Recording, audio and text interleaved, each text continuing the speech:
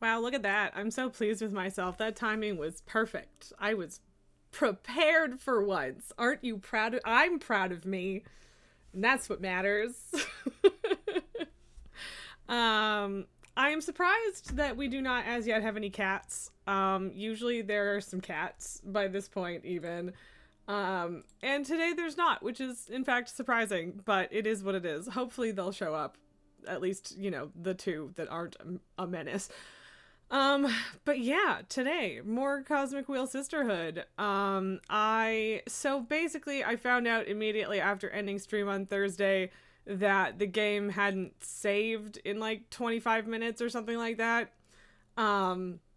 Which was just bringing us back to the start of Greth's, ritual to cage her behemoth. And so I just did exactly the same things that I did in on Thursday. I told her that I also summoned a behemoth. I did give Abramar the energy in order to make the ritual more likely to succeed. All that jazz. So I did do that. Just exactly the same. So we're back exactly where we were. But I did have to do that. Just throwing that out there, just in case it comes up at any point, which it shouldn't, but yeah, it's good. I will be watching half-assedly some hockey on the side. I'm probably not going to be paying a ton of attention to it. But the Canada versus the US women's hockey game is on right now, or at least is about to start. And I want to keep tabs on that a little bit. I'm probably just gonna look over at the score every now and then and maybe comment on it here and there. But that's what that's gonna be. Um, like statistically speaking, Canada's probably gonna lose, which will suck if it happens. But it's also not a huge deal. But mostly it's the match that like really matters, right? So the Canadian team has been doing very well, but we haven't been up against the same level of competition at this point, I don't think. Like the team we beat yesterday, Czechia, I think this is the first time the women have had an Olympic team. Hello, little boy. See, I knew somebody would show up. Hello. Hi. Hello. What you doing? What you doing? Why you no sit in box? You want to sit in box, or you just want to have face down, bum up at keyboard? What you doing, little man? You're too skinny. I let the cats outside briefly today. Thank you for knocking my pen over. I really appreciate that. That was very kind of you to do that with your tail. But yeah, I don't usually let them outside that much in winter. But this one ended up doing laps around the edge of the deck because it was the only place he could find that didn't have snow, and I had to go rescue him because he didn't want to step on the snow to get back. And had done a weird little leap to get there in the first place. So, yeah. I'm gonna fix my pen now. Thanks, buddy. Thanks for letting me pet you very briefly, I guess. Silly bum. Silly bum. Here's your bum and it's silly. Yeah. Okay. So yeah, he's a goober. He's probably I'm fidgeting with this, and he's probably going to want to chew on it because that's what he does. Lately, both him and Pabu have decided that this is for them, and they want to chew on it, and I don't love that. I don't love that information because it's mine and you can't have it. I 3D printed this for me. I deserve my fidget toys, not babies. Anyway.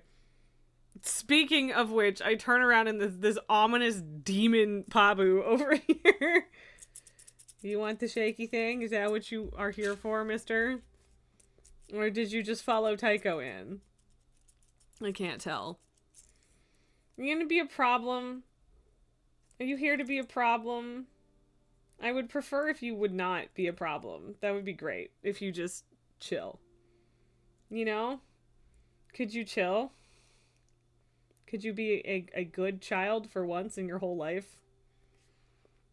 I don't know, maybe. He's currently bathing. We'll find out, won't we?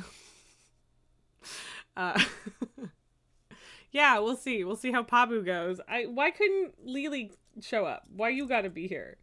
You're here a lot lately, which is like in theory fine, except then you cause problems. Why you gotta cause problems? Come here. Come here. Let me pick you up. Child, come here. Come here. Yeah. Mew! Oh, I'm sorry. No. I know you want up, but for now you can just sit here, okay? He really wants to be up on my shoulder. But last time you were up on my shoulder when we were at the desk, you scratched me pretty badly, so... He's so mad. He's so mad that I won't let him up. Like, he's not the grumpiest he's ever been. But he's not thrilled. Okay, yeah. You can go up. Yep. Uh-huh. Okay. What? Why are you yelling? Okay. I don't know where you're going, sir. I don't think he knows where he's going, frankly. He's just here. Can you not hit me in the face with your tail, please? That's rude. Yes, thank you for the hug. Yes, I started petting him, so now he purr. Sorry about that. It's just a cat hair or something itchy. Anyway, hello, Mr. Tycho. Mr. Baby. What are you doing? Hi. You a problem? Because I feel like you're a problem. Yeah.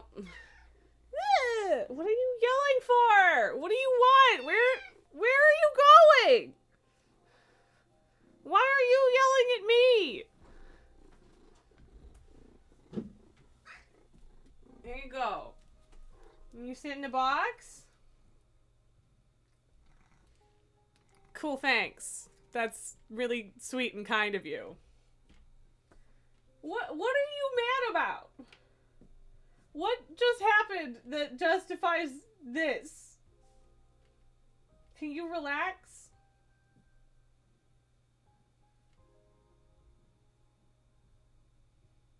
It's a little more chill. You good? Yeah. Okay. Okay, the game is starting. The players are coming out. The game! He's not gonna stay there, I don't think. I would really love if you stayed there. That would be so great. It would be so great if he stayed there. But he probably won't. And now there's a whole bunch of cat hair on my face because of that one. This guy. Not you, because you're a good baby most of the time. Most of the time. You're just a little baby is the thing. Most of Tycho's brattiness is better now, and related to the fact that he was a baby. Hey! Can you not? You're just gonna sit in front of a light? I don't believe that. You gonna stop? Hey. Pabu. I'm just yawning. I'm not doing anything. I'm an innocent little boy. Uh-huh. Paper ball, paper ball. Does Pabu want a paper ball? We're gonna lose Tycho if I do this. Maybe. No, stay! Let your brother play with something! Okay, fine. Come back. Tycho, come back. Baby, come back. Okay, well, he's still sitting on the desk, so he's not completely gone just yet. Anyway. Pabu is currently playing with that, which will entertain him and keep him away for like 2 minutes at most, probably. Which is unfortunate that it's not more than that. But anyway, let's get into the game. Let's do some stuff. I think volume is okay. Don't think I've changed anything since last week. So we'll have Louise's Spooter. Dear Fortuna, I'd like to visit you once again if that's okay. I'd like to tell you how it went with Adana. Right, because Louise, was telling Adana that she's not going to start World War III on Earth for her. What you doing? Paper ball. Paper ball. No, go away. Why is that paper ball not good enough to play with? Why does it have to be constantly from me and stuff? Why do you need this?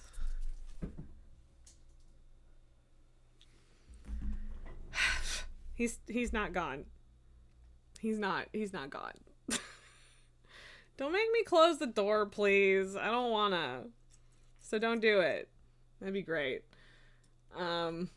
Okay. Anyway. I don't know what Pabu and Taiga are up to. Hopefully entertaining each other. Anyway. Invite Louise.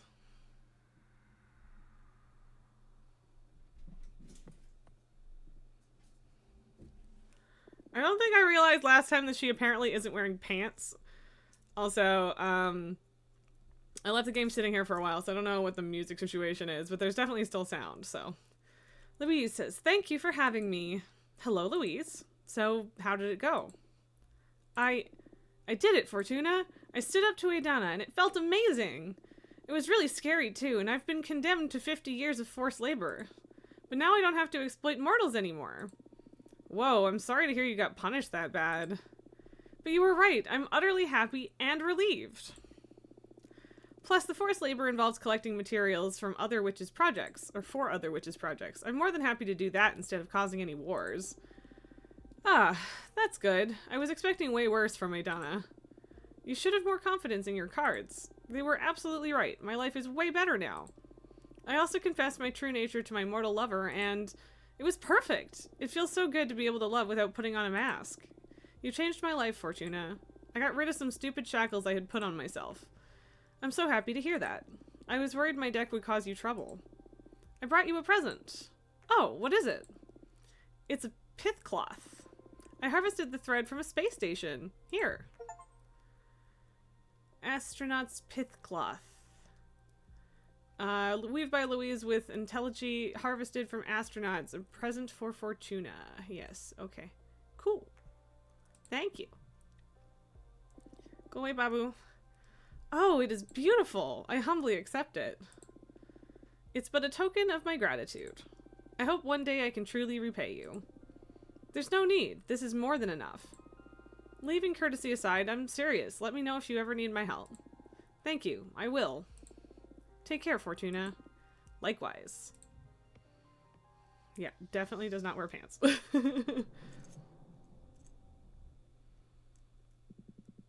What a busy life all of a sudden, huh? How are you feeling? It feels good. I still miss being able to leave the house. How did they manage without me all this time? It feels good. Life is worth living again. Haha, glad to see your mood has improved. So, what are your plans now? My biggest concern is still Adana. Sooner or later, she's gonna find out about my new deck. If I want to be free, I need to deal with her at some point. Well, the cosmic wheel is already in motion. Look how quickly you've reconnected with the Coven. Just stay alert and seize any opportunity the universe throws at us. How do you do it? Manipulate fate? You tell me. We're not so different. Not really. I mean, I get to read into possible futures, but escaping from Adana's sentence was an impossibility until I summoned you. Are you sure? It was by your will that I appeared. You're the one making the jigsaw fall into place. Are you suggesting that I'm the one that created you? What? Please, witch. I was just trying to encourage you. You owe me a lot, and you're paying a high price for all this. Don't forget it. But you summoned me. That speaks volumes about the power of your will. Have more faith in yourself. Okay, no need to mock me. Look, a falcon has arrived. Oh, could it be from Thea? Probably. How much energy do I have? I did spend a lot. Or, like, quite a chunk. On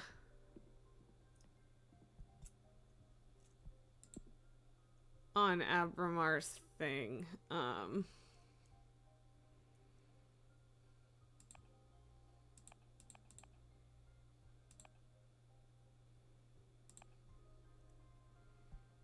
Like, I mean, I can try. I don't think there's... Yeah, I don't have anything that I have enough energy for. That's fine. Just figured I'd check.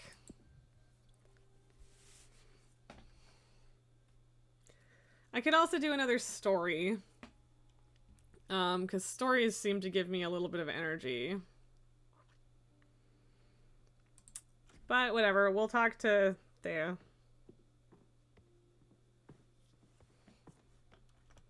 Slowly walk up the stairs.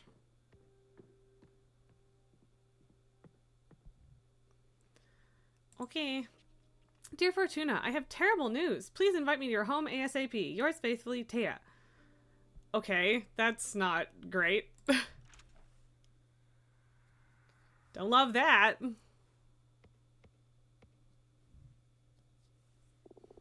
Ah, Fortuna. What is it? What happened? It's about your leader. What about Aidana? Aidana is dead. Okay. Oh shit.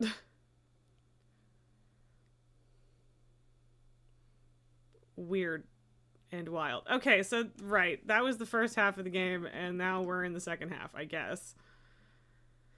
All right, this is my old friends. And we're losing. I mean, it's 1-0, but yep. Canada let a goal in. Womp. All right. Got lots of time to come back from that. Anyway, the shaman says we are reunited here today to say goodbye to our good friend Patrice. She lived intensely and died on her own terms. We are returning her body to the earth, just as she wished. Naked and covered in flowers, my body to the soil, my soul to my sister, to the stars. You lived in beauty and depart in beauty. Now, some words from her eldest son. Pedro. I'm not good with speeches, so excuse my brevity. I will always be in awe of the life my mother brought into this world. And I'm not only talking about her numerous children and grandchildren. I'm talking about her words, her ideas, her wisdom. I don't know if any of us will ever achieve the clarity my mother had. With her gone, we've lost the brightest light in the universe. I wish any of our dads were decent enough to be half the person our mother was. I wish any of them were brave enough to have stayed by her side. Today, I didn't only lose my one true parent, but also my idol. Adios, mama. Te quiero. Oh, that's sad. Thank you, Pedro. Now, Mr. Stanton, you wanted to say something too? That's right. Thank you. I feel lucky that you're all letting me be part of this moment. I wanted to share with you how much of an inspiration her family was to her. She always spoke of you so dearly. She loved you more than anything. Patrice could strike you as a cynical person at first. She always had that, I'm too smart to be wasting my time with you vibe. But she was ultimately driven by love. Love of life and of the human experience. I've been extremely fortunate to have been her editor for the past 20 years. And I know for a fact that she's been a mother not only to you, but to hundreds of thousands of readers around the globe. Her unique perspective on pleasure and joy has been an inspiration for many women from many cultures. She's leaving a bleeding wound inside many hearts, but also a legacy. The world is stronger and healthier thanks to her. And that feeling, that energy, will never die. Thank you, Patrice.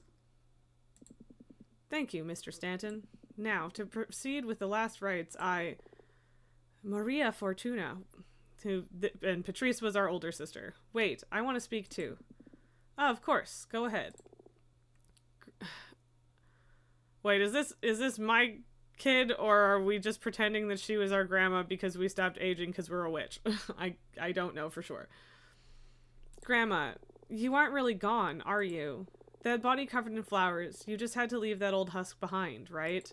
We had so many plans, so many ideas. I can't accept that you'd let a stupid cancer take away what we were building together. Right, Yaya? You haven't betrayed me, have you? Fortuna. It's okay, Pedro. Let her express herself. I can't do this by myself. Did you run off to the stars to look for your sister? You promised you'd take me with you, too, to see the cosmos. If you don't come back right now, I'll never forgive you. Maria, I'm sure your grandmother will keep guiding you from wherever she is. One never truly leaves this world. Patrice's body may turn to dust, Patrice's voice may have gone silent, but her essence is an everlasting gift we will never lose. Patrice, she's broken free from that name. Now we will call her Autumn. We will call her Tears and Fragrance, a mid-afternoon dream.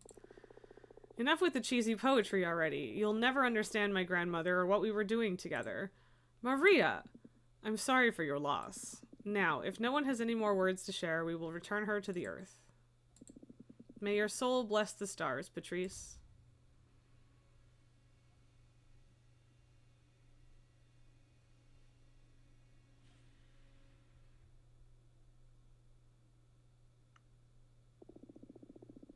So, my prediction finally came true, eh? You managed to live 59 years, 11 months, and 21 days. God, that's not enough. For a second I believed you'd be able to break free from your fate. You remained a tough bitch, even in death. It's too hard to do this without your witty comebacks. I'm sorry I didn't come and visit you after I ascended, but time among the stars sure flies. And I wasn't sure how you'd deal with the fact that your sister became a witch. I'm so sorry. That night on the beach, I started walking into the sea and never looked back. But somehow you knew, eh? You knew I wasn't dead. You're the only thing I missed from my time as immortal. It's been tough up there without you.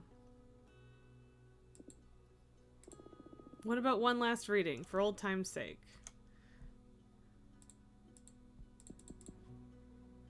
All of a sudden, because the music was super loud last week. So hopefully that's not too much.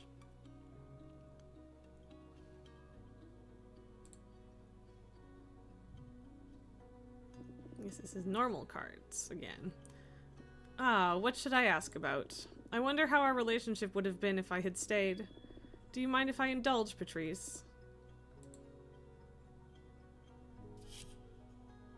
The Hermit.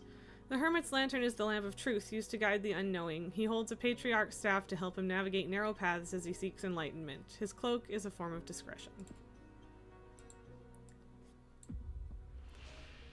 I'd have married one of your husband's brothers and we'd have had a big happy family all together. Or we would have run a popular magazine together with Ava as editor-in-chief. One of your husband's brothers sounds like messy. So I'm just gonna not, I guess.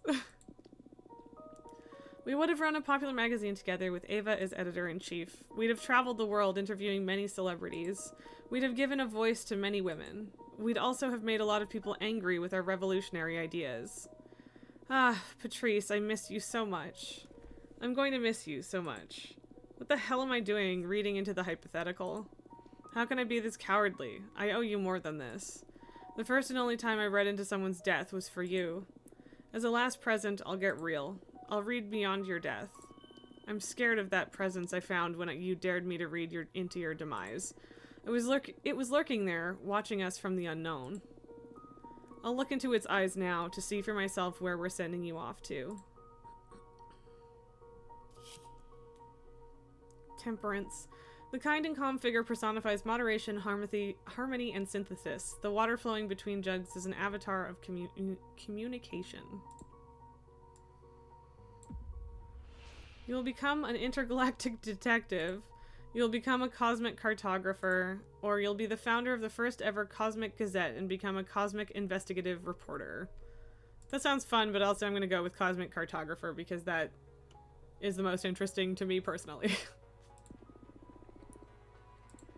You'll explore this ever-expanding, uncharted universe and create maps and devices to help witches navigate it. What? I think I lost my talent. This doesn't make any sense. What in the cosmos am I doing? I'm sorry, Patrice. I'm just spewing nonsense. Don't leave me. Yeah, I don't know how she'd managed that, but also, Jesus. 6 feet under my ass. Patrice! Fortuna? What is this? Is this the other side? Why are you in cosplay? Patrice, I love you. Ah, I love you too, silly. Are we ghosts? Huh. No, Patrice, this is the real world. And I'm a witch. And I believe you are one now too. Fuck me. I love it. Alright, what is this? Also, do I do a weird little story? Actually, you know what? That's probably what we missed. It probably wasn't just Greth's ritual. It was probably an interactive story that that didn't get saved as well. So we could do that. I'm open to that.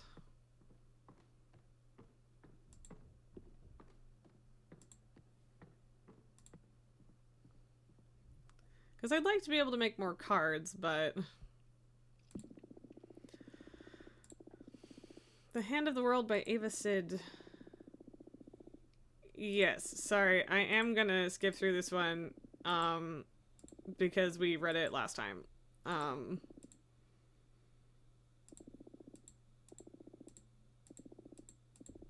I'm not reading it either. Uh-huh.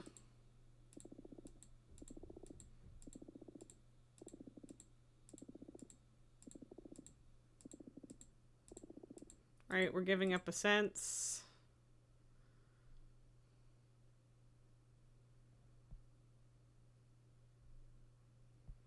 Losing scent is the quote-unquote easy one.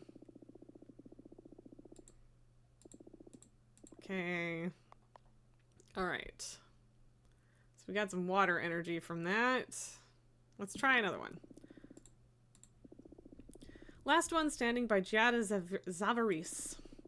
When your people started dying, they did it without a whimper, vanishing like fruits plucked by invisible hands. As the lead hunter, you led a squad of your best men into the jungle. You returned alone, an entire squadron of warriors gone while your back was turned. Oh, we did read this one too. Giant snake swallowing them whole. So yeah, there's a monster, and then it eats everything, and then it doesn't want to eat you. I'm so sorry, I was so hungry, the monster laments, and I ate and realized too late that there's no food left except for you. Uh-huh. And I'm gonna attack it, because that's what I did last time when I was looking for fire energy, and I think it worked last time.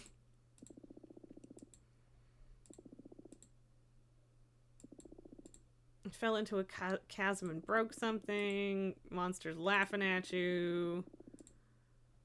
Stretch thin.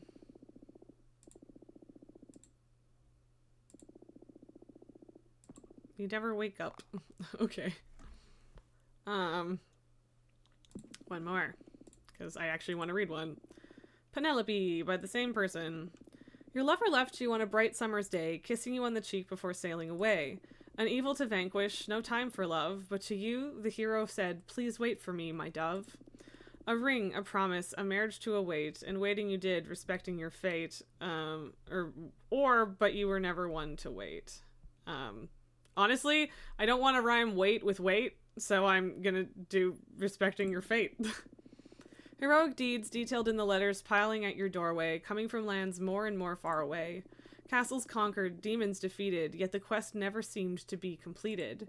A certain tiredness emanating from the writing. Work well done, meaningful, yet hardly inviting. Your ring was starting to lose its shine, love receding like your thinning hairline. But the waiting to you was fine, or the betrothal you had to decline.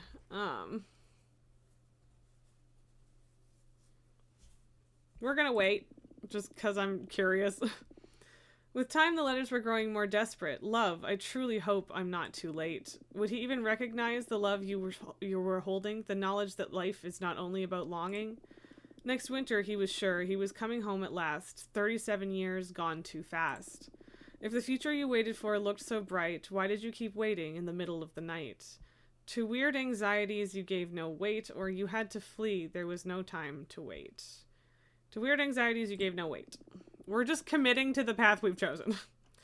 The much-awaited day, finally he was back. He looked at you, smiled, and then died of a heart attack. What to do?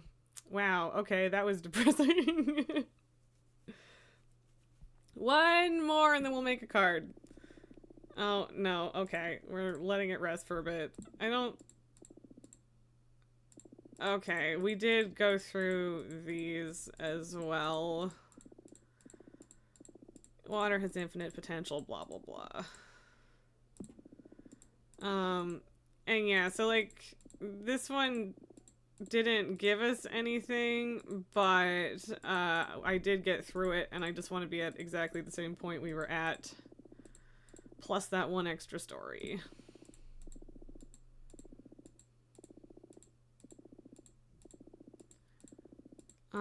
And then we'll make a card and go to sleep, I think. That makes sense to me.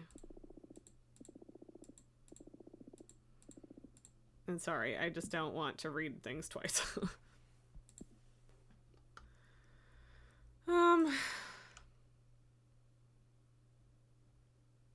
The home of Dahlia. Something strong in water. You know what? That feels like it fits Dahlia. So water and or earth. We could do the glass trident. We don't have enough energy for this, which sucks because it feels like it would fit. Tower shield could work too.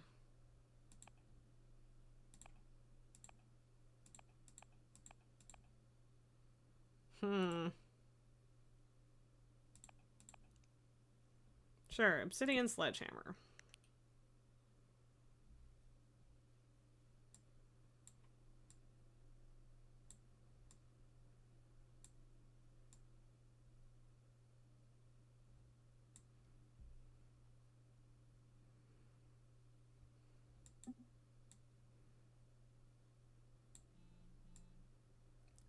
I'm down for giving this woman a sledgehammer, even though it isn't really her vibe.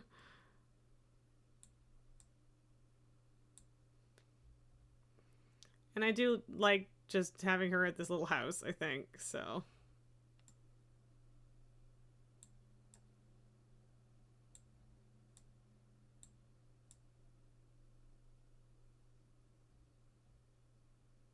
That makes some degree of sense. I don't know if these are just things hammered down by the sledgehammer, I guess.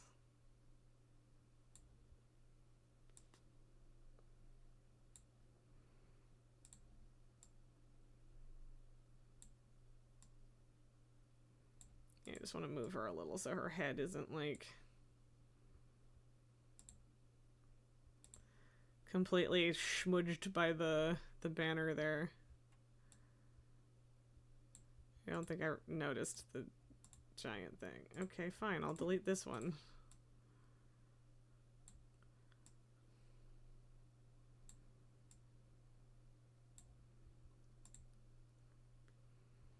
I don't know how I didn't notice these, but I didn't, so.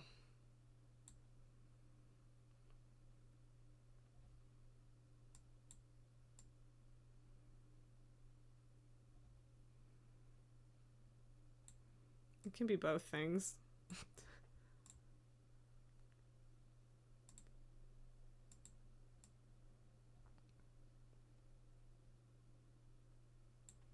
Okay. Calling that done.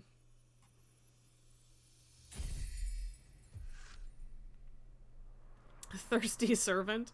The White Sands cursed this card. This fairy is a gateway to corruption, but also strength. The Duchess holds the key to pure bliss. The obsidian sledgehammer fixates on offering empowering revelations. Temptation, happiness, leadership, purpose, and alliance. Okay. Cool. Now we're gonna go sleep before we face our fate with whatever that is.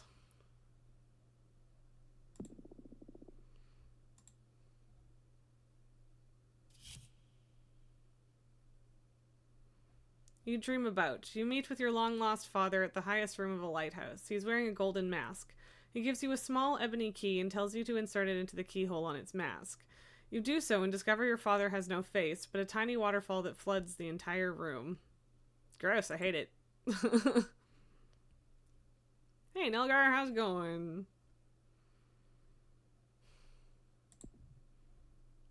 It's creepy-ish.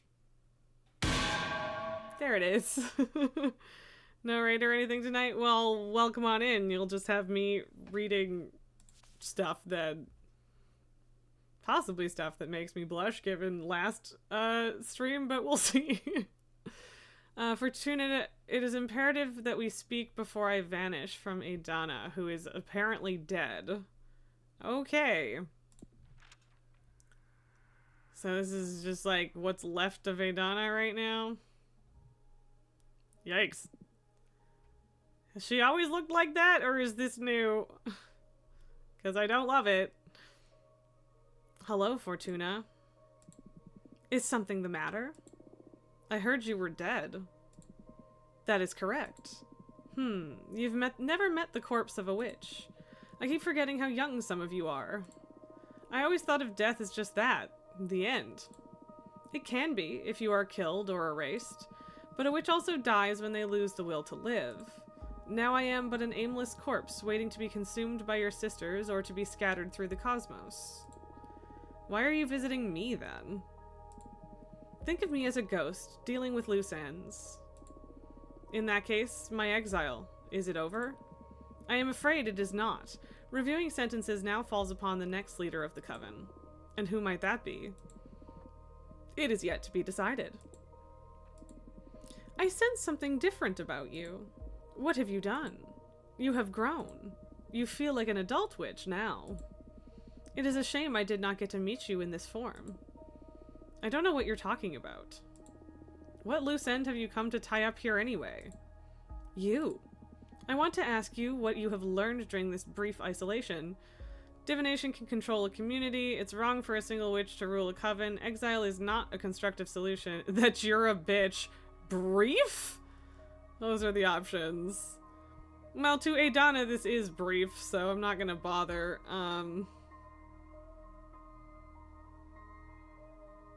It is wrong for a single witch to rule a coven, but yeah. Exile is not a constructive solution. The coven should actively work to make witches understand their mistakes and ensure healthy coexistence. That path leads to weakness. It is just the opposite. Every witch should work on herself to make the coven stronger and not burden it with her shortcomings. Whatever. What was I supposed to learn? Allow me to explain. You have been wrong all along in calling your talent divination. What is tarot then, if not divination? I should tell you about the nature of this universe. The secret of reality. Consciousness is a responsibility. Everything that is sentient modifies the nature of the realm we inhabit. All that has happened, every phenomenon, is only real because it has been perceived. The parts of the universe that have not been measured are yet to be defined. Your arts do not predict events, they define them. Unknowingly, you are shaping what didn't happen in the past as well as what is yet to happen. You are not a reader, you are a writer. Okay, you could have just said that 200 years ago then. You saw only brief bits of this game. What's it about? So basically, I am a witch that has been exiled in space. The sentence is 1,000 years in exile, but it's only been 200 years before I kind of lost it and summoned a behemoth, which is a thing you're very much not supposed to do as a witch. Witches are immortal. But the witch cops came and said, this is cruel and unusual, you're allowed to have visitors again. And yeah, this is the leader of the coven, who is apparently dead but not dead. Yeah, we've just kind of been helping and chatting with people. I was starting to wonder if I was not in fact reading the future but writing it. So yeah, but also Fortuna, you could have just said that instead of exiling her, you worthless asshole. Witch, dogs, cauldron, where you could see it. Or cops, dang, yes, witch cops. I can read too. Yep, I don't know, man, they exist. That is why I exiled you. When you predicted the falling of this coven, you were, in actuality, dooming us all. I have worked hard to prevent that omen, and I am still not sure if I have succeeded. Only time will tell. Cops, dogs. Yeah. There are cop dogs. Why are you telling this to me now? Because I am dead. And I deem it better than that you become aware of the magnitude of your ability, since I will not be here to protect the coven from you any longer. Why didn't you tell me to begin with? Because I was afraid you would write me off this plane. I am well aware you despise me. Wow, and who's the selfish one now, Adana? Bad dogs, what you gonna do? Wow, Adana, you suck. You exiled her for 1,000 years literally for your own personal gain. Cool. Or your own personal fear, even. Keeping you away from your deck was the only way I could think of to ensure some stability for the coven. Come on. I am not the villain you think I am. Likewise. Fair enough. Remember, you can manipulate anything that does not exist. The future is the most obvious implication, but I'm also talking about the past, which would be how our sister came back to life, I guess. As a witch. You can alter anything that did not happen.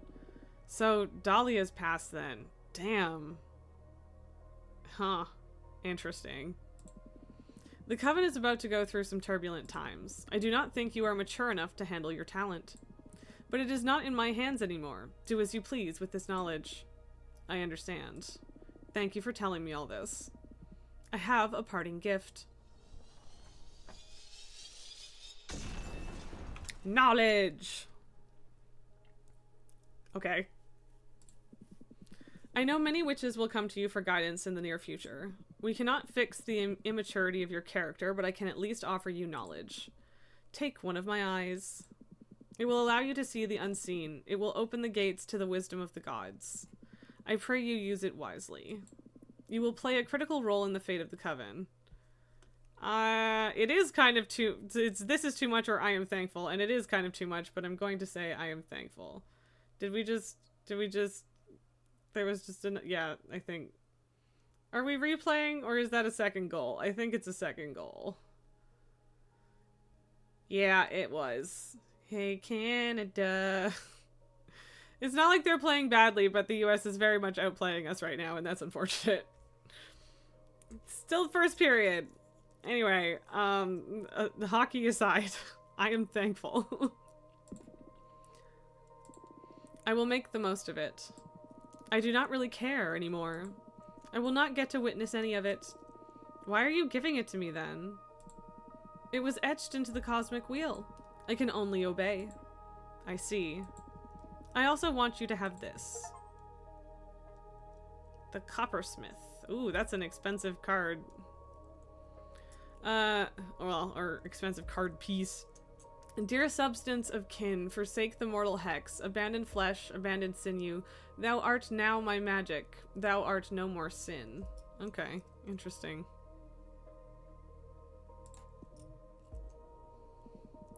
This is a super arcana. Any card created with this image will allow you to access more readings than with a regular card. How did you... Even if you believe me a farce, the gods truly speak to me. They told me about the new deck you are crafting. This custom deck, it suits your arts better than the limited tarot. So my decision to have you exiled has paid off in the end. Oh, fuck off, Adana. So what? Do you expect me to thank you? I expect nothing. I am dead. This will be the last time we speak. Do you wish to say anything else to me before my departure? Fuck you. I hope you burn in hell. Thank you for everything.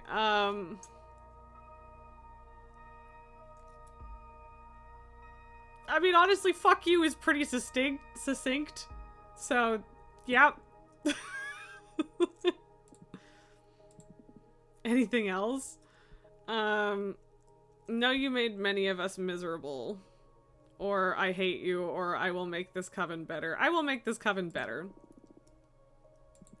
Good. I will leave now.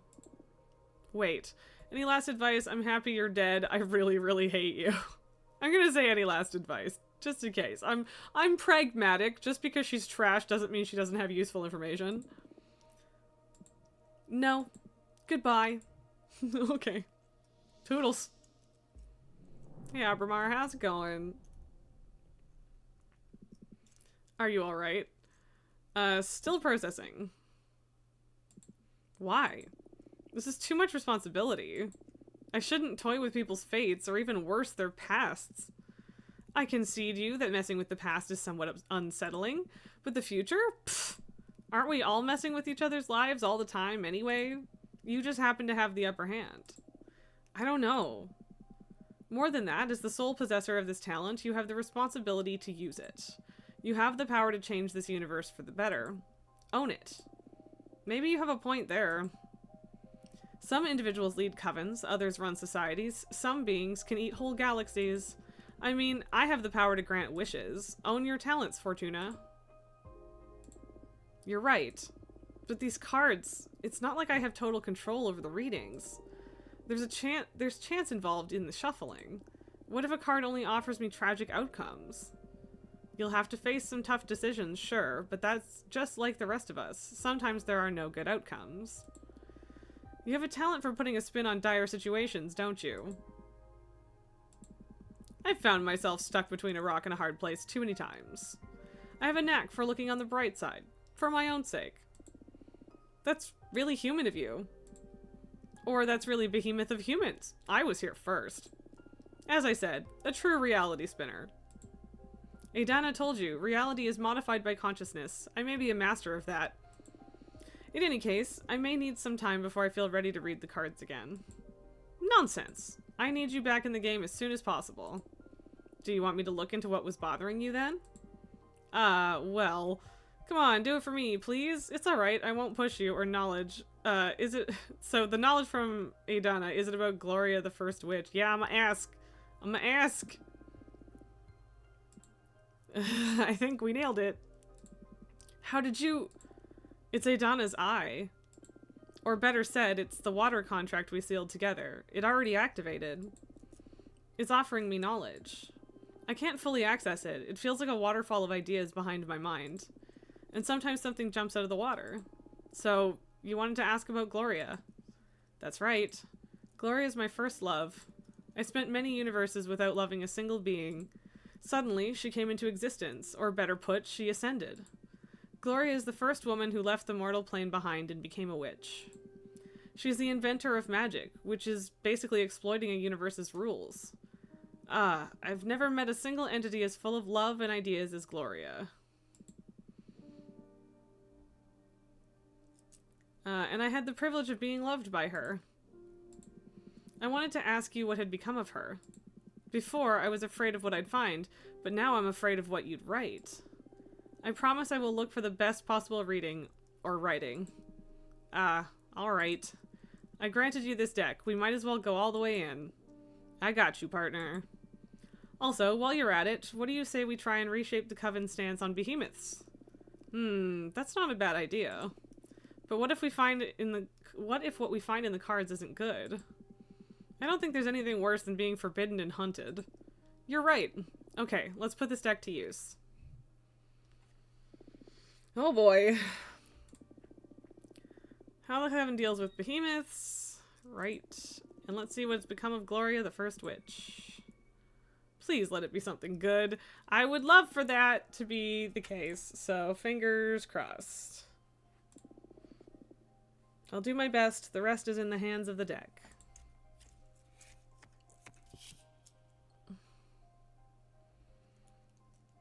Guide, discovery, introspection, justice, communication, peace. That actually feels really good for the Coven and Behemoths, even though I would like peace for Gloria, but I think that makes sense. The Coven will relax their policies regarding Behemoths and will judge them on a case-by-case basis. Or Behemoths are too dangerous and they will always be forbidden. Or Behemoths and Witches will get to coexist in harmony. Case-by-case basis kind of seems like the best option. But also, harmony is nice.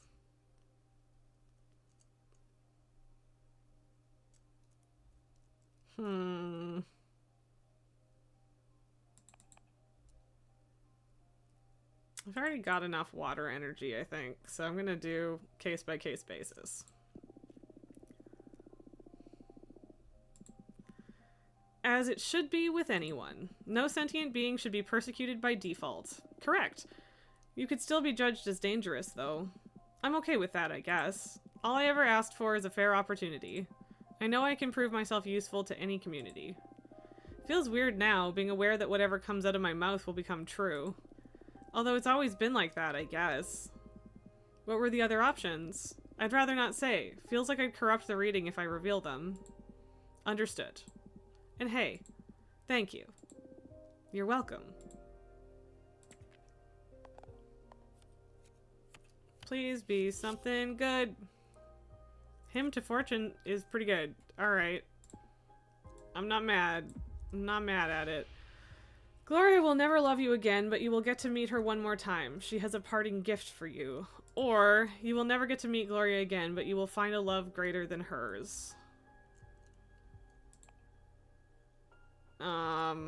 That's tough.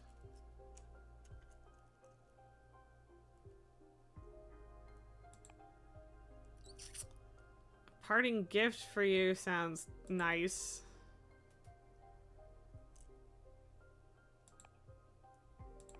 Air energy would be nice though, too.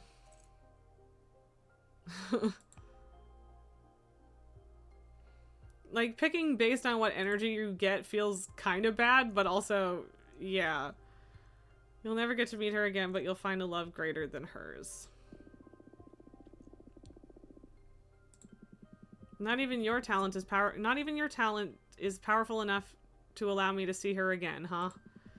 And a love greater than Gloria's? That sure sounds like fiction.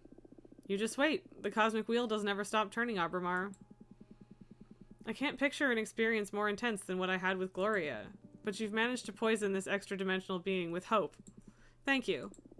My pleasure. Your deck feels way more dangerous now. I doubt I'll ever subject myself to your divination again. In all the universes I've existed in, nothing has ever made me feel so fragile. You must use these powers wisely, I beg of you. Whoa, I never expected to get a behemoth to beg. This is serious indeed. It's not a laughing matter, Fortuna. Hey, don't look at me. You're the one who's always teasing when it comes to life or death issues. Got a taste of my own medicine, huh? Now I see it's not funny. Please, accept my apologies.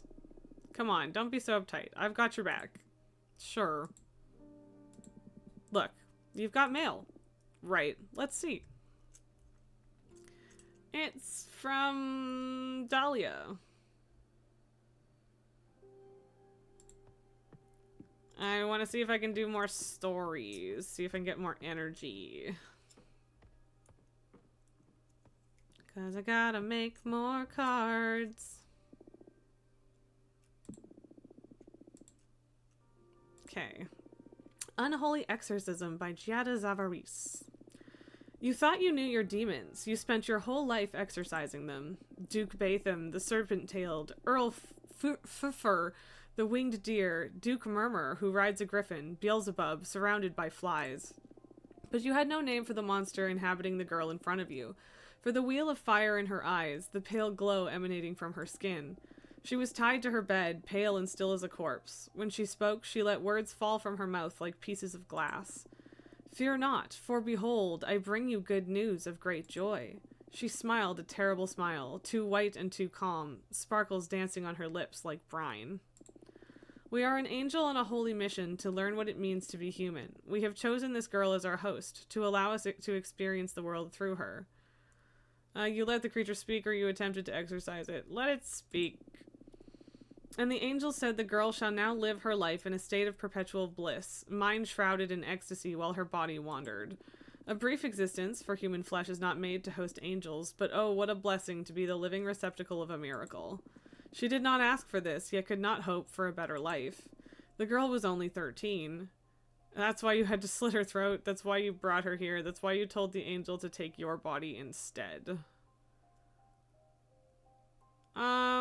That's why you brought her here. That's why you are now in front of the Vatican Council with the girl in tow, telling your superior she's blessed, holy, a saint, and a living miracle. Okay, I don't love how that went. You try not to meet her gaze. Most of the time she's peaceful, but occasionally she looks as if she's about to scream. That's awful.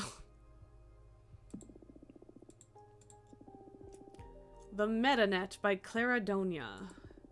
The MetaNet is the largest social and neurological network in the world. It keeps you hyper-connected in the present. In exchange, your past is fading away. There is someone in the realms of the past you do not want to forget about. It seems contradictory, but you have been feeling ever so lonely. The cards in the Hyper-Reality Tarot do not lie. He is important. You know well to trust the readings of the algorithm. Well, I foretold a future that the Coven leader didn't like, so that's why I'm in space prison. It's a little more complicated than that, but not really. We are currently reading a short story. There is a sacrifice to be made. All the links you have built in the network, all the people you know will be lost forever in data oblivion.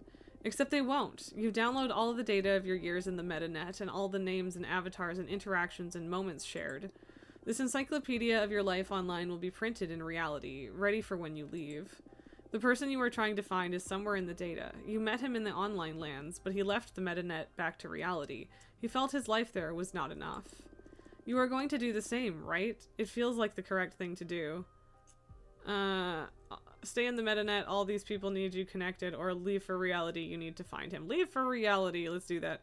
The Coven leader shot the messenger, got it. Well, so we just found out that our fortune telling is not just a prediction, it is actually writing the future. But instead of telling us that and, you know, having us be more cautious about it, she just exiled us for 1,000 years. It's only been 200 years before I got fed up with it and summoned a behemoth. But yeah, I feel like that was an irresponsible way to handle it. So yeah, we predicted the fall of the Coven, which may or may not have sealed that fate, but it's not a guarantee, right? It's still changeable. Anyway, we're leaving for reality. You are ready to take a look back at reality. It must have been forever. Time warps in the MetaNet. You do it. You turn off your network. You remove all the systems that kept you connected from your head. The loneliness feels overwhelming in a home you had forgotten. The beam of natural light coming through the window is unbearable, but then you see the outsiders through the window. The outsiders never adapted to the MetaNet. You watch them go about their disconnected lives. Maybe it's not so bad out here. Time starts moving at a measurable pace. You love clocks. You remember when they took them away in the MetaNet, but you don't remember much more. Days go by and you remember how to do some basic stuff to survive outside. Remember you loved cooking. You gain access to memories of evenings spent learning how to prepare your mother's recipes. There's a warmth you have not felt in a long time. But there is something you are forgetting. Days go by and you remember your corporeal form. Remember you loved your hair or your body, I guess? You gain access to the memories of time spent in front of the mirror, admiring your body, touching it. There is a sense of security you have not felt in a long time. But there's something you are forgetting. Days go by and you remember pleasures. You remember you loved nature or the city. Nature! You gain access to memories of time spent walking through the fields in the forest near your house. There's a feeling of freedom you have not felt in a long time. But there is someone you are forgetting. It feels good out here. The MetaNet feels like a bad dream that you escaped. It comes with the realization that the MetaNet and reality are incompatible. Every day your memory of it fades. But something doesn't feel right. You do not want the MetaNet to disappear from your memory entirely. Then you remember your encyclopedia, a history book of your past self waiting to be read. You printed it before you disconnected, filled to the brim with data. Innumerable sheets sit in your printer. And that triggers a remembrance of him. You were so caught up adapting and enjoying reality that you had forgotten. His name, avatar, and your past together have to be there somewhere. But if you had forgotten, is he really that important? Do you really want to go back and look at a past that you would prefer to lose sight of? The past can stay where it is, you're forgetting it for a reason. He's not that important, you burn the sheets in your garden. Or, you need the past, you saved it for a reason. He's important, you gather the sheets from the printer. I think you need the past. At least some of the time. It takes you days to put the sheets together. Their volume is colossal. The weight in your hands makes you shiver. Years of your life, minutely detailed. You wonder how you would find his name among billions of data points. It would be nice if it was digitized.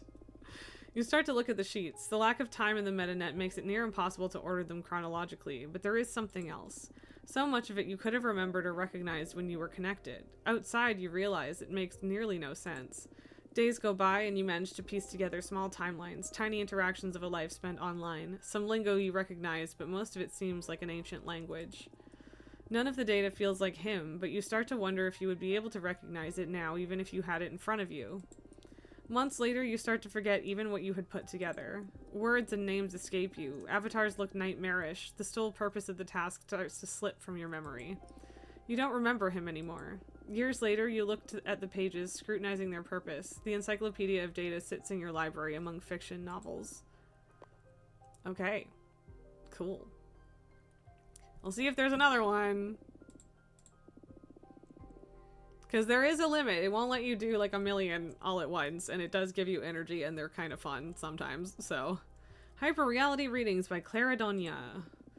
A human is back at their workplace. They look at the screen for hours. The algorithm is not enough. The readings have been failing. The machine needs human insights in order to be accurate. The hyperreality tarot needs the magic of emotional perception. It's just another day at work, providing the sorcery of providence and guidance to those who seek it. The cases start coming in for the human algorithm team and you, the hand of destiny, luck or magic. Case 015997. They are a young professional who doesn't know how to further their career. The case asks the tarot if they should leave their current employer or stay. The algorithm always makes its reading first. It takes nanoseconds to analyze the case's evidence. It suggests the temperance card, balance, purpose, patience. It has found data to suggest they should stay at their current place of work. It has looked into their data, consisting of pictures and endless lines of conversation. They have a family to feed and a precarious economic situation. Then it's the human's turn. He wants to challenge that. The tarot algorithm is widely trusted to analyze objective data, but not emotional data. The human looks into their file for emotional cues, the choice of words in their conversations. The human finds search data every night at about 4 a.m. The case 0015997 can't sleep, looking desperately for another job. The human suggests death upright. Change. The algorithm is programmed to trust you. The human believes you are just a higher power who chooses the right answers. Death upright. Quit and look for a change. I would. A soft hum in the head of case 0015997. The tarot reading is suggesting the opposite of what they had thought. The decision had been made before the reading. You will never know what happened in the end anyway. Case 0015998. He is a retired man of advanced age who feels like his past self is trying to communicate with him through the reflections of the windows in his house. The case asks the tarot if he should cover the windows and forget about it or open them and let him in. The algorithm suggests the Hangman card reversed, exploring his dark thoughts. It has found data suggest he should open the windows. The case owns various tomes about the dark arts and has searched the net for rituals to summon otherworldly beings. The human challenges that again, he would be shocked that the algorithm is suggesting such a thing if he hadn't seen it working for years. The human looks into the man's file for emotional cues, the choice of words in his conversations. He finds none, as the man has no conversations. There is only evidence to support the algorithm's thesis, but the human will not agree. Instead, the human suggests judgment upright. The man should reflect upon himself, his past, and his decisions. He should realize he is lonely and unwell, and maybe then act to transform his reality, and he should definitely keep the windows closed. Once again, you are the overseeing hand, the hand of luck, perhaps, the hand of providence. Open the window or keep the window shut. I'm just going with the non-algorithm options, basically. Keep the window shut. The case stops responding after the reading. You don't know if he received the message or if he had disconnected beforehand. You will never know what happened in the end anyway. Case 0015999. A tarot reader. She asks if her readings are making a change in the world. There's a perceptible trembling in her online being. You know this is a woman who is questioning her whole identity at this precise moment. The human perceives this, too. The algorithm is quick and ruthless in its proposition. The card it displays is the world reversed. Accept harsh truths. No one makes a change in this world. Oh, fuck that. The human secretly agrees, but approaches from a different angle. The world upright. Bring closure to this enterprise, but feel fulfilled. You are the only one who has any power over the final display. Surrender and accept the change is not possible, or accept the change is not possible, but she should still feel fulfilled. I mean, I think change is possible, and I hate that isn't an option, but sure. The case leaves the readings room quietly. The algorithm does not feel. The human is relieved. You will never know what happened in the end, anyway. Okay. Yeah, okay, that was the last one it'll let us do for now. Make a card! It's time! Ooh, wait, I feel different. Adana's eye is pulsing inside my skull. Oh wow, we do just have that in our forehead now. I feel as if I could see beyond the pictorial representations of Arcana. Maybe I could spend a little magic to peek behind the cosmic curtain. I don't know how. How do we do that? Gotta spend some blue energy here. Good evening. How's it going? Oh, second period of hockey started. let's finally do the bartender one, I guess. If we can. Yes, we can. Barely.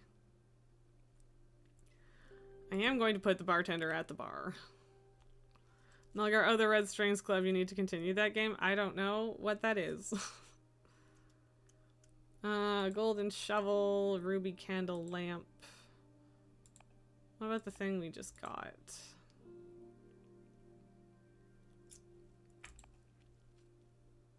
Could do Minister of Secrets. Hey, Megwas.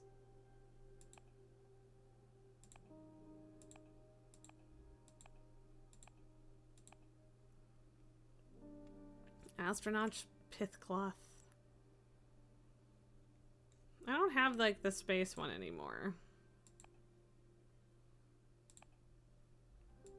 Let's do this one because it's more blue energy.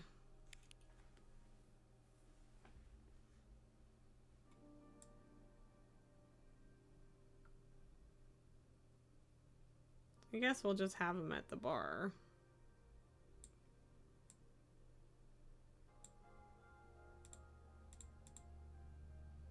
Okay, so he can't stand behind the bar, apparently, which sucks. That's a bummer, and I don't know how to deal with it. Let's have him in front of a stool.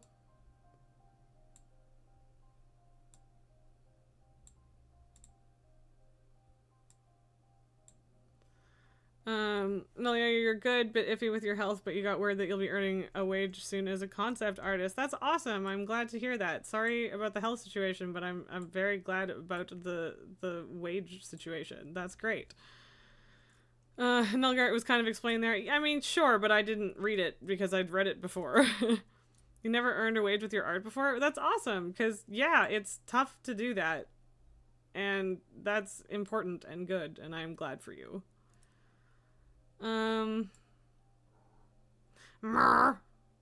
Hello, my darling.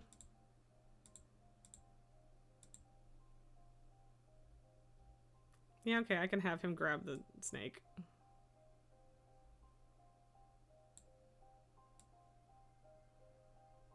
Have a glass behind him. Meow!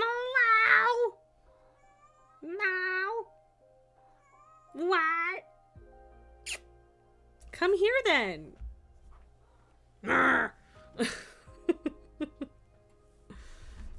Child.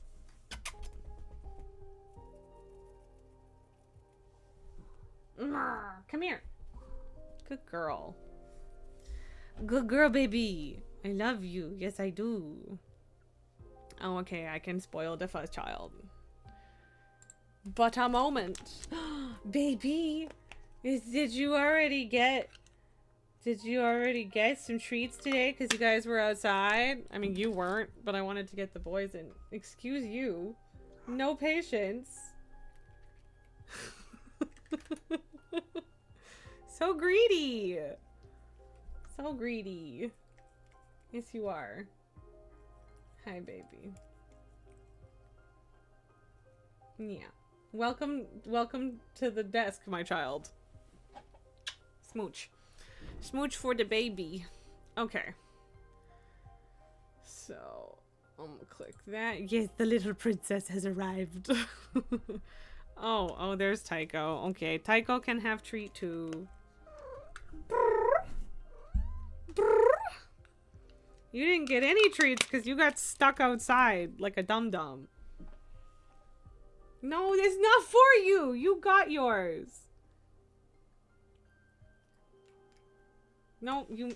Buddy, you're so dumb. You dropped it. Stop licking it and put it in your mouth. There you go. Fine, you may still lick the thumb, Lily. You are spoiled. Everyone good? Everyone got their treat? The little babies? The little babies? You gonna lay down, Tycho? You gonna stay? Are you just here for treats? Oh, they're reviewing a third goal, which I feel like probably shouldn't be a goal because it looks like some serious goalie interference, but maybe not. Treats, you love the kitty so much. Yes, the babies are very cute. And I love them. And thank you, Nalgar, for the treat for me. Hello, Lily. Come. Good girl.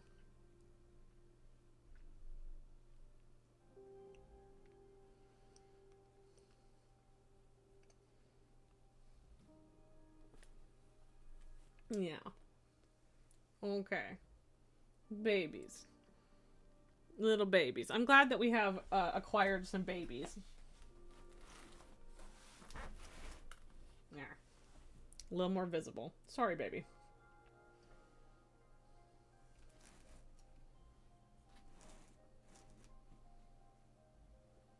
Sorry y'all are getting scooted, alright? You'll be fine. Okay. Back to the game.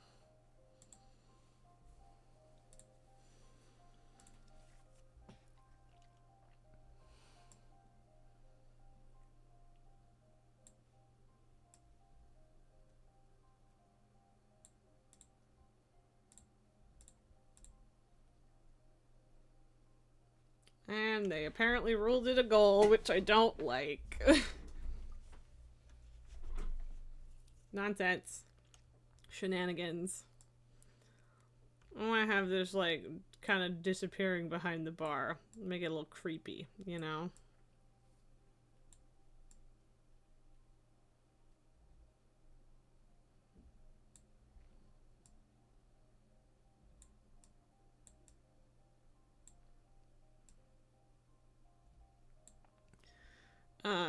Rip indeed. I mean, like, again, there was every chance that this game was not going to be won by Canada. Like, that's the expected outcome. So, it is what it is. I don't have to be happy about it, but it is what it is, so...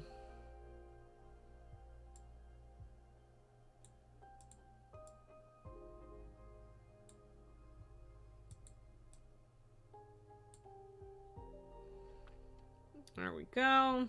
I don't like it that much, but we're calling it good.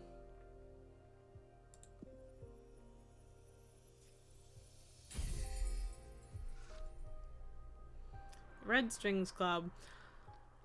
Here you go. Fortuna, are you listening? Look into their souls. Witness to many kinds of love. The bartender can channel hidden feelings. The Minister of Secrets veils the inner truths of the heart. A flood of water can unleash hidden potentials. Communication, peace, yearning, passion, and power. Okay.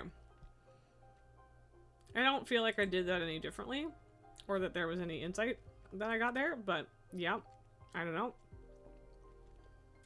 Oh cool, the Narc is coming back.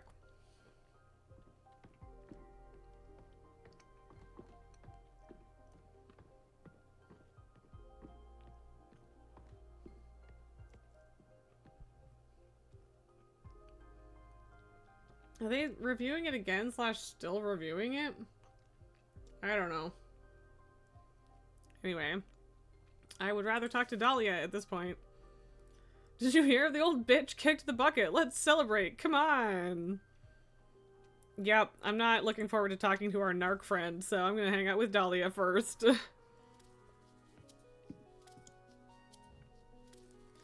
Although, do we need to, like, romance Jasmine because the person we love the most is gonna die? And we can just pretend for the sake of the game? I don't think I'm capable of pretending on that level, though. Adana is dead! Fuck Adana! Fortuna laughs. Let's go out and celebrate. No, I can't. Why not? The hag is out. Fuck rules. My freedom is in the hands of whoever becomes the next leader. Then I'll become the leader. My first order of business will be to ban fucking exile. Ha! I wish. No, I mean it. I'm running for office, Fortuna. Oh wow, really? I can't picture you running the coven, to be honest. I thought you despised that kind of responsibility. It promises to be a pain in the ass, yeah. We've endured too many centuries of abusive leadership. I'm determined to revitalize our clan. Follow me and I shall deliver freedom and happiness. Haha, you're even more energetic than usual. I'm raring to go. Fortuna, join me! Let's rule the coven together! Why don't you tell me about your plans first? I must painfully decline, or hell yeah, I'm in. Tell me about your plans first, babe. Of course. Sorry, I got caught up in the moment. Don't you think I'm a dumb witch? I have a solid plan. I've done some research, and the 5 pillars of our coven's law are judgment, law enforcement, forbidden arts, mortal affairs, and witch duties. Okay. Judgment is how we decide who fucked up and what to do with the coven. Law enforcement is how we punish those who fucked up. Forbidden arts is how we deal with dangerous stuff. Mortal affairs is how we deal with people, animals, and everything non-magical. Witch duties is basically what every sister has to do for the coven. Now, Adana was basically all, fuck you, I rule, fuck you, I exile you, fuck dangerous stuff, fuck mortals, and well, fuck you. I want to change things radically. Try a new system, more open and inclusive. So judgment is runic judgment. Okay, this is Adana's thing. Okay. Runic judgment, exile banning, exploited at Coven's convenience, and strict quarterly controls. Yeah, they really were exploiting mortals at the Coven's convenience, so. Judgment will be something held between all members of the Coven. All important issues will be solved after hearing everyone's input and then celebrating a referendum. It's feasible since our Coven has less than 100 members right now. There won't be law enforcement. All issues will be solved amicably between the affected parties. Isn't that a bit naive? What if they can't reach an agreement? We'll submit a case to the arbitrage office. I don't see why we need additional enforcement since we have the magical pact already. I see. Communication and understanding. Following that line of thought, there won't be any forbidden arts. I believe that banning things begets temptation. It's better to share knowledge and educate witches about its implications. Then about mortal affairs. I believe we should cut all ties with mortals. This may seem radical, but I believe we are way too privileged to dare tamper with human lives. I say leave them be. We have a whole universe to toy with. As for witch duties, instead of asphyxiating quarterly controls, I say we set a magical tax to pool resources for the Coven. Any witch could go about her life however she wants, provided she shares a proportional part of the magic she draws from the cosmos. We'll use those resources to help newcomers or any sister in need, or to develop some ambitious communal project. That basically sums it up. Oh, there's a pressing matter, too. We have to decide how to deal with Adana's corpse. We can either devour her or scatter her throughout the cosmos. Come again? Apparently, there's a lot of magic stored inside the corpse of a witch. If we literally eat her, we'll all become more powerful. But if we free her magic, a lot of women will be able to ascend and become witches. We could almost double our numbers. I firmly believe we should share her magic with the universe. We may become more powerful should we devour her, but there's a special strength hidden in diversity. More points of view and the clash of new wills will make us grow in more interesting ways. That pretty much sums up my stance, so are you with me?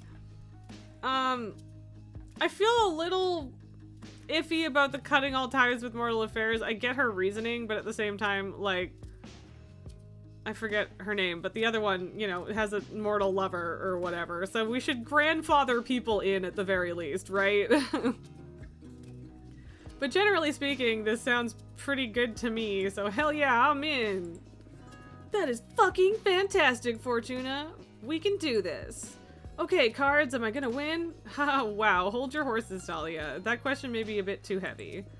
Why? Jasmine is planning on running for office too. Let's clear things up so we can save ourselves the pain of a campaign. If you want to solve this by shuffling a deck, you might as well meet with Jasmine and flip a coin. And none of that would do. Voters are gonna need a campaign to be informed, at the very least.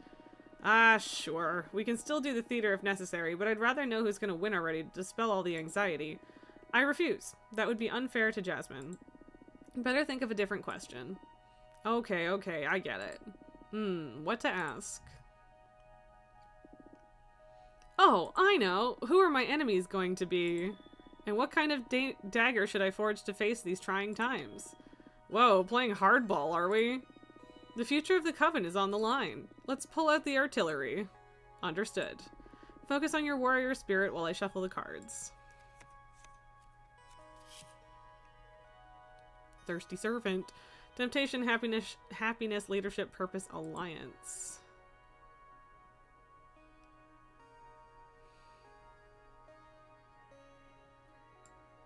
I'll put that in the dagger spot? Wisdom. Forge a dagger that channels knowledge. Courage. Craft a dagger and infuse it with the valor to do whatever needs to be done. Presence. Make yourself a dagger that inspires respect or love. An edgeless dagger. Wisdom. Wisdom sounds good to me. Meow. Meow. Meow. I love you.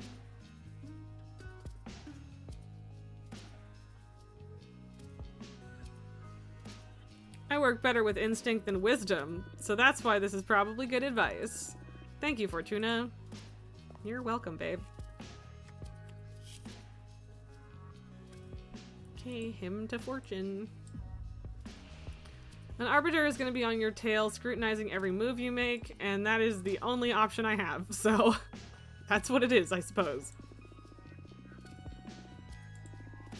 The fucking witch police? Why in the cosmos? All my shit is above board. They've got nothing on me.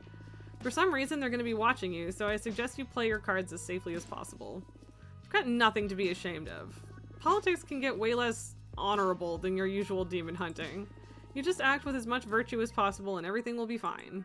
But nonetheless, it promises to be a nuisance. Just associating with an exile like me could put you under suspicion. Well, they can suck my ass. Ah, please watch yourself. Yes, don't worry so much. I'll keep things lawful good from now on. What's the matter? Not to undermine your craft, but I doubt a dagger will be enough to keep an arbiter in check. What do you say we draw an extra card to explore what measures to take given this predicament? Absolutely, lay it on me. Alright, here we go. Canada, can you stop getting rocked a little bit? That would be great. We need to get more shots. Our veteran best player is out with an injury, which is unfortunate, but sorry for just like randomly getting distracted by hockey, but I did warn y'all I was watching it.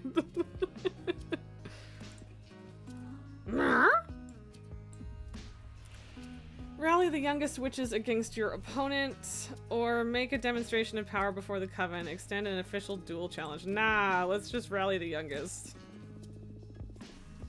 Dueling feels... Oh, it's women's. Men's hockey doesn't start until Thursday, I don't think. But yeah, it's the US versus Canada women's game, and we are not doing great. So it could be worse, I guess. It's 0-3, 6 shots to 17, so it's not great. It's not great. I predict that at some point there's going to be a fight. But we'll see.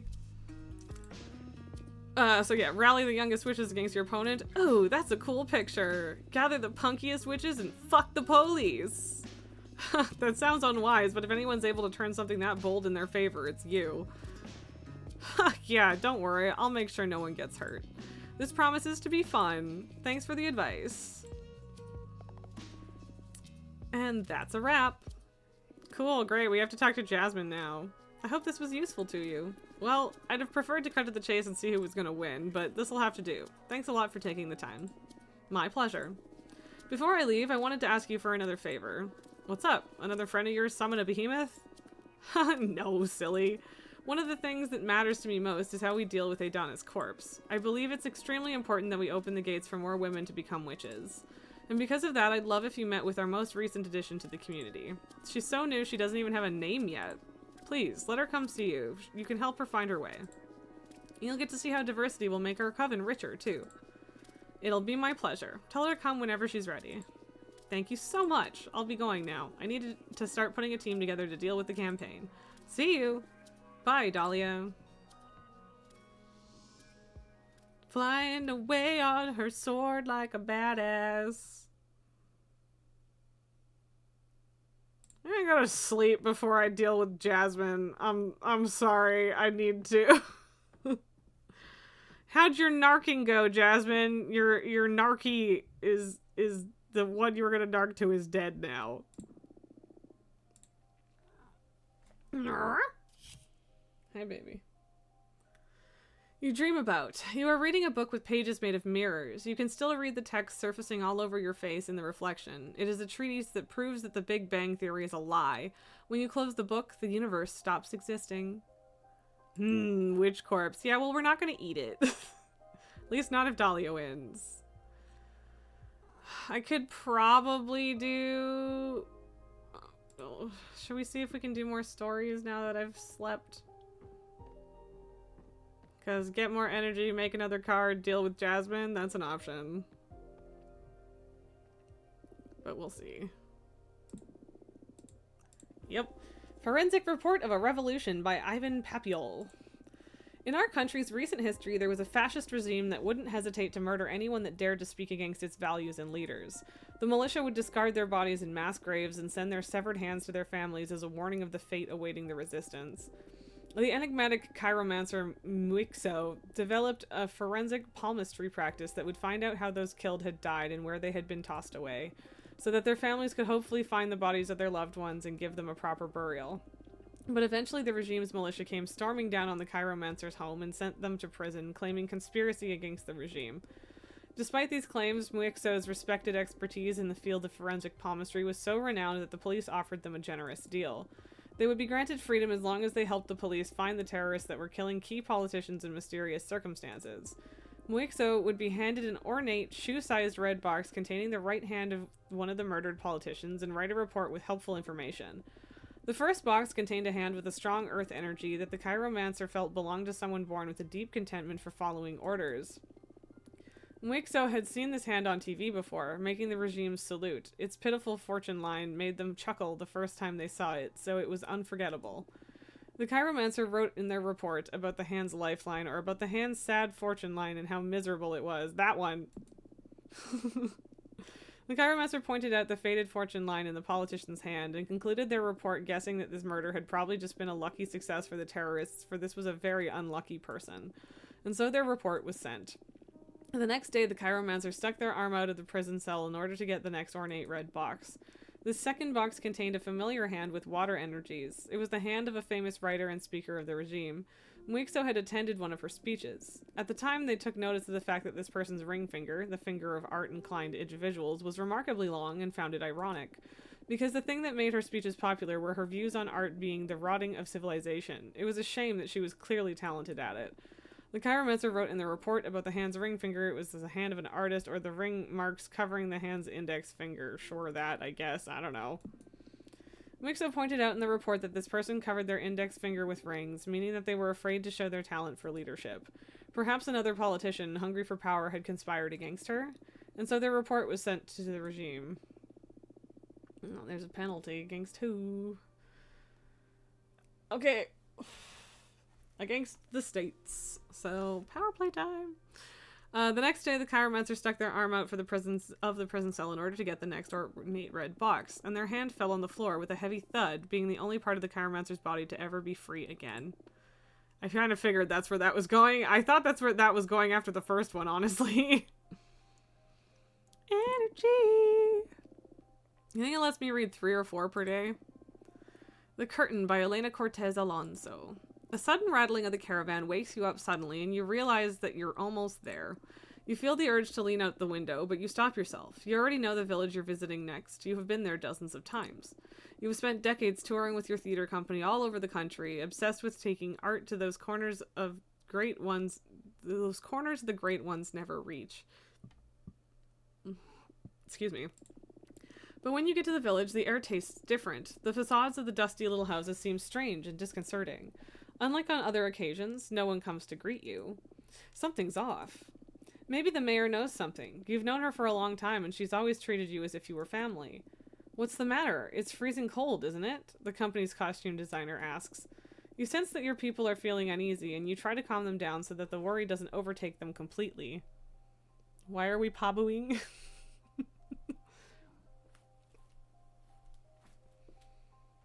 Come on, ladies. I believe. Oh, there's a whistle. I don't know why, but anyway. I'm going to the town hall. I'm sure it's all right, you reply. On the way to the town hall, you come across figures absorbed by their work who look at you in silence as you pass by. You recognize their faces from other occasions, but there is something different about them, something that makes them unfamiliar. Absolutely no one greets you back. And worst of all, a rather sinister detail. No one smiles. When you arrive at the town hall, you find the door to the mayor's office open. You decide to enter. She barely looks at you when she says indifferently, "What are you doing here? Shouldn't you be out on the street with the rest of the artists?" Inform her politely that your team is ready to perform. What's her deal? You demand respect. Politely. You try to ignore her disdain and inform her that you've arrived and the show will be at 9 o'clock as usual. She dismisses you with an expressionless face, and in your stomach you start to feel the urge to make use of your gift. You hold back. Years ago you swore to yourself that you would never use it again. Your merits would always be your own, not those of a supernatural force. And that's why you created the theater company, to show that you can make people feel good without artifice. You return to the place where you parked and everyone is waiting with suitcases full of costumes and set pieces. You can sense their concern and worry, but you want them to be focused for tonight. Is everything okay? What's wrong? Your assistant director asks. Tell the truth, but try not to worry them. That one. Can I move my cam covering half the text? Yeah, but where? So here's the thing. I don't care that it's covering half the text when I'm reading all of the text, but like I can, and like here, if I put it over here, then you can't see Fortuna. If I put it over here, then I'm over her face. I could try here, maybe, I don't know, but it's still gonna, it's like, no matter what I do, it's gonna be covering something. It seems that the village is not at its best, but everything will be fine. Don't worry. You acknowledge in a calming voice, trying not to upset them further. But yeah, like, I've done that before where yes, the left side is relevant relatively often, or at least it is, like, for story reasons, right? So, yeah, like, I ended up moving it where it was last time because having it on the left side didn't work either. So, this is not the first time I've had a game where my face is covering part of the text. Even with Palia that happens, and I figure as long as I'm reading it out, it's not a huge deal, but whatever. I can try this. They are not entirely convinced by your words, but they trust you because you are family. Everyone goes off to prepare their roles and you can't help but remain pensive, repeating to yourself over and over again that something is not right. It would be so easy if you used your gift. No, you shouldn't. You go back to your caravan to review your notes before rehearsing the more complicated scenes with the team. Dusk falls and it's time for the show to begin. You're a fan of subtitles? I mean, generally speaking, I am too, but like, there's no winning in a lot of games.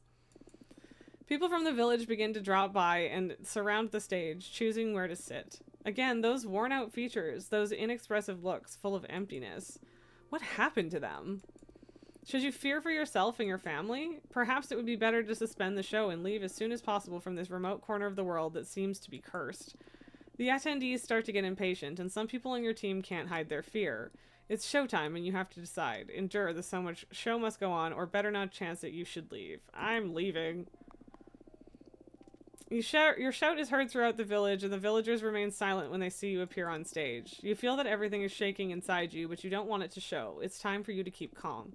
Why are you reacting like this to people who just want to make your life a little nicer through theater? You project your voice so everyone can hear you.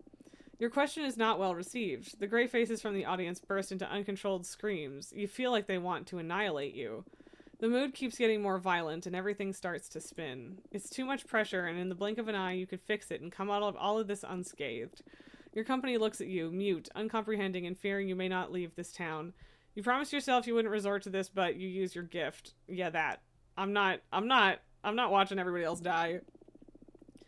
You close your eyes and all the noise fades away. You promised yourself you would never use it again, but this time you have no choice. Applause suddenly bursts into your ears and you notice the beaming smiles of the audience watching you. For a moment you forget about your company and greet it with delicacy, savoring what you have just earned. But that night in your bed, something doesn't fit inside you. You think you did the right thing to protect your people, but was it really? You hardly sleep a wink. Oh, well, I'm pretty sure there... Did Stays just got another goal? Yep, I think so.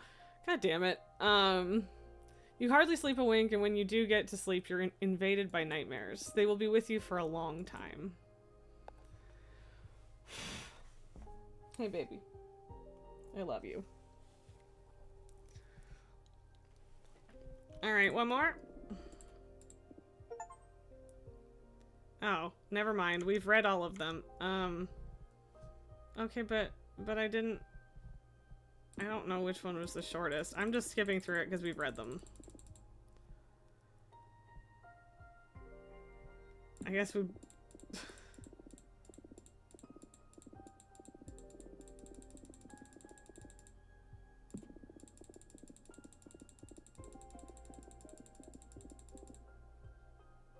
Okay, cool. We have read all of our fiction. Let us try and make a card, because we have lots more energy now.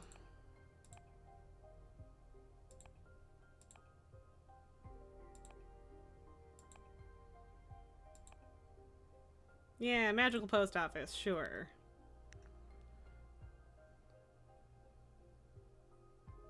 The seed of knowledge, sure. And a ruby candle lamp, maybe? Fire whip of dominance doesn't feel right. Blue light torch, maybe. Eyes for the night, pain for the wraith. Tower shield.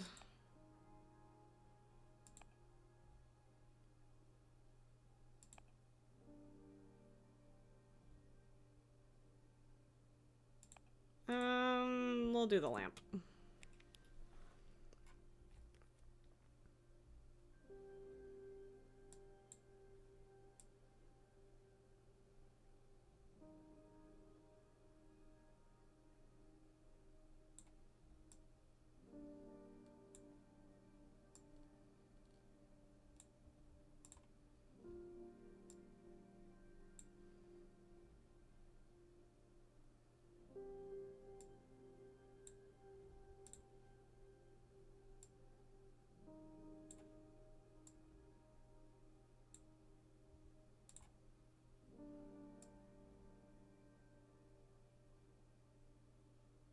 Creepy hoof foot. Along with other creepy hoof foot.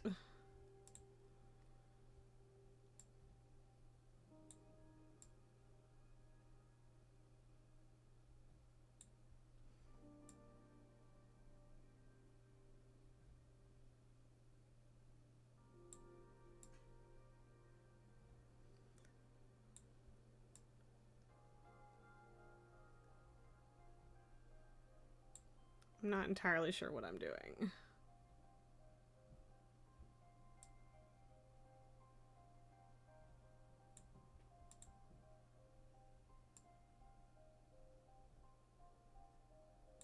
It shall hold it.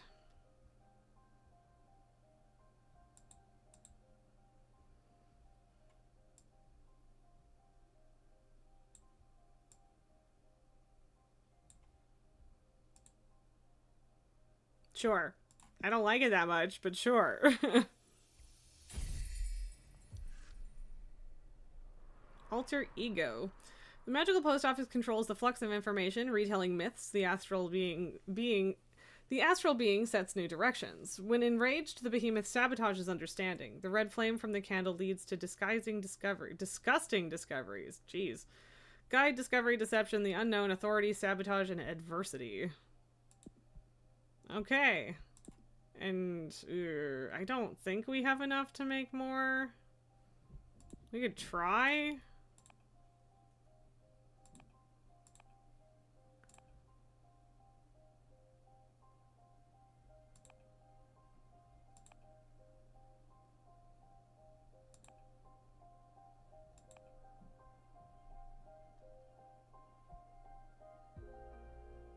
Could do this one. And then match the tower shield with it? Sure. Hey, look, we managed to make 2 cards.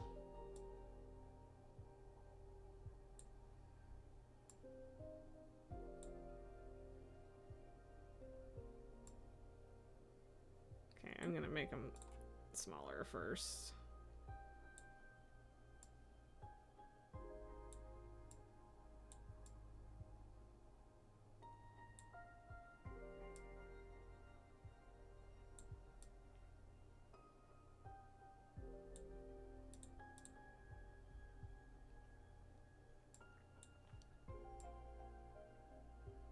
I mean, I guess I could give him normal legs, but that's no fun.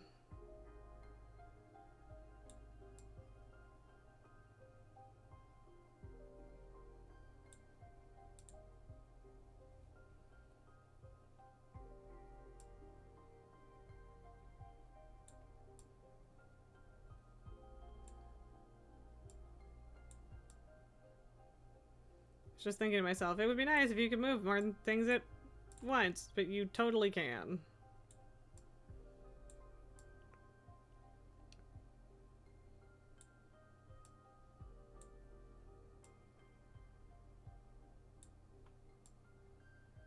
Should probably match those in size a little.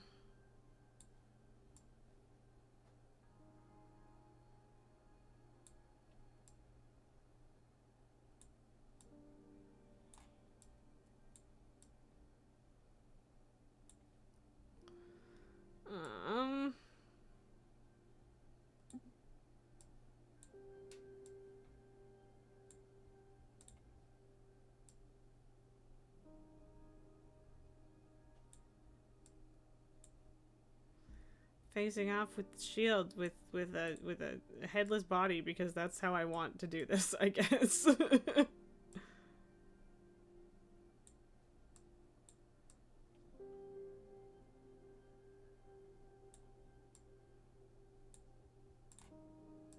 As if held by this being.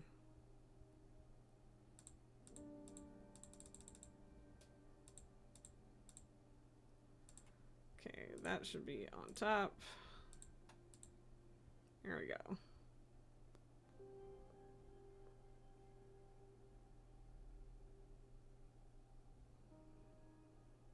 I don't know, man. And a scroll fallen on the ground. Symbolism or something. Finish.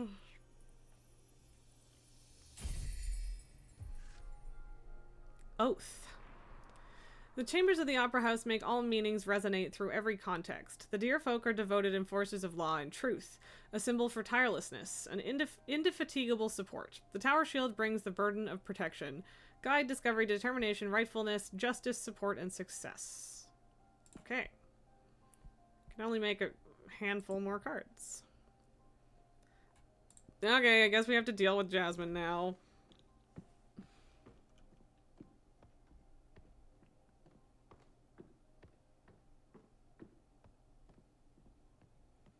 I don't want to deal with Jasmine, but I guess we have to.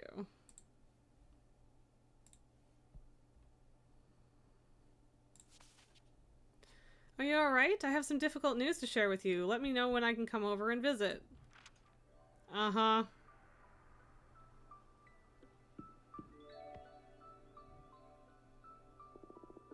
Hello, Fortuna.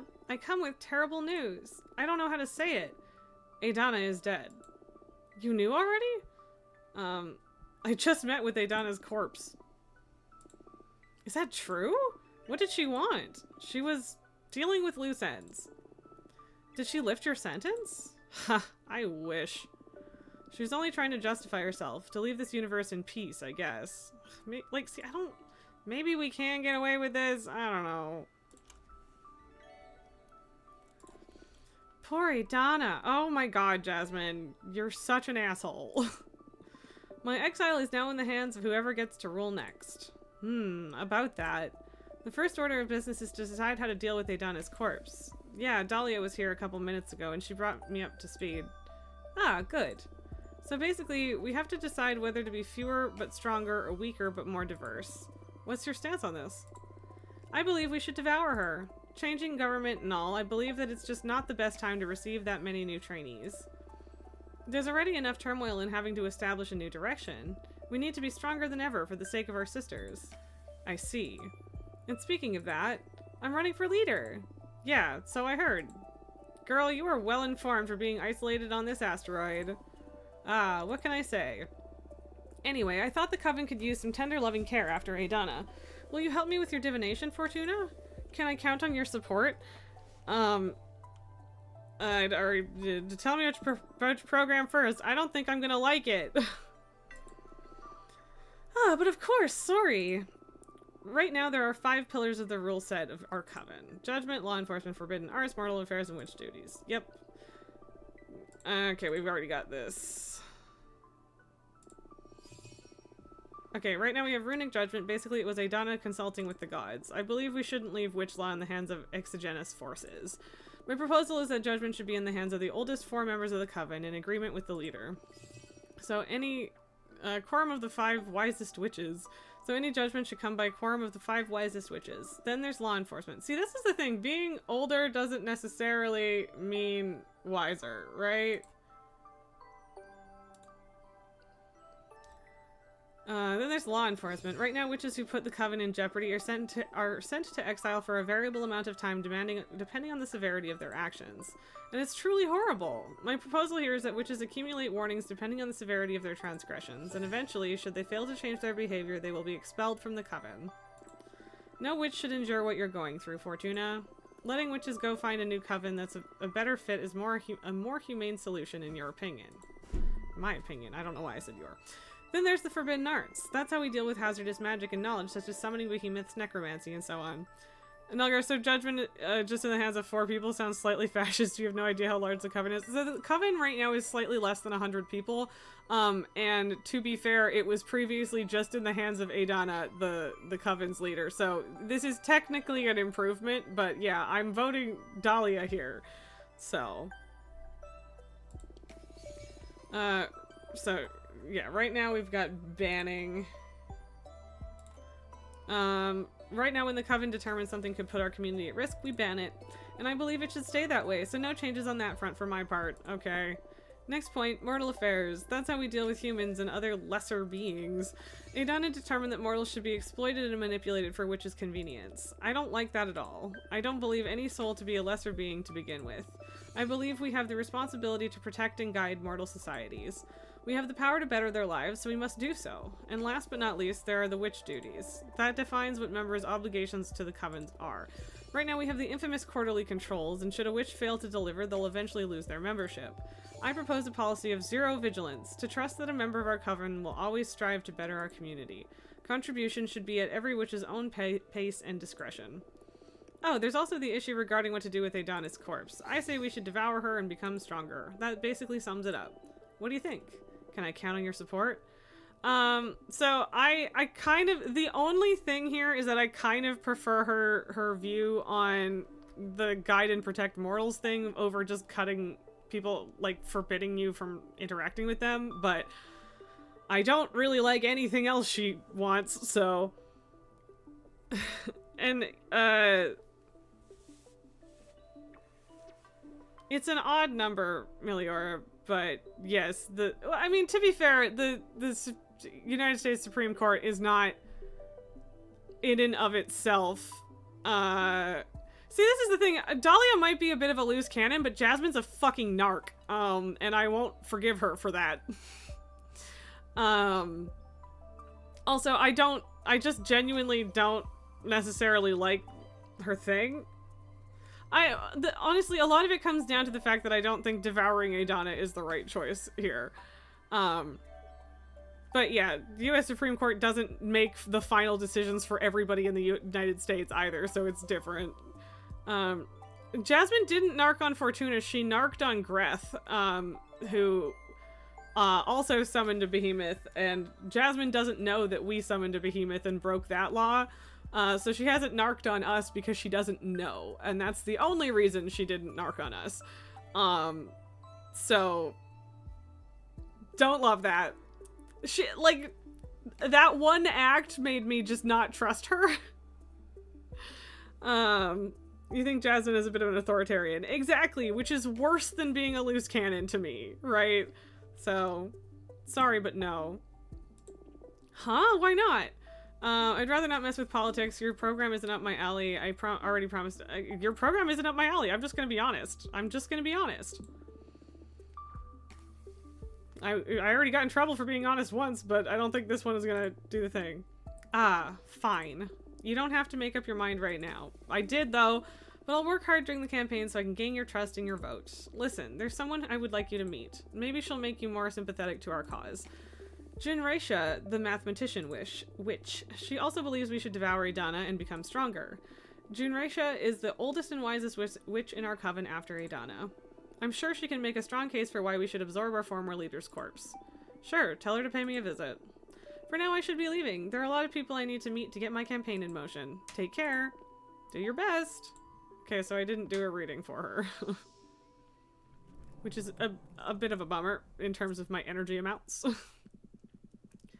Ah, the fresh smell of political turmoil. Rejoice, Fortuna. This is the perfect scenario to quite literally play our cards.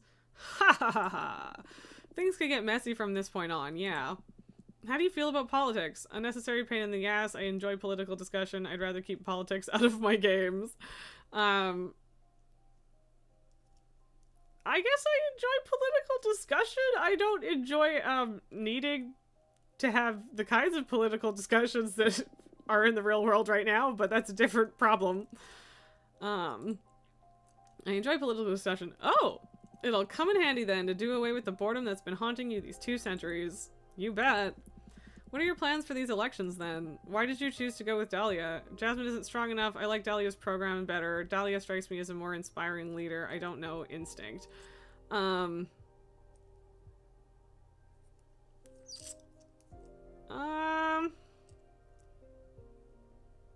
mean, Dahlia does strike me as a more inspiring leader also, but I just like her program better.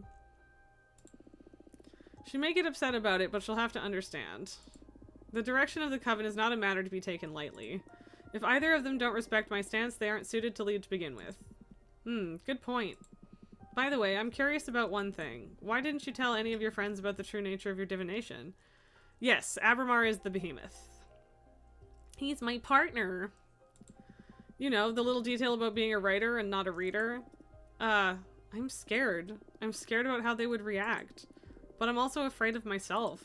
I'm still figuring out what this rediscovered power means and what to do about it. I don't feel any different, but the pressure is immeasurable. I see.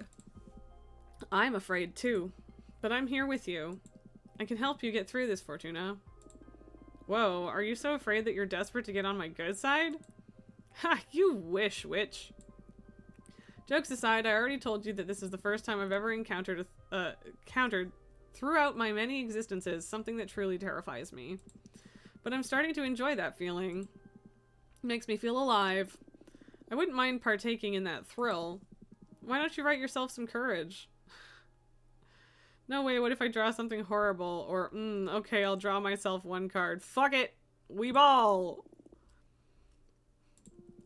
Wait, I was just pulling your leg. This is too risky. What if you draw a card ripe with fire magic and you end up in a bad place? A seer shouldn't be scared of their deck. I'll do it. Or, you're right. Better not to play with fire.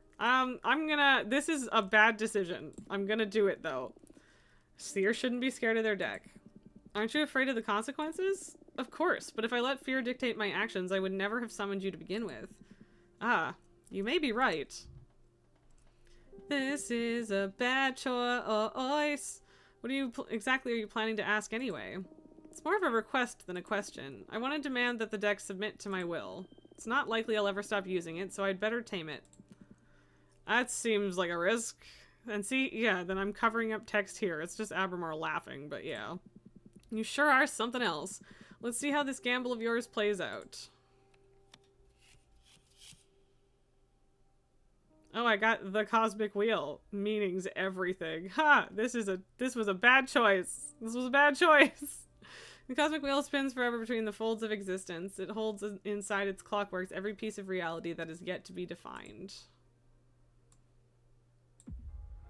Cosmic Wheel has decided to manifest as a card and will allow me to envision every possible past or future. Okay. Wild. And I will do my squats.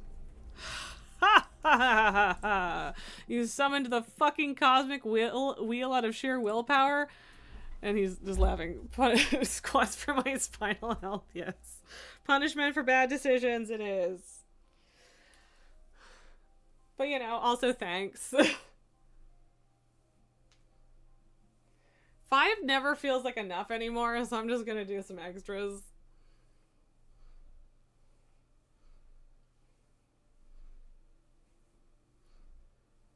Okay. Hello.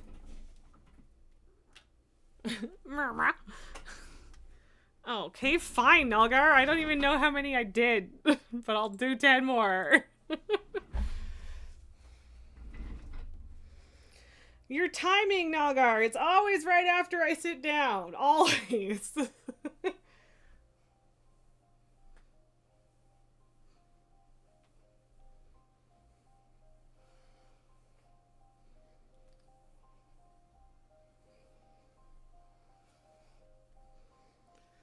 I know it's stream delay. Still. And then little Lily gets little smooches. Don't get mad at me for petting Tycho. It's fine. You're fine. Okay. Avramar thinks this is hilarious. I think I'm in love. Shut up. Well, how does it work? This card will be in my deck from now on. If I draw it, it'll allow me to access every possible outcome of a question. You didn't... What? Meh.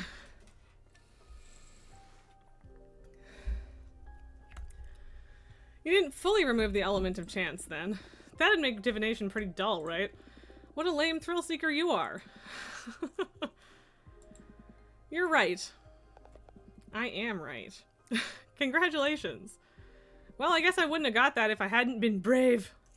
You never cease to amaze me. Glad to see you're having fun. Speaking of fun, it looks like you've got mail. Oh! Summon the Cosmic Wheel for your deck. Oh boy. Yo, Fortuna, the newcomer I told you about is ready to meet you. She doesn't even have a familiar yet, so I'm contacting you on her behalf. Say the word and I'll bring her to your place. Okay. Or... Taya, I'm sorry to only contact you as the harbinger of bad news, but I need to meet you to pass on a message from your friend Greth. Okay. For the attention of Witch Fortuna, our colleague Jasmine asked me to meet with you to explain the advantages of devouring Adana and becoming stronger as a group. This is an important matter, so let me know when I can visit, at your earliest convenience. Let's talk to Taya. See what she has to say.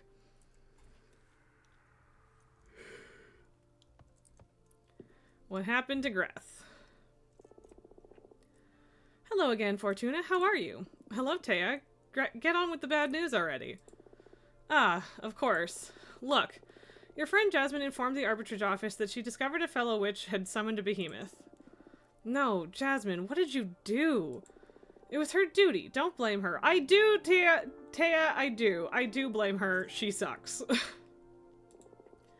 The thing is, your prophecy came true. I've arrested a witch. That witch is your friend, though. I wish it didn't have to be this way, but Greth broke the magical pact. Summoning a behemoth is not something any of us should overlook. I had to arrest her. No, why? Greth, this is horrible. No, Greth, this is my fault. It kind of is.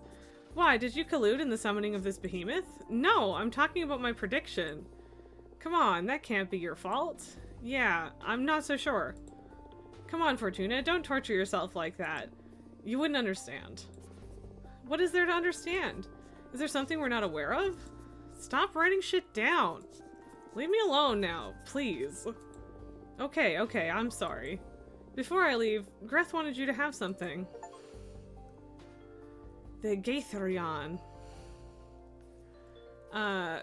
Which is the name of her behemoth. Oh, that costs a lot of energy. Terrors often roam the cosmos, unable to harm anyone until someone lets them in, and they become the fears of a whole sisterhood.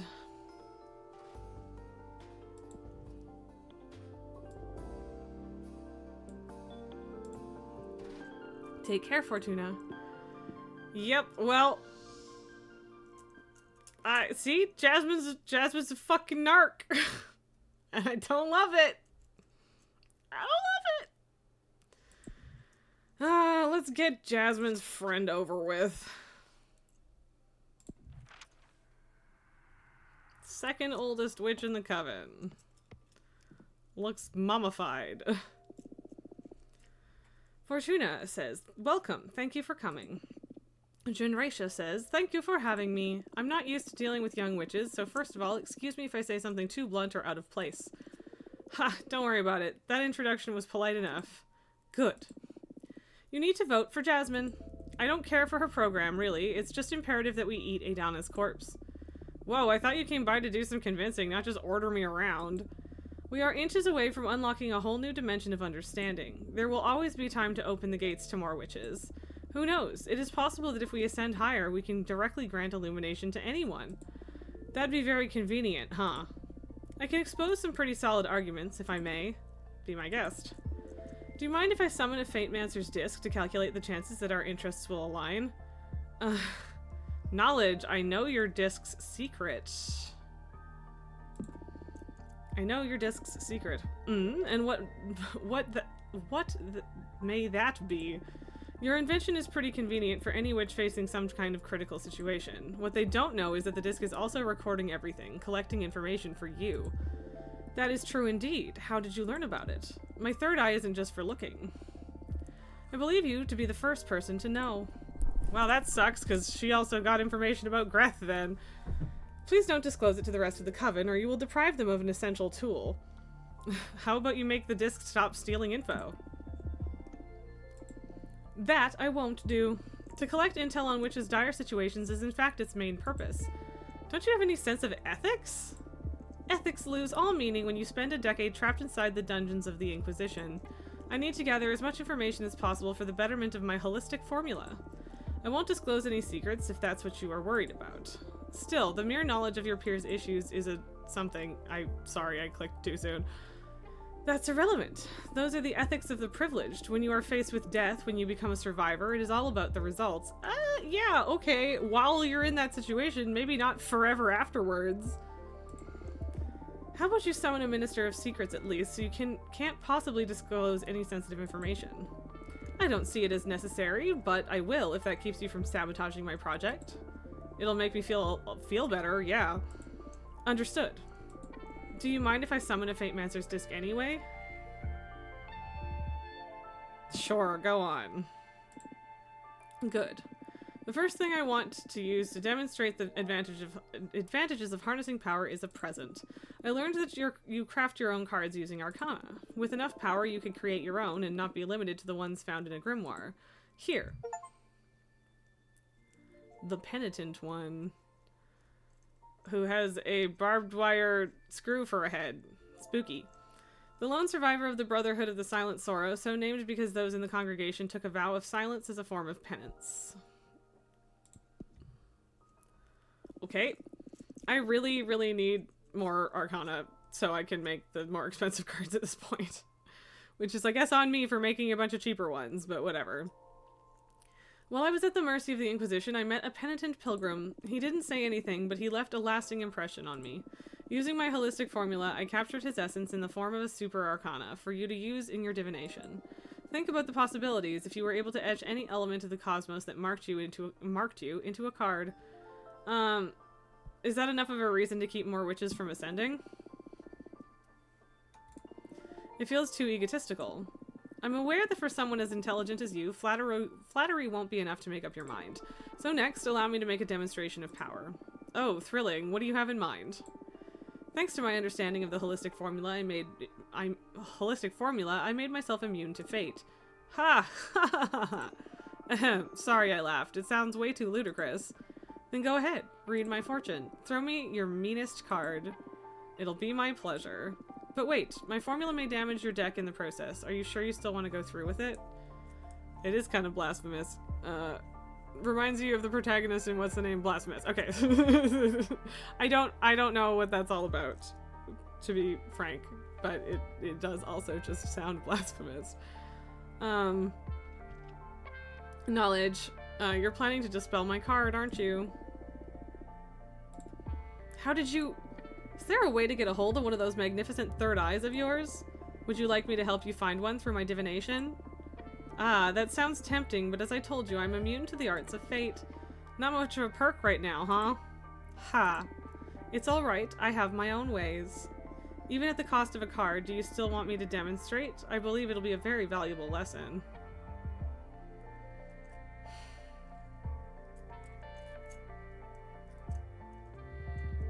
I'm gonna lose a card that way, and it could be the Cosmic Wheel. I've been taking risks with this game, and it has been paying off, but in this case, I don't know.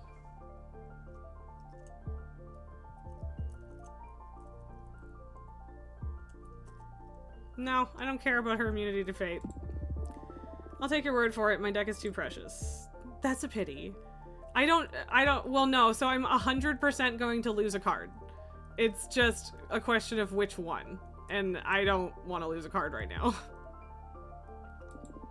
It would have been a pretty enlightening experience for you. Maybe, but I spent way too much time on these cards to let you break them in any way. If you don't embrace entropy, you will accumulate too much baggage to be able to prosper as a witch. Attachment limits growth. I have my own ways. I'm sure you do.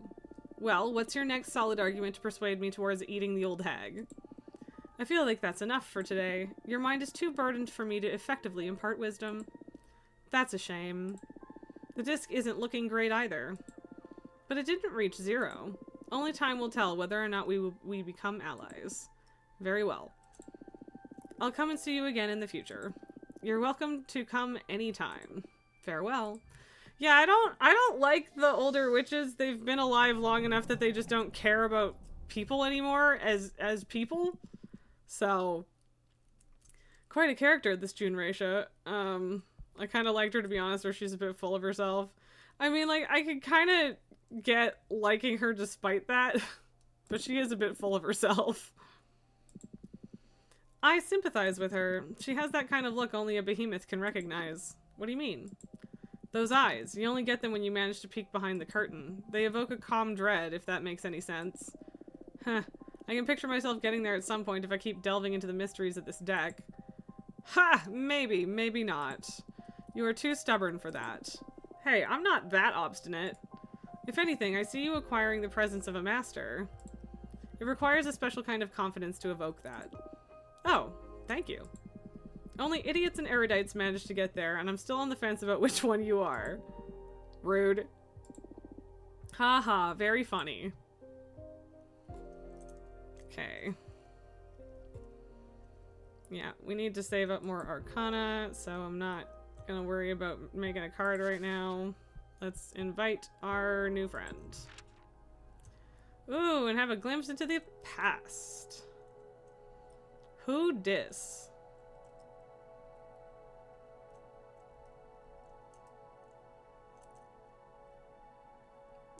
What is happening with the red stuff?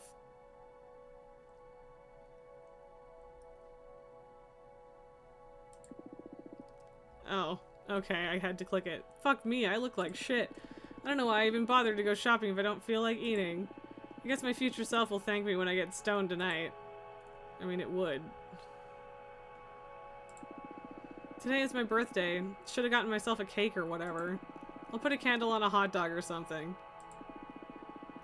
Will Denetton release a new game soon? It's been way too long since Hotline Miami 3. Maybe I can start another run of Elden Ring 2.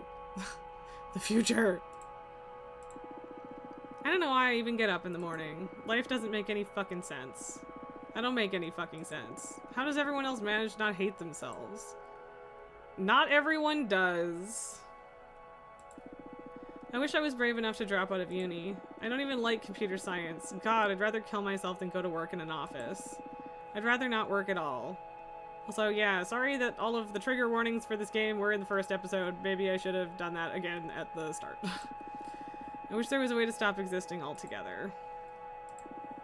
Would my life be better if I had been born on Earth? Without universities, without corporations, just surviving on the old planet? I wonder if they have video games over there. I hope those idiots don't ask me to hang out today for my birthday. I don't feel like seeing anyone. Your friends are idiots, or what, bud? Fuck, I forgot the toilet paper.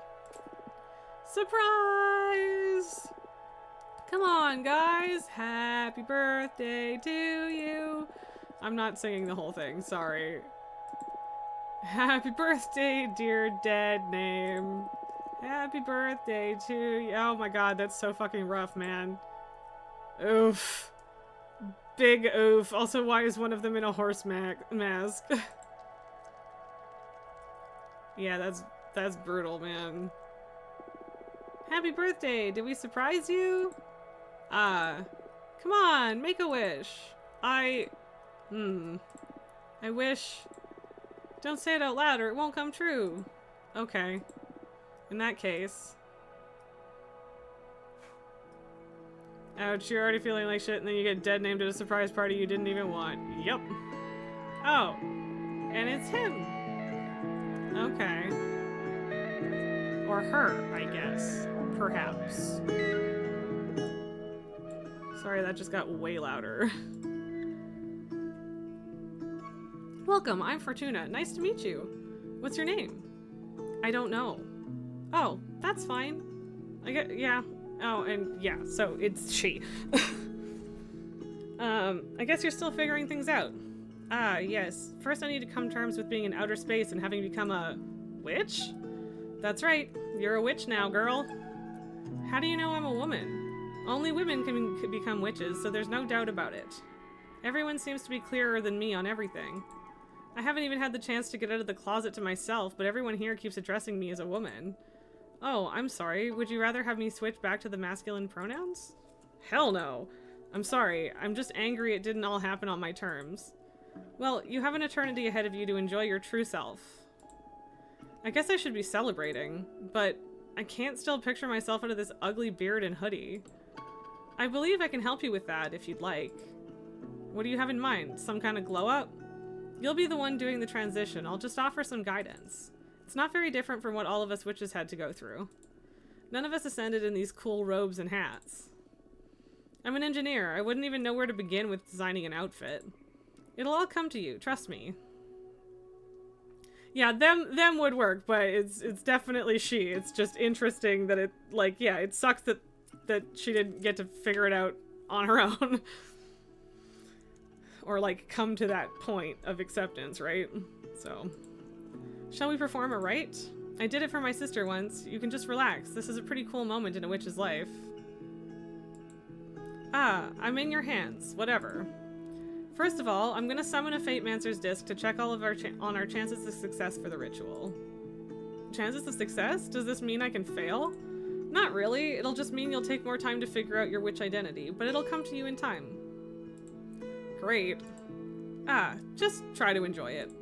Sure. What do I have to do?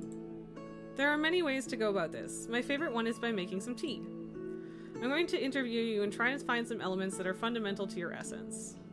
Then we'll pour them into this teapot and brew a cathartic infusion. Ha, this sounds so surreal. But sure, I'm game. It can be pretty delicious. A good friend of mine taught me this method and now I wouldn't go about it any other way. I'm kind of envious since this is something a witch can only taste before transitioning. Are you ready? Of course, interview the shit out of me. Question. Tell me about yourself. What would you dream of doing as a witch? What would your ideal aesthetic be? Just start with tell me about yourself.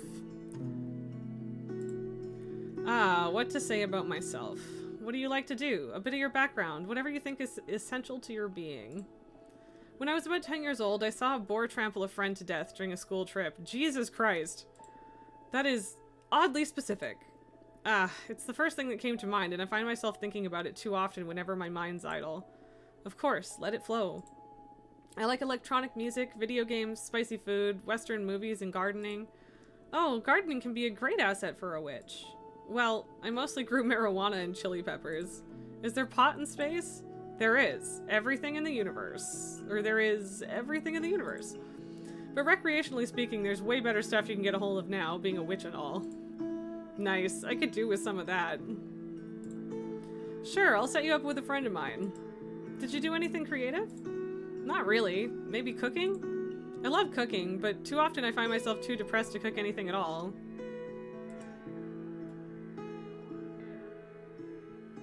Like, the music is really good, but it's also loud. Well, you have all the time in the world now. Sure. So, did you find anything useful?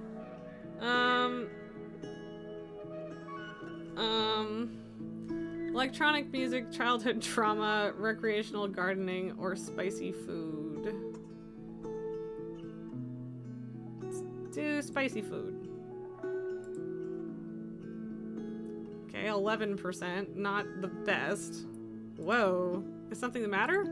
Not at all. It surprised me, but as you said it out loud, I felt a strong connection to it. You nailed it. Huh, great. Now, question. What would you dream of doing as a witch? I don't know. What does a witch typically do? Eat children and curse towns? No.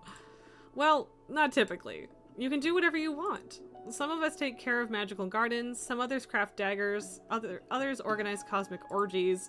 Myself, I dabble in divination. I don't know. I just want to have fun, make some true friendships, visit different places. I felt trapped for too long in my apartment. I want to be free. You can do all that outside your occupation. Any crafts you may be interested in?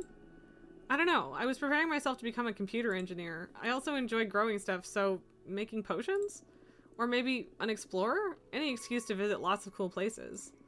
I see. What to add to your vocation? A scientist witch, a gardener witch, or a traveling merchant witch?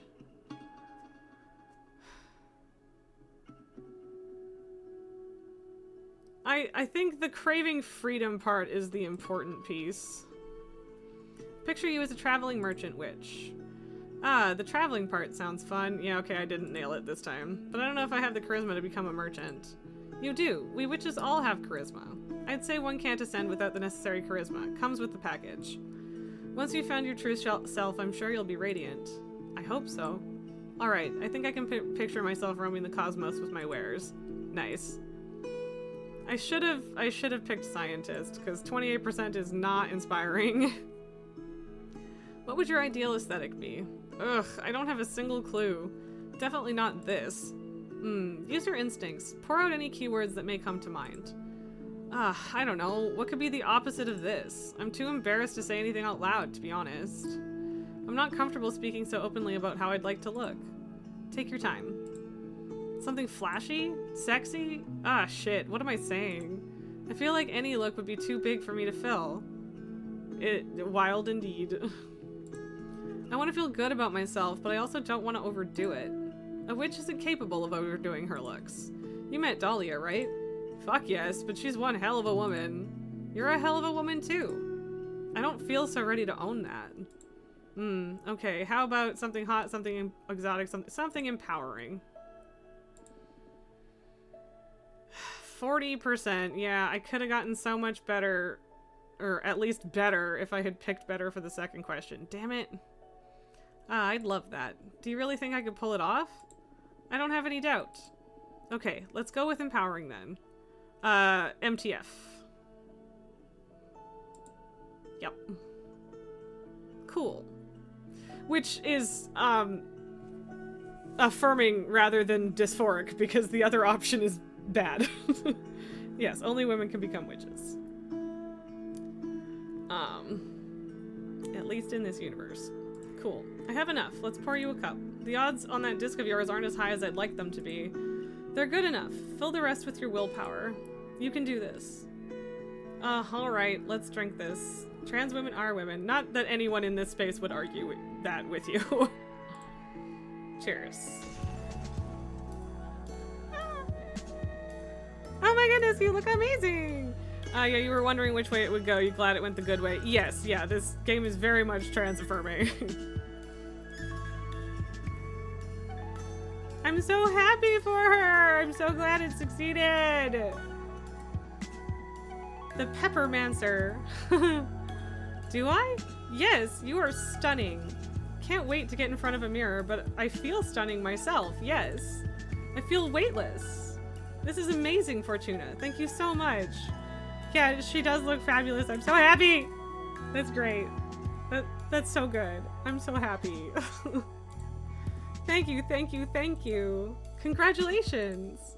How can I ever repay you? You just become the best witch you can be. Enjoy it. You can count on it. Can you feel it now? You're calling? Yes. I am the Peppermancer. Haha, that's so cool. What are your powers about? I don't know yet. Yay, happy laughter. Something spicy, that's for sure. I need to find a fitting name for this persona. And I need to figure out what I'm gonna do from now on. Ah, so many questions. I feel anxious and excited. I can help you out with that. My specialty is helping witches dealing with questions using my deck. Oh, Dahlia told me about that. I was kind of bummed when you decided to brew some tea instead of letting me see your deck. So, yes, please, I'd love to see your cards in action. It'll be my pleasure. Now, let's not have this be anything negative, okay? I propose we look into what role you'll play in the coven, so you can form a better picture of where to direct your training. Yeah, that's cool. Also, what do you say we look into the future to see what you'll call yourself so you can start using your name right away? Yes, please. I can't go by Untitled Witch Project forever. Nice. Anything else you want to ask while we're at it? I'm fine with just that. Nugger, to be honest, it always feels a bit sexist when a setting goes, only women can become witches. I don't think that it's... Like, I get it, but I don't... It's a pretty standard trope. Just is what it is. There was at least one review complaining that the game thinks men are evil or something, and I don't know how accurate that is. And yeah. Let's leave some room for discovery. Very well. Now focus on these questions while I shuffle my deck. Oath. The Chambers guide, discovery, determination, rightfulness, justice, support, success. I think I'm gonna give that to the name. You are Astrid the Peppermancer, you are Nova the Peppermancer, or you are Cassia. Cassia is really nice.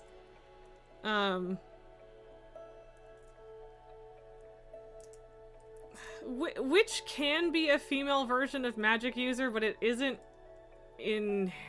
like, there are lots of stories where men are witches, like, using that term as well. So it's just interpretation and how...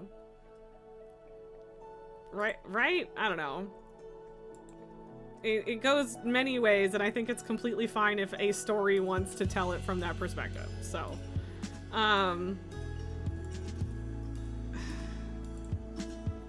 I feel like basic for wanting to pick Astrid, but I really like Astrid. I hate that, like, I'm technically picking her name. It depends on the language and time and history. Yeah, exactly. Nova is also good. Cassia is also good. They're all good.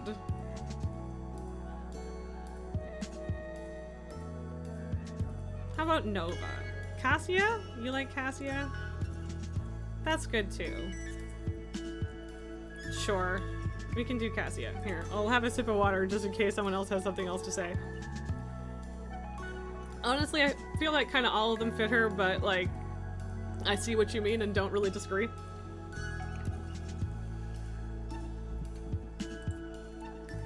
You are Cassia, the Peppermancer. Whoa, Cassia. Sounds so alien to me. It feels like stealing a name from the identity database or something. And yes, Cassia, as soon as Meliora said it fits her, I thought, yeah, like, it fits the pepper thing too. And yes, sorry my face is over this text now, but it is what it is. But I like it a lot. I'll do my best to live up to this name. Thank you so much, Fortuna. You are welcome, Cassia. Be something good. Coming of age? That's so perfect! I think. You are going to grow magical peppers and they're going to be in high demand, especially the Lust Reapers, which will multiply sexual arousal and stimulus. You will grow a special variety of spicy peppers known as Truth Chili. They'll become an essential item in the upcoming elections. Your talents will grow exponentially in a very short amount of time. You will even get to surpass some of the oldest witches. I like that. I want her to be powerful and herself. And yeah. But Truth Chili does sound pretty good. 'Cause like keeping people honest is good. I don't know, what do you guys think? Truth or power? While I go check on the inevitably very sad score. Yeah. 6 minutes left in the hockey game, 0-5. Not inspiring. Real brutal. Like, I'm still pretty sure that there's a solid chance that Canada will still get medals, but it doesn't look like we're going to get gold at this rate. Womp. Are we gonna use her as a political pawn or let her become powerful herself? And that's the thing, is like, I don't think it's necessarily a political pawn, but yes, I agree with her having her own power. Yes. Thank you for, yeah, I agree. Your talents will grow exponentially in a very short amount of time, and you will even get to surpass some of the oldest witches. Alright, straight to the top. What's the matter? That's good, isn't it? Yes, of course it's good, but I'm a bit worried about how some witches will react towards your meteoric ascension. Why is that? Jealousy is a widespread disease among witches. Some of us will be extremely happy to see you thrive, but I can picture a great number of witches getting salty about it. Whatever, haters gonna hate. The thing is that in a community as intimate as ours, the hate from the haters can become a considerable nuisance. If this is something I should be worried about, can we look at it with another card? Absolutely. We'll look into how the Coven is going to react. Nice, thank you.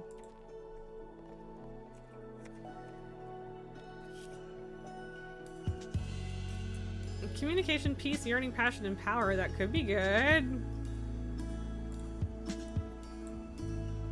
Your unparalleled potential will earn you the utmost respect from the Coven, and that is the only option, and that is fantastic. I love her! Yes! Dear Coven, get ready for some high-level peppermancy! Happy to see you all fired up. This is great news for you and for the Coven. I won't let you down. Thank you so much. Oh, that's a wrap. How did you like my divination? Super cool. You've got a great talent. Although, I'm not sure if I'll resort to it again anytime soon.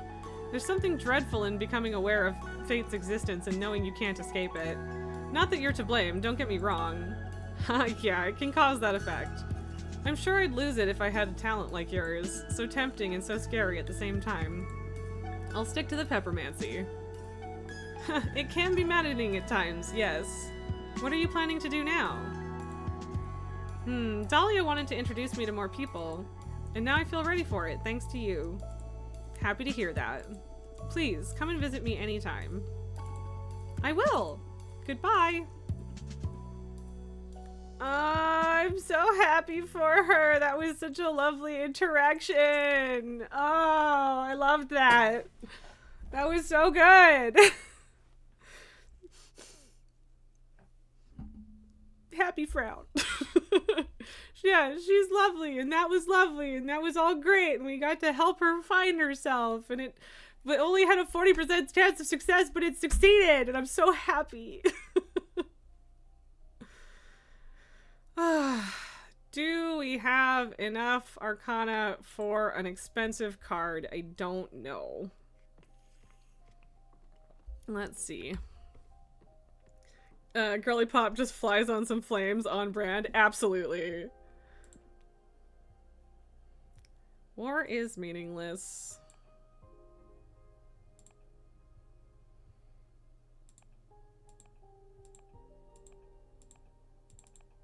Let's try this.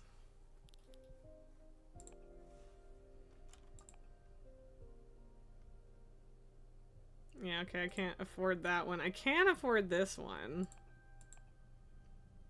And I can afford this one.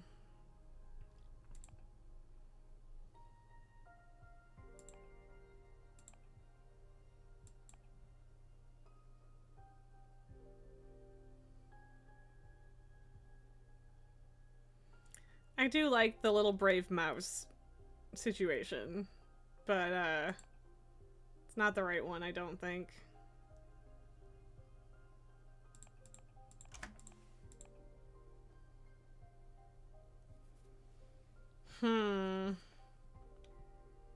Sure.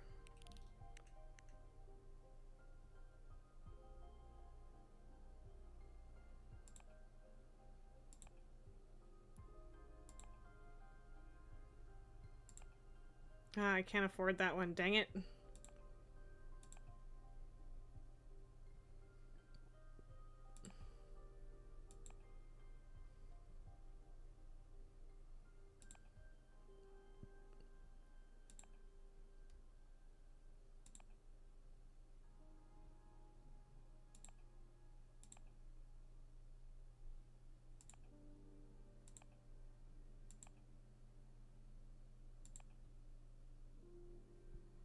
Sure. It's not the maximum cost, but it's close.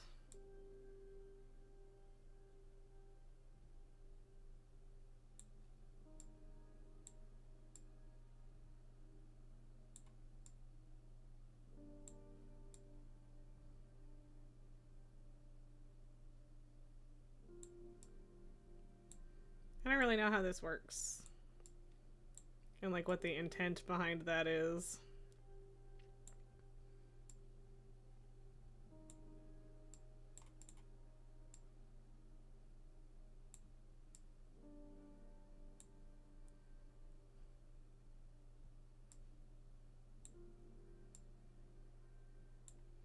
Suppose I could make things the way I want them and then shrink them, but oh well.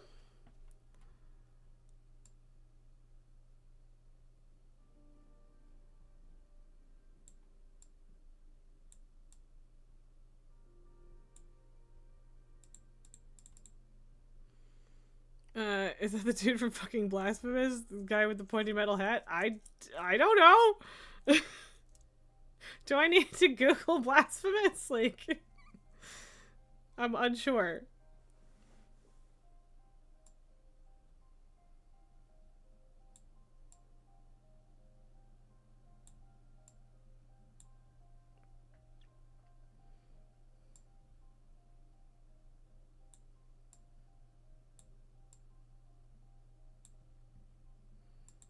Also, sorry, it took me a second to see that. Ta-da! I do just wish that I could have more of the background in a card. I would like that. The Philosopher. Arcana are blessed by the power of the Gemskull Belt. Encouraged to pay the highest price to achieve your dreams, the resolve to sacrifice your own family. The light of the blue flames bring forth trouble. Alliance, rivalry, tragedy, support, success, judgment, test, happiness, rejection, and bad omen. That's a lot of different things going on. And we had a card earlier that felt even more like a direct reference to Blasphemous, and I mean, yeah, maybe. I don't know. I don't know any different. Who dis? And the Red Strings Club is also a reference to a game of that name. Yeah, and I didn't know that one either. Who dis turtle? Patrice. Fortuna, not cool. I had to learn you can get visitors now from other than you. I don't know if you are aware of the current state of things, but we need to talk. So my sister, I absolutely don't know why my sister wasn't included. Actually, I mean, I guess my sister wasn't included in the original tell people, these people, they can come see me now, because we hadn't learned yet that Patrice was still alive and also a witch now. I'm sorry, Patrice. I literally just thematically want to sleep first. It's not that I couldn't see you. I just, you know... Blasphemous is a 2D roguelite / Metroidvania with Catholic themes. Interesting. Any studying to do? Most magical studies base themselves on the rule set defined by the 4 elements, and even if I do not even if I do not to position myself as a detractor of such forces, I believe our understanding runs the risk of becoming obsolete should we adhere to them exclusively. It is for this reason I hereby present you a thesis on Arcana. Even if some points overlap with the theory of the four elements, I believe the Arcana to be an independent and primordial quality of our reality. Arcana may seem overwhelming at first glance because they are diffuse and multiple in meaning. It is rare to find an Arcana that adheres to a single quality. Bengals is very Spanish Catholic. It's closer to Dark Souls than a roguelike. Okay. Yes, I do think too much in that sentence. After many centuries of analysis, I have come to detect and dissect 5 unique properties that we can use to describe the entelechy of Arcana. Quest, community, desire, protection, and battle. Think Hollow Knight. So something I probably won't get around to playing.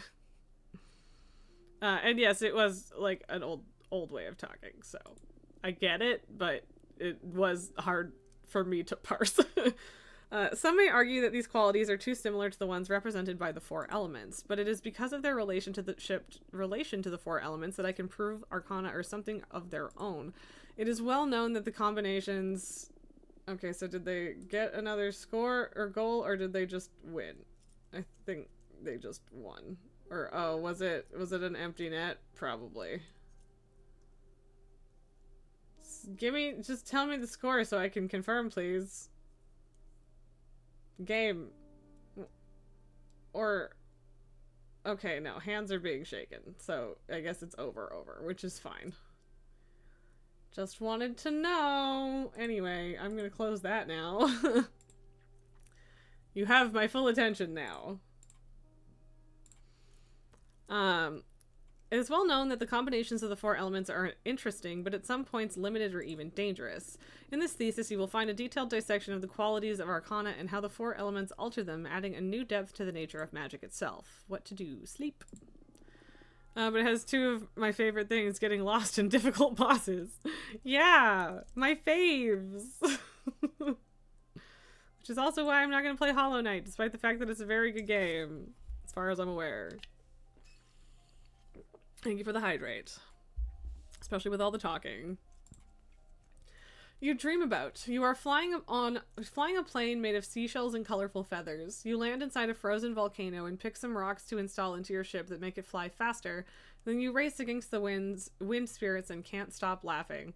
Wow, that's a much better dream than we've had a few times. Okay, Patrice, let's chat. Sister of mine. Reach chapter 5. Ooh. Memories. My memories. An inquiry into values. Things weren't as easy as you have them right now. When I was about the age of little Michael here, I was already working. What did you do, Grandma?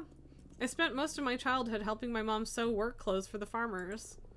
I wish I had a job already. I hate school and my allowance is miserable. And yeah, okay, so her daughter, Maria Fortuna, is not Fortuna. It's just named after her, presumably, because sister who disappeared.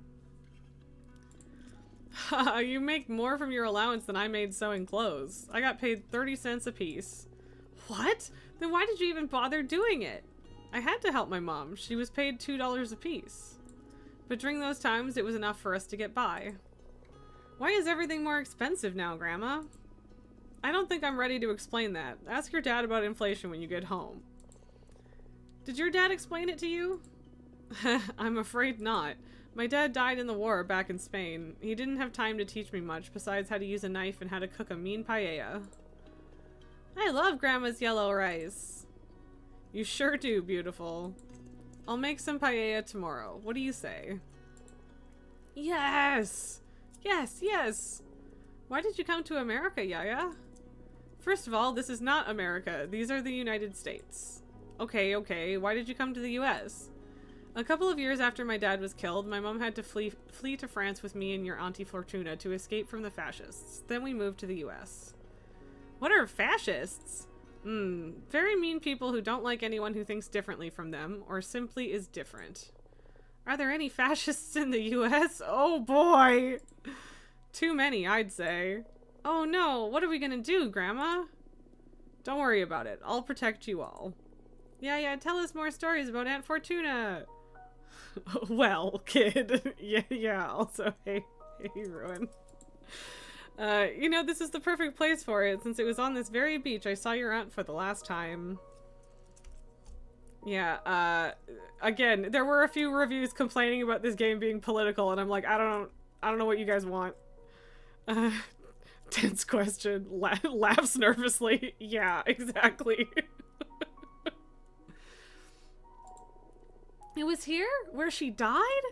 I've told you 1,000 times, your Aunt Fortuna didn't die. She went to live in the stars. Come on, Yaya, I'm old enough already. But it is true. We drove here on a beautiful summer night, just the two of us and our friend Ava. I love Ava. She gives me candy. Yes, Ava's always been a sweetheart.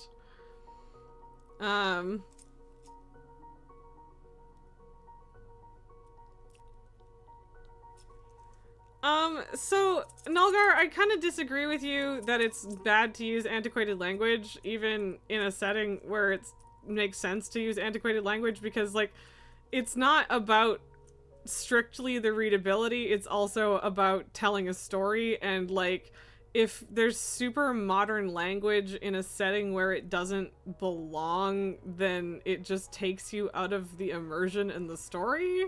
So, like, it is less readable, but I don't think that readability is the only thing that matters when you're choosing the language to put in something like this, right? So, like, I see where you're coming from, and accessibility is important with it, but... And yeah, Meliora, you think it was meant to portray the Old Witch as a specific character trope, Old Witch talks like Old Witch, and yeah, that is probably it.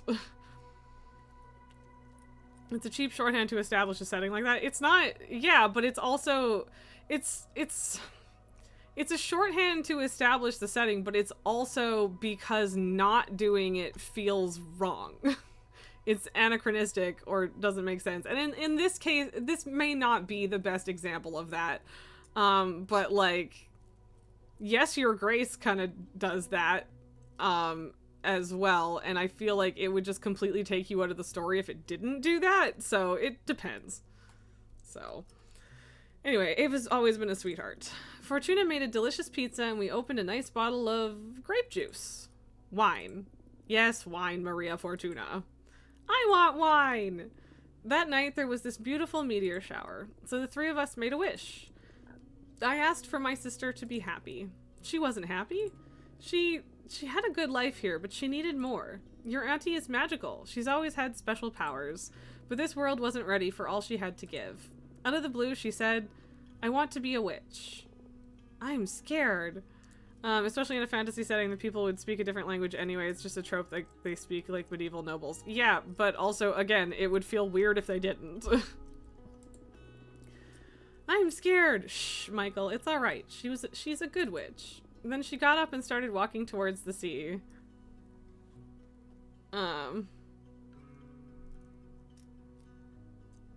Like, I don't think it's inherently not okay to use modern language, but I think it's perfectly okay to use, like, antiquated English too.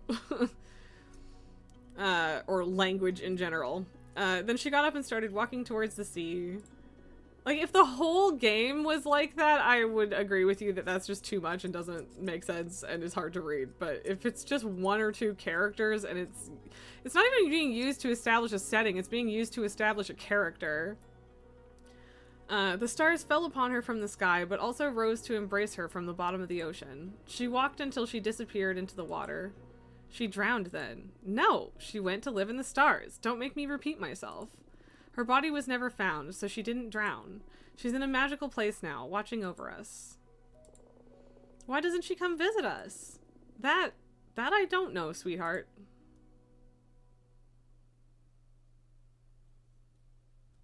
Okay, Patrice. Hi, I love you. Oh my god, I do love you. What a champ. Hello, Fortuna. Oh no, you're upset. At this point, I'm saying I'm more disillusioned than upset. When were you planning on telling me you can accept visitors? Things have been complicated. I didn't want to worry you unless I figured out this mess. I didn't know I had to report my every movement to you. I didn't want to worry you until I figured out this mess. So you managed to get yourself into a new mess even in exile? I don't know why I even keep caring at this point. What do I need to do for you to let your big sister in? Have I ever failed you? Patrice, come on. I've explained this to you too many times already. You are in. It's just that I don't like to be saved. And you're always too quick to make my own problems your own. I want you to be my friend, not my mom. Although not even our mom intruded as much as you do. Oh, I know. Who do you think changed your diapers and took you to school? Not this again. Listen, it's been 2 centuries since I last saw you. Why don't we skip this part and cut to the tense and cordial conversation? Ugh, fine.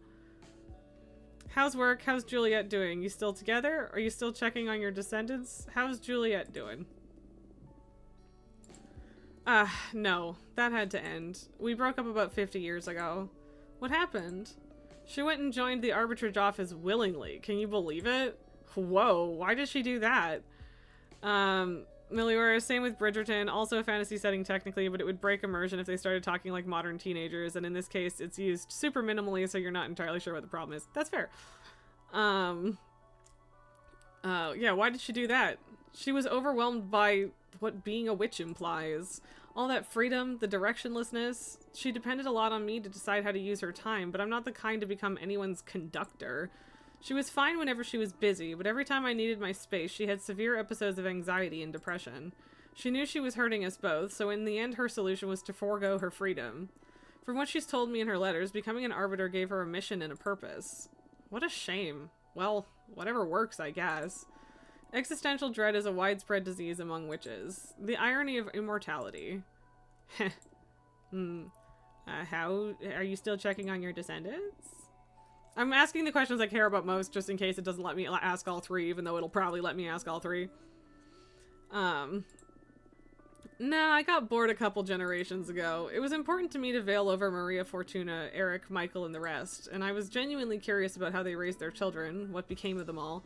I don't know, the ego trip of witnessing one's legacy. But at some point it lost all meaning, just because it just became voyeurism, watching strangers go about their lives.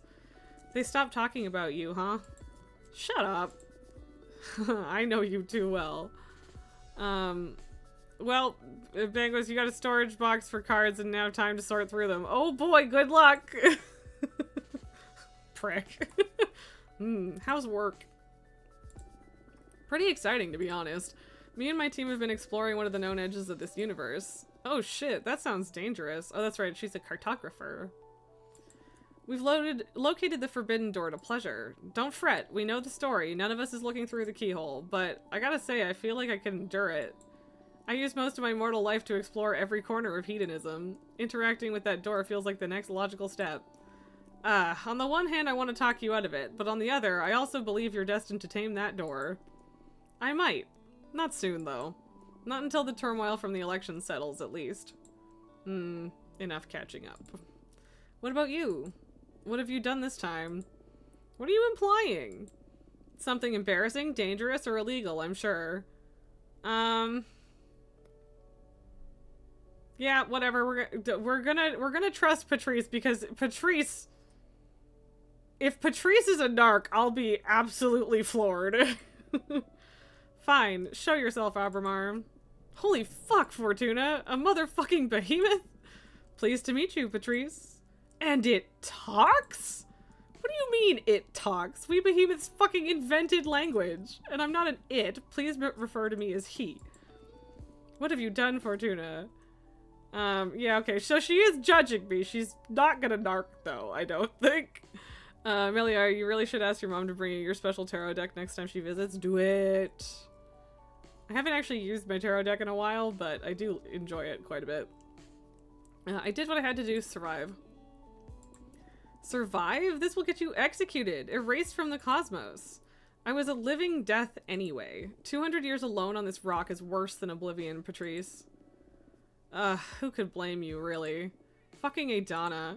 We have to use the elections as an opportunity to save your ass. I can start by calling in some favors, see if we can get you in the running. Patrice. What? You're doing it again. Stop. This is my mess. I can handle it. You can't handle shit. Look at the situation you've gotten yourself into. I've been a witch for decades longer than you. I don't need your lessons. You may have been my big sister back on Earth, but not anymore. In fact, you're the little sister now. Know your place. What did you just say, you ungrateful piece of shit? You heard me. It's my turn to protect you. Just by colluding with me on this behemoth issue, you could be punished too. I didn't even tell my best friends. That's why I didn't want to get you involved. The fucking nerve. I don't need your help. The sooner you get that into your head, the better. Why did you turn me into a witch then? I did not turn you into a witch. You were destined to become one. How many times do we have to go over this? I just read the cards. Wait. What? Oh my god. Are you alright? I did turn you into a witch. Oh my god. Oh my god. I'm so sorry, Patrice. What are you on about? What? You're sorry now? What is going on? Oh shit, you're bone cancer. Oh shit, oh my fucking life. Fortuna, easy. Yeah, Fortuna is having a moment. Meliora, you love that deck so much. The readings are scarily accurate. The edges are lined with real gold. The visuals are just stunning. That deck feels so right. That's lovely. I am very glad that you have such a lovely tarot deck. I have a dragon tarot deck that my friend got me. But it is not quite like that. Fortuna, easy. I'm sorry. I'm truly sorry. I recently learned something about my divination that, well, it changes everything. What is going on? I'm not a reader. I'm a writer. What the hell does that mean? Adana's corpse visited me recently. She told me why she sent me into exile and why she took away my deck. I'm not seeing the future. I'm deciding it. Forging what's ahead. I killed you. Whoa, whoa, slow down. First of all, we were kids. You are not responsible for my fate, no matter the forces behind it. I gave you fucking cancer. Hey, shut it. I had a great life. If not cancer, it would have been a truck or the aftermath of all the drugs I did. I do not hold you accountable for any of that. Still, I'm so sorry. And then you're right. You've always been right. I turned you into a witch. I couldn't bear you dying and I dragged your soul into space. Well, I do hold you accountable for that. Not that I hate it, being a witch. It beats eternal slumber. However, I think you owe me. You must let me in. You wanted me back in your life so bad you pulled me out of death's embrace. Now own it. This is too much, Patrice. I don't want to read the cards anymore. The responsibility is overwhelming. Listen. I see how your powers present quite an ethical conundrum. But we're not on Earth anymore. I haven't met a single witch that isn't fucking overpowered and exploiting her abilities to satisfy her ambitions. You're like a super witch, so what? Use your powers to do good or whatever. I don't know, Patrice. Yeah, she did because she's a writer, but it took her a second to realize it. So, yeah. Moreover, I believe you should act on it, like that spider guy that Ava liked. Having great power and not using it is irresponsible. I mean... I guess that line is probably copywritten. It doesn't go like that. No? Well, you get me. But where do I draw the line? Case by case. I know you're a good person. I'm not afraid of letting you tamper with fate.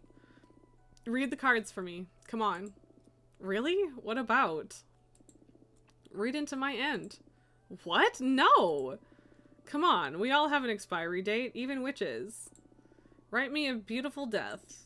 Patrice! You know, being aware of how I was meant to die gave me superpowers back when I was immortal. It is weird, but I miss that powerful dread. Please, Fortuna, grant me illumination once again. Alright. I love you, Patrice. I love you too. Ah, here we are again. But let me tell you, this is the last time you make me read into your end. You get reincarnated or whatever, you deal with the pain of being alive like the rest of us. Deal. Wait. How does this new deck of yours work? For you it's going to be the same, mechanically speaking. It's just like tarot.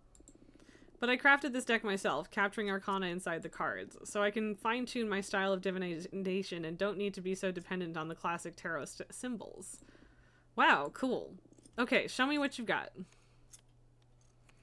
At least it's not making me choose. I 100% knew this is the card it was going to be.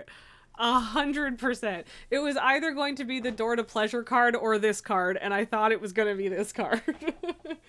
I don't know if the game is truly random or not, but you know, I knew it.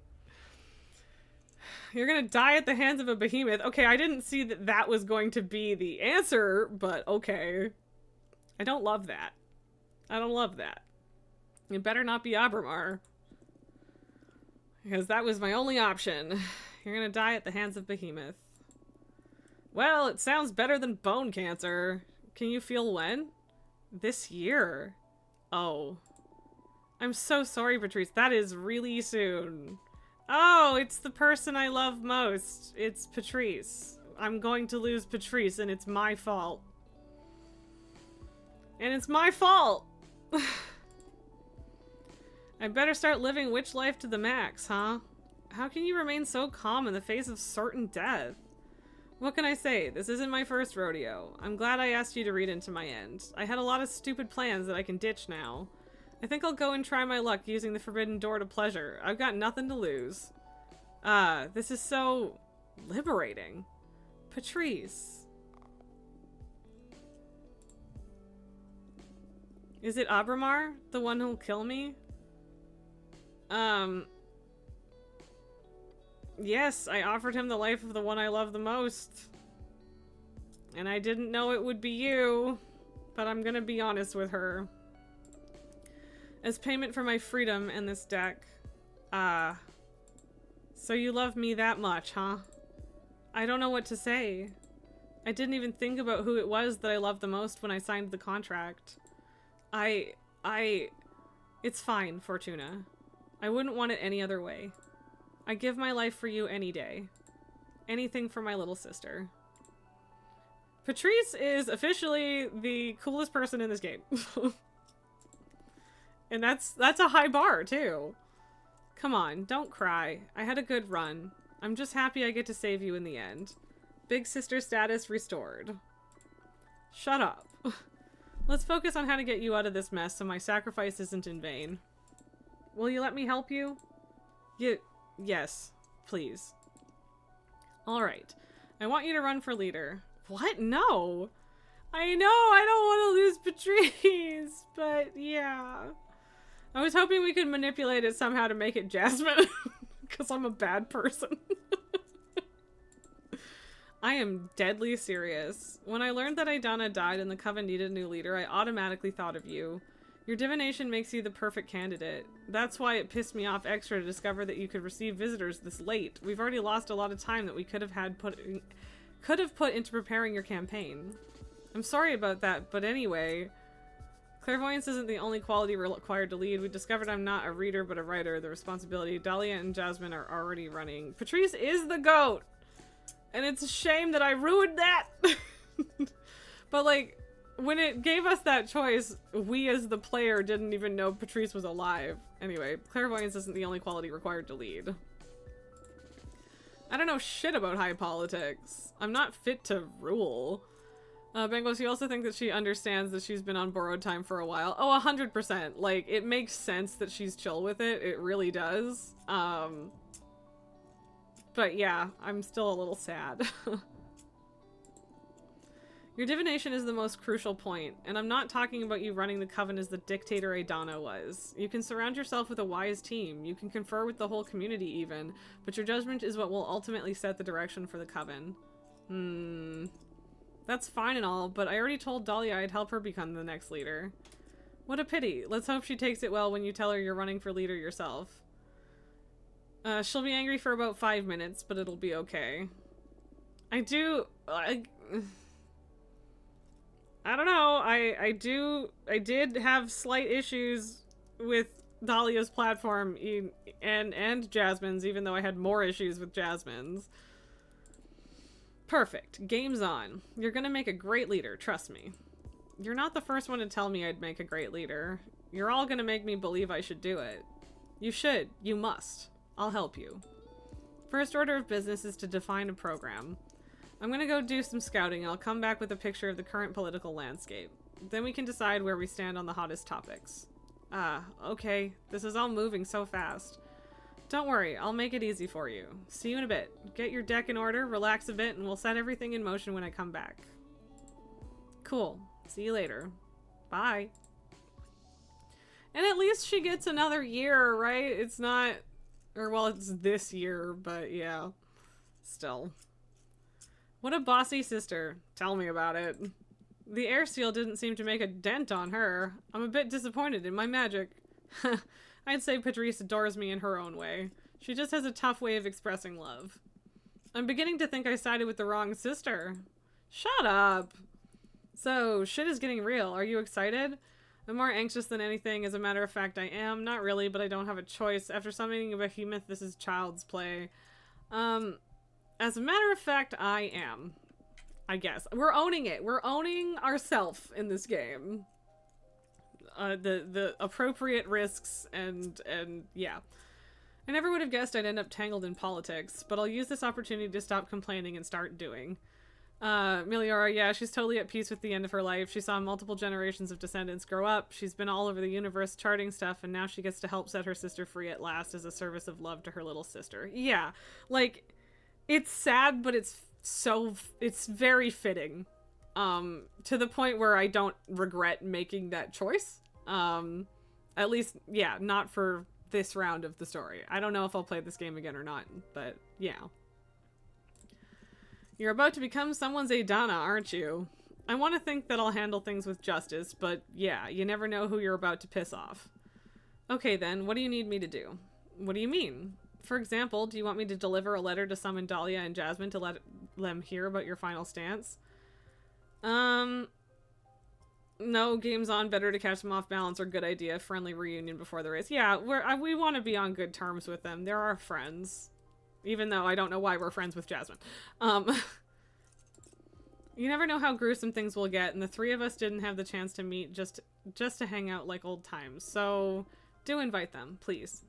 I will. I'm glad you let Patrice know about me. You don't have to worry, she's loyal.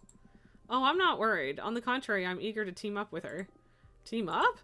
Come on, you have a behemoth on your side and you were planning on not using me during the campaign? Just let your sister know about my skills. I'm sure she'll put them to good use. I can spy on opponents, dig up some dirt, spin the cosmic wheel a bit in our favor, you know. Okay, I guess that's a great resource. But don't you do anything without our approval. Absolutely. It may not look like it, but I'm a team player. Yeah, sure. I think I'm gonna lay down for a bit now. I need some rest before facing the mess I've gotten myself into. Talk to you later. I dream about being a fish with beautiful black and gold scales with fractal patterns. One day, roaming your favorite reef, you encounter an octopus whose camouflage shifts constantly, displaying images of outer space. He tells you that within your scales is written the secret to travel into and beyond a black hole. Cool.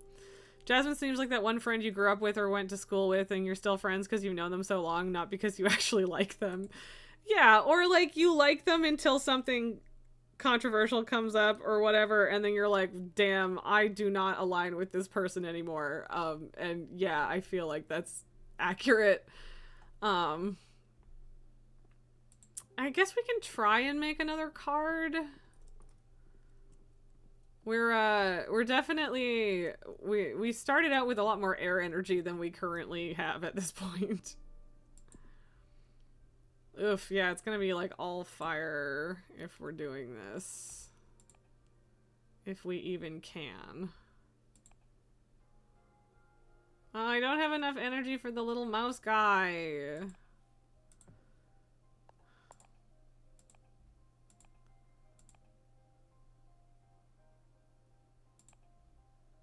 Huh.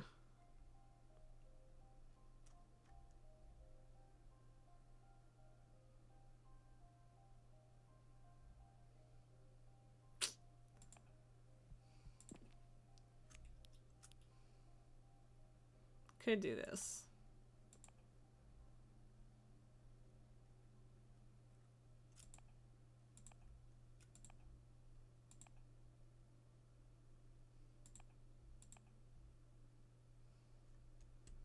Could do the big expensive boy.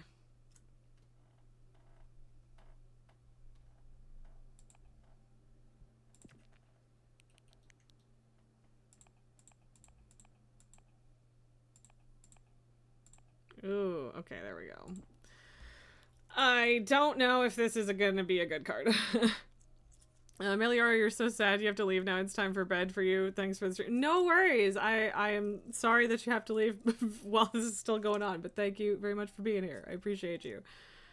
Meliora, that was the blasphemous reference. You think the protagonist is even called the penitent one? Oh, okay. I see. That makes some degree of sense. Yeah.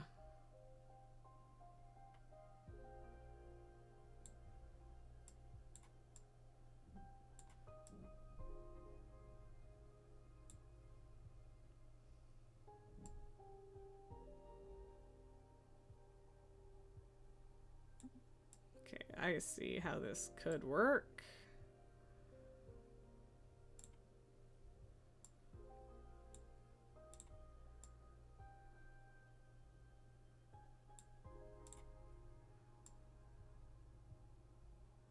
I'm just gonna build this golem because I can. And I want to.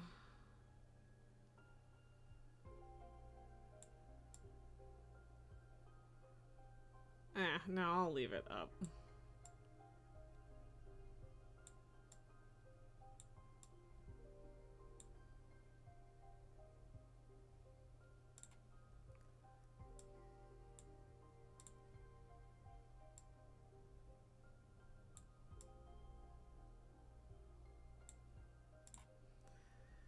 Okay.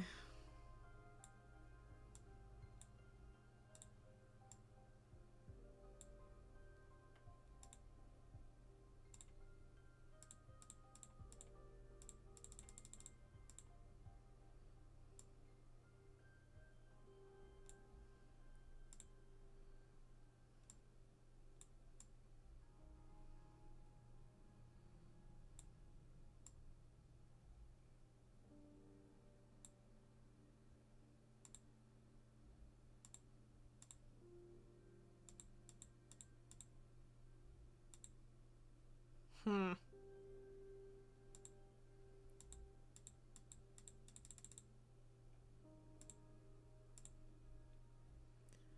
Okay.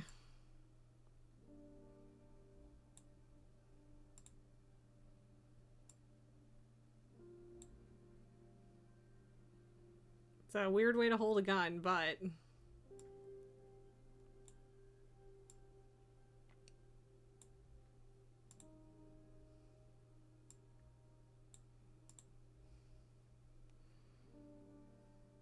I don't love the way that that looks, but I'm fine with it.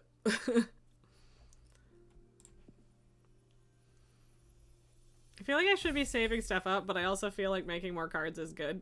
Magma missiles. And we only have slots for 4 more. Which I guess means there's more things that we could use than are available to use. Anyway, the bone marrow of the behemoth sears through thought. The steel golem breeds challenge and conflict. The rifle is loaded with angst. The overstimulated fire energy becomes a cleansing power, death and rebirth. Rivalry, tragedy, sabotage, adversity, change, and rebirth. Okay, I think we definitely have themes with this deck. Okay, let's talk to Jasmine, I suppose. And yeah, you checked it is the penitent one, yeah. I mean, it's not that surprising, I guess, that there's references in it, but yeah.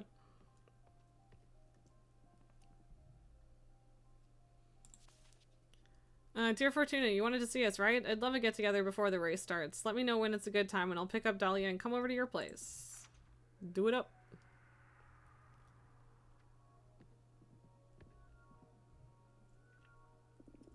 Both of them, so very different. Thanks for coming. It's been centuries since we got the 3 of us together. I don't know why we didn't do this, like, I don't know, right away. What's up, witches? And you bet, Magic Life can get so chaotic sometimes that we just forget to enjoy it. Huh, yeah. It makes me so happy to see the 2 of you together. Tell me about some adventure I've missed. I took Jasmine hunting once. What? Really? Oh my, she did. And never again, I tell you. Jasmine really would make a fine demon hunter. That sand dweller didn't stand a chance. Jasmine planted some magical seeds into the dunes, and in a matter of minutes, boom! A big fucking vine emerged out of the white sands, strangling the demon. It was horrible. I only had to slice that fucker's throat. The stench of blood. Ugh, I don't know how you do it, Dahlia. Then she spent a whole evening building a grave for the worm. It was beautiful though, wasn't it? I would have loved to have been there. I missed you so much. Me too. My first order of business will be to ban fucking exiles so we can all go on adventures again. Haha. Are you nervous about the elections? You can't imagine. I'm cool. More excited than anything. On the one hand, I'm not worried because whoever wins in the end, the Coven is going to be well looked after. On the other hand, I want what's best for the Coven, and I truly believe my program is the safest bet. It is the safe bet in some ways, but that doesn't make it the good one. Just to be clear, I do think you'd make for a lovely leader, but playing it safe is the death of progress, Jasmine. But aren't we all well already? We just need to iron out Adana's more abusive politics and put some love into the community. That's because the status quo benefits you. Think about all the novices and all the witches who don't fit into that orderly vision, myself included. My plan is not to start a revolution, but to level the playing field. It's not fair that power is held by the eldest. Novices need to be guided, though. Think about when we had just ascended. We weren't in any shape to be making important decisions. Not alone, Jasmine. I don't know about that. Age has its own setbacks. What do you think, Fortuna? Well, about that, I guess it's time I make my stance clear. I'm running for leader myself. What? Oh my, but aren't you exiled? Fuck you, Jasmine. Patrice is going to help me run the campaign. In fact, it was her who practically forced me into this venture. Okay, and what's your deal? I'm not really sure yet. We still have to define our program. But my sister is dead set on having my divination at the helm of the new government. That'd be quite an asset, alright. Have you really thought this through? I doubt a criminal has much of a chance at leadership. Hey, Jasmine, go fuck yourself! Whoa, that's a bit strong. I'm not a criminal, Jasmine. Part of the plan of becoming the next leader is to eradicate unfair punishments. So you actually wanted to meet us to declare war, huh?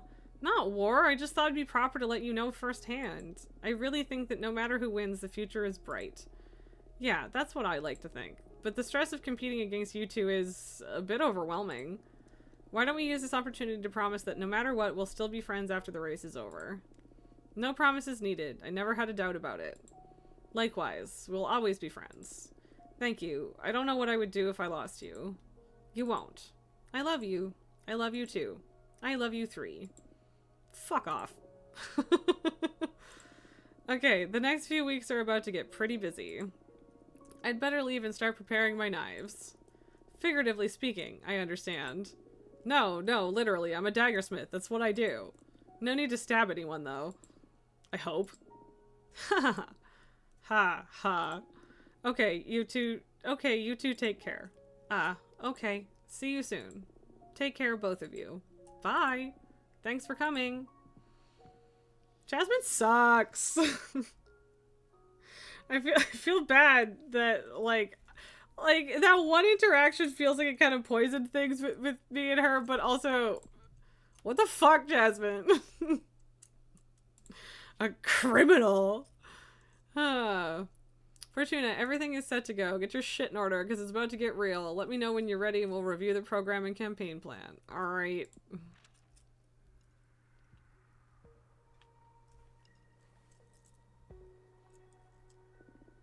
I don't know if it's possible to have filled up the deck by this point in the game or not. Maybe. Ready. Or how are you? Ready? Focused. Good. Hold on to that fuel. Did you meet with Dahlia and Jasmine? Yes, I did. How did they take it? They didn't show it, but I know they weren't happy, or I believe we're fine. All's good. I mean, all's good enough. I think we aren't, like, good, but we're fine. Really? We promised we'll always be friends, no matter what. Ugh, so corny. This is gonna be the weirdest political race in the universe. Maybe all political conflicts should be handled with as much love as this one. Well, jury's still out on how well this is gonna go. They're good friends. I'm sure this will all be handled honorably. There's no honor in politics, only victory. Whatever. What now? Okay, allow me to give you a rundown of what's ahead. We have to define a program and a plan. First, we'll analyze our opponents and I'll interview you to see where we stand on the main issues. Then we'll sketch and review a program. Once we get to something solid, we'll form a team and schedule some campaign actions to get the ball rolling. The date for the election Congress hasn't been decided yet, but we're against the clock as of now. All clear? Yes. Good. First of all, did someone tell you about the 5 pillars of the Coven? You know, judgment, law enforcement, forbidden arts, mortal affairs, and witch duties. Do you need me to explain them to you? I know about them, you can skip the explanation. Good. Let's start dissecting our rivals then. Who do you want to start with? Dahlia, I guess. Understood. Dahlia's great. Dahlia is not from Earth. On our home planet, politics have evolved and twisted more than anywhere else in the explored universe. She comes from the demonic desert lands, where matriarchy-based warlordism and chieftainship are the primary form of organization, even nowadays. I'm not saying to underestimate her, but we can expect her to not be well prepared to navigate the intricacies of a political campaign. On the other hand, Dahlia's politics seem to be very different from her homeworld's. From what I've gathered, her focus seems to be collectivizing the Coven's duties and responsibilities, distributing the Coven's power horizontally. Level the playing field is practically her slogan. Her program to achieve this is judgment by referendum. Dahlia argues that in a community this compact, we should have to account for every member's input, regardless of their background or preparation. Enforcement, none whatsoever. She believes in amicable resolution, and should dialogue fail, she wants to leave the matter in the hands of the arbitrage office. Her point being that we don't need to police ourselves when we already have the magical pact. Which I don't necessarily have an issue with, but yeah. Forbidden arts allow free access to any kind of magic and control them through education, not banning. Mortal affairs, cut all ties with mortals. Dahlia believes we're too privileged to be messing with people's lives. She thinks we should leave them be and focus on the cosmic and the magical. Witch duties, magical tax. Have every member of the Coven share a percentage of their magic output to pool resources for the benefit of the clan. And finally, she believes we should scatter Adana's remains so more witches can ascend and our Coven can become more diverse. As you can see, Dahlia is betting on a kind-hearted community that requires goodwill to work. Almost utopic, I must say. What do you think is the best strategy to undermine her program? I don't want to undermine it. It's pretty cool. Expose her naivety. Faith in good intentions is ridiculous. Horizontalism will make us slow and clumsy. Point out the failure of communism on Earth, or spotlight the primitive societies of our homeworld. I don't want to undermine it. It's pretty cool. That won't float. It's imperative you challenge your opponent's ideals to get ahead. Try again. What do you think is the best strategy? Expose her naivete, I guess. Faith and goodwill is not ridiculous, but yeah. Good one. The ideal community she wants to paint a picture of isn't a reality. We'll focus on conveying that to the rest of the Coven. Okay, now, let's capitalize on your intimate knowledge about your rival. What would you say Dahlia's strongest point? Her overwhelming charisma and the confidence she projects. She embodies the winds of change. Dahlia is pretty popular among young witches. Her determination, she's battle ready. She's the most virtuous, the most incorruptible of us all. Overwhelming charisma and confidence. Yeah, if this were a popularity contest, she'd have the upper hand. I'm sure her campaign will kick off with a lot of momentum. We can't hope to defeat her on any revolutionary grounds. We'll have to play on your intelligence and mysticism to get a bite of her cake. Alright, what about her weaknesses? What is Dahlia's most critical flaw? She's very impulsive, impatient, and gets angry easily. She's very green when it comes to debating politics and philosophy. She's very radical, lacks diplomacy. She is the least astute of the lot, easy to trick. Making daggers is the least valuable asset offered by a candidate. She's impulsive, impatient, and gets angry easily. Good. If we can provoke her during a debate, the Coven is sure to question her ability to rule. We should be on the lookout for opportunities to get her mad during the campaign. I hate this a little bit. Like, the scheming feels bad. Is this really necessary? It's your call, but if we don't exploit your opponent's flaws, it'll make it less likely for you to become the next leader. Politics are ugly, I know. But also, let me tell you, you should expect the same from your rivals. Friends or not, I'm sure they won't be pulling any punches. Be ready. I'm already regretting this. But sure, whatever, I'll handle it. Shall we go over Jasmine now? Yeah, sure. Jasmine was born in a small English town during the Industrial Revolution, circa 1800. That put her in a cultural sweet spot for amassing the sympathies of the Coven. She's a young witch in the eyes of the eldest, medieval and ancient witches, but not so alien as us contemporanean witches with our world wars, TV, internet, and other global lunacies. Jasmine gets along with us, but is also part of the last decent generation, according to the most conservative witches. Her politics are a liberal revision of Adana's, removing the most tyrannical mechanisms by reducing punishment and responsibilities. That will maintain the status quo, but give more room for individualism and personal enterprise, free from so many duties and the fear of failure. The program to achieve this is judgment will be formed by a quorum of the 4 oldest witches in agreement with the leader. That's the sweetest candy of her program for the old lot. Enforcement will work with a system of strikes. She hasn't specified how many yet, but should a witch accumulate enough warning, she will be expelled from the coven. Way less radical than exile, and the worst case scenario is the freedom to start anew elsewhere. Which I don't necessarily have a problem with either. Regarding forbidden arts, she won't change a thing. Anything deemed dangerous by the eldest witches will be banned. Then, for mortal affairs, Jasmine proposes a model of protection and guidance. What is good for humanity? What should we protect them from? I guess that'll be determined by the quorum of the eldest. Lastly, as for witch duty, she proposes a policy of no vigilance. Jasmine argues that we should trust every sister will have the coven's interest in mind and that there's no need to evaluate or impose any duties on any member. And of course, regarding the trending topic, Jasmine wants the coven to devour Adana's corpse so we all become more powerful. Take a minute to interiorize Jasmine's program. Sure. Done? Done. Perfect. So tell me now, what do you think is the best strategy to undermine her program? Lax policies will incentivize foul play. These plans benefit the powerful and forsake novices. Individualism will fracture the community. Tradition and coven culture will vanish in this setup. They benefit the powerful and forsake novices, or individualism will fracture the community. Yeah, benefit powerful and forsake novices. Interesting. If we adopt this strategy, we may polarize the coven's opinion, but in the long run we could gather the support of the young and weak, plus the support of the most compassionate elders. It may do the trick. Good, good. Now to assess the candidate herself. Let's use your privileged info on Jasmine. What would you say is Jasmine's strongest point? Intelligent and manipulative, she's a pillar of the community, her apparent innocence and frailty, her resourcefulness, or her charming mother-like aura. She is a pillar of the community. She helps and provides for many people with her garden and has many contacts and friends. That sure puts her ahead in the race from the very start. It'll be hard to win people's trust in Jasmine over to our side. We'll need to undermine her capabilities as a leader and reinforce her status as a community provider so she stays like that rather than as a ruler. Now to her flaws. What would you say is her weakest point? Her anxiety, she gets stressed easily. Envy, her compassion, she's easy to intimidate. Vanity, she worries too much. Anxiety, she gets stressed too easily. Which, you know, that's a shitty thing to exploit. But, yeah. Ooh, that's really easy to exploit. Good, good. That's a flaw that will trigger almost automatically just by competing for leadership. But we can push her button so she loses focus and messes up. Ugh, I feel so bad doing this.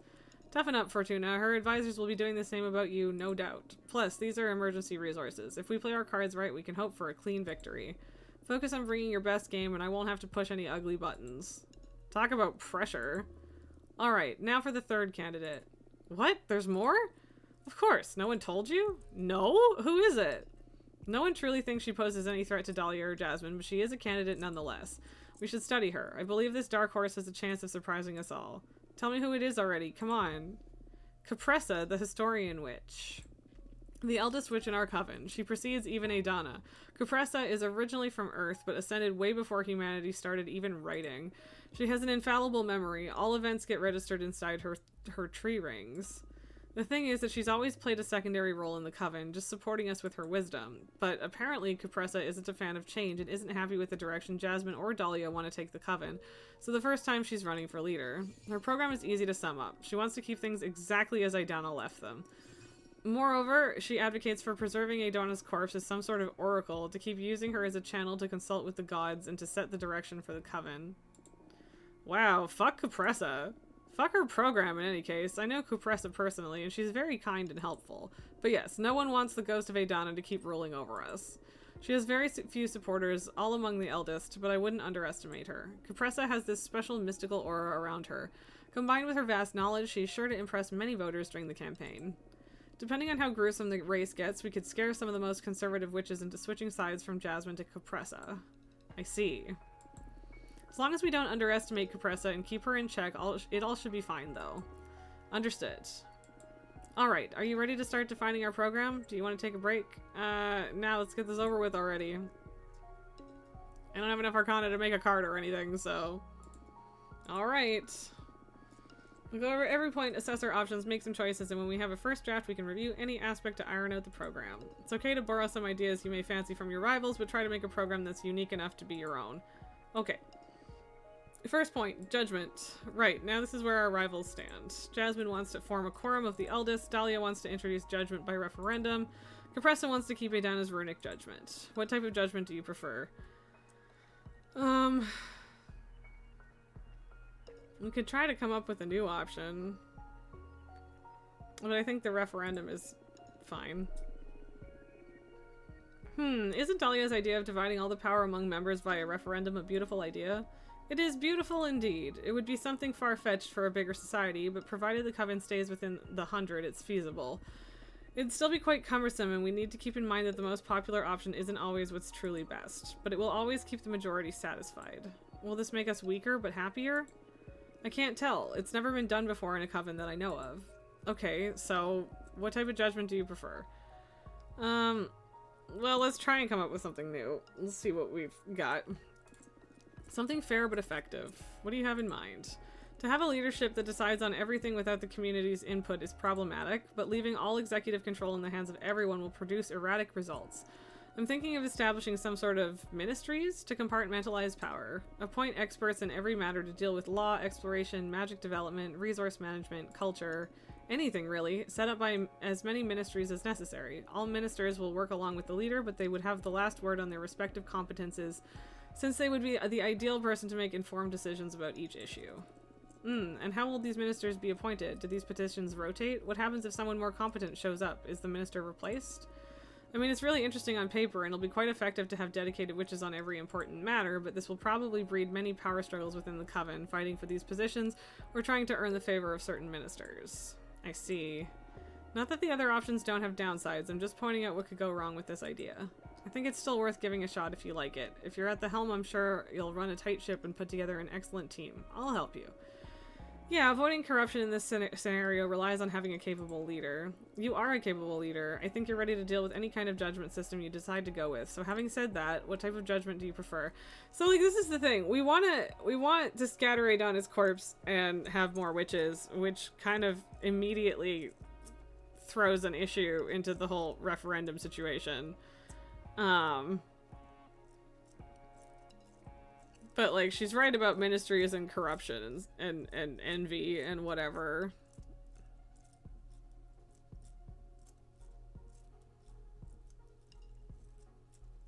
But yeah, like it couldn't be a forever appointment, but I'm not deciding that level of nitty-gritty at this particular moment in time. So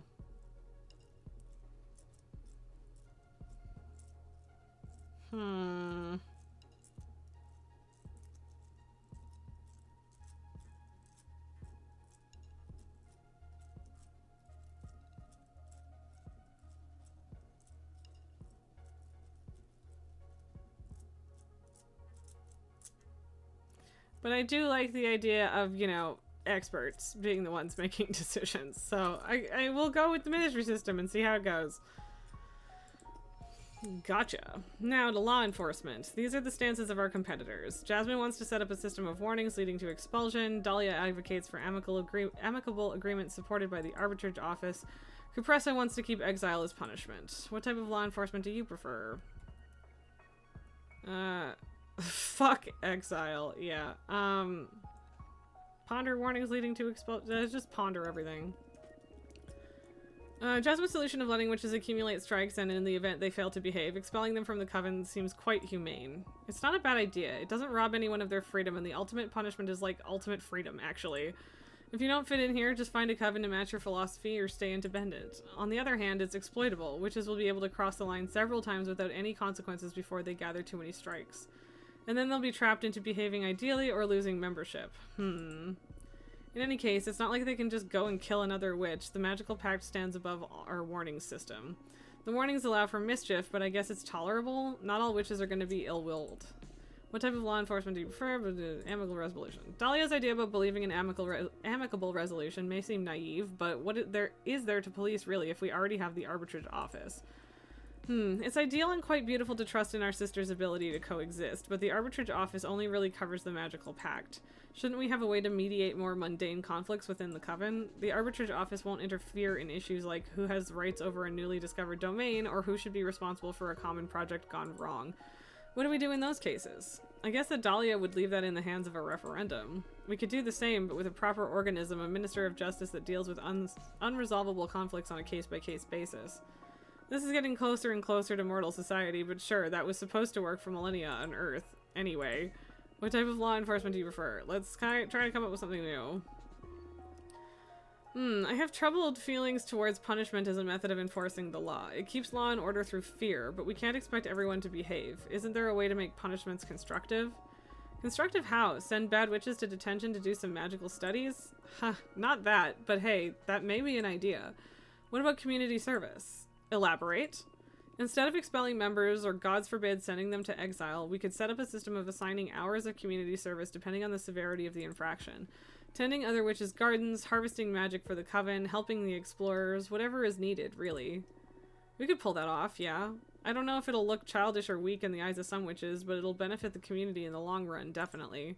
Alright, what type of law enforcement do you prefer? I would like community service, because both Jasmine and Dahlia are like a little, well, I don't know, I don't hate Jasmine's thing entirely.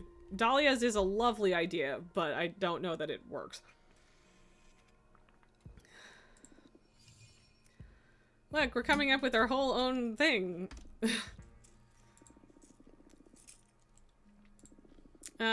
Okay, so Forbidden Arts, Jasmine and Cupressa want to continue banning whatever they deem dangerous. Dahlia wants to give free access to any kind of magic, but to enforce education so we all know what we're dealing with.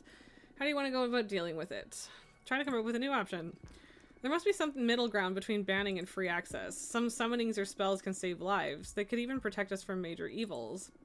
There's much to achieve with the careful application of some of the forbidden arts, so what about extending permits? Make it so a witch can apply to have access to certain spells or rituals, and if the Coven deems the applicant's purpose and aptitude appropriate, allow them to make use of them.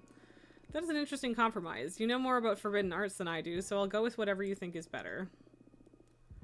I ponder the free access thing, though. It's a waste that our Coven can't benefit from some of the most powerful arts, even if they're dangerous. Maybe we shouldn't grant access instantly, but we could open them up gradually as we educate our members on the implications and responsibilities of each spell. It's a bit risky, but it'll make us way stronger in the long run. Maybe? I'm not well versed on this topic, so I'll trust your judgment. Okay, so. Permit system. I really thought I was going to just, like, pick mostly Dahlia's stuff, but... Anyway.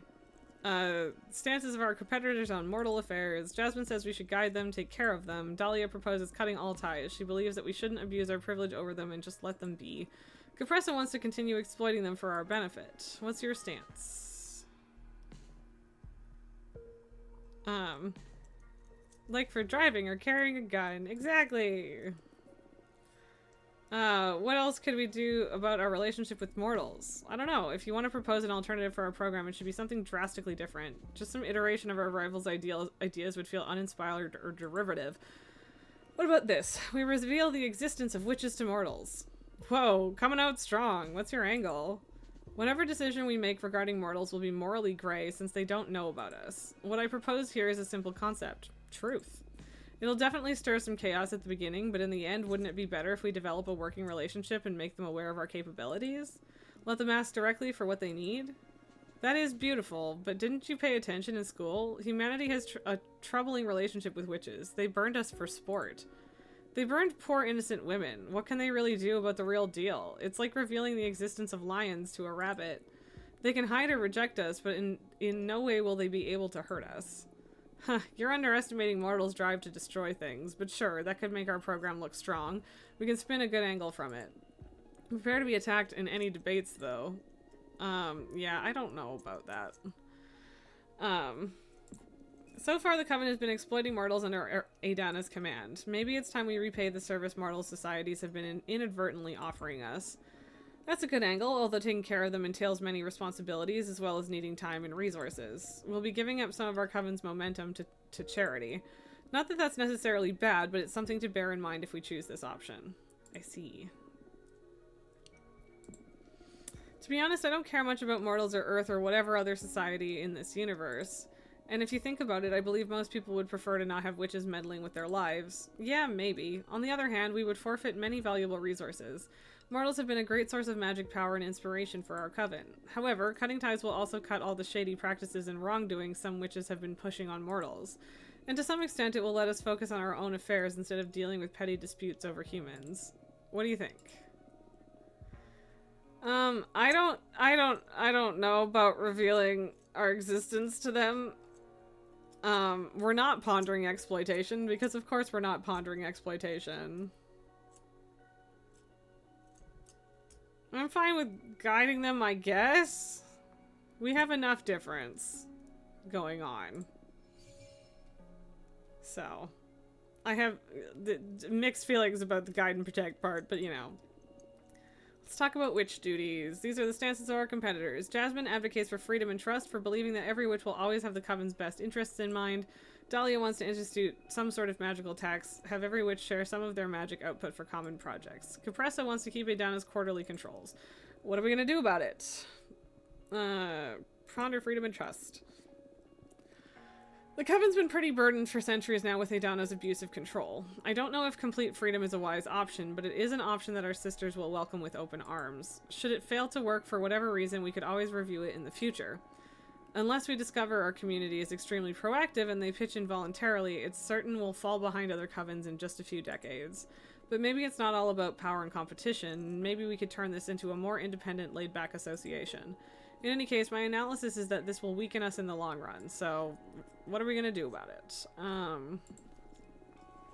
Maybe interesting to adopt Dahlia's idea of a magical tax. It doesn't require any specific actions to serve the coven, and it's pretty fair since we'll be asking for a percentage of every witch's magical output, whatever form that takes.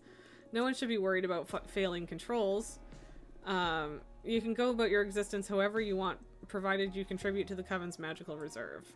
It'll also open the door for us to attempt some ambitious projects, since that much energy from so many witches will be a tremendous asset to work with. It'll drag down personal development, though. Our sisters are used to having their full magical reserves to invest in their personal enterprises.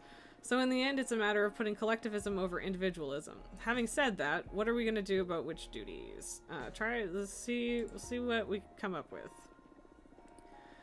There must be another way to make our coven stronger without abusing our members and without degrading the spirit of being a community.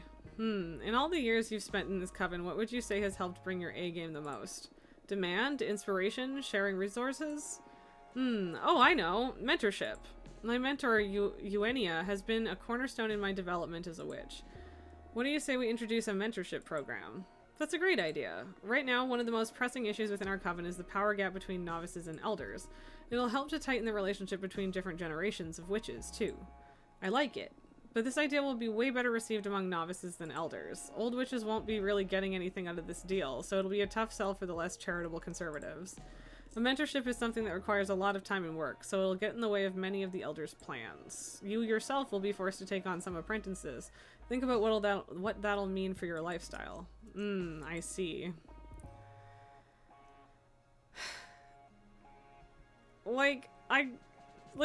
It's between taxes and mentorship. But, like, 3 of my own things, and then 1 of Jasmine's things, and 1 of Dahlia's things kind of seems good. Like, going with the tax? I don't know, how do we feel? Does anyone have an opinion? Oh, boy.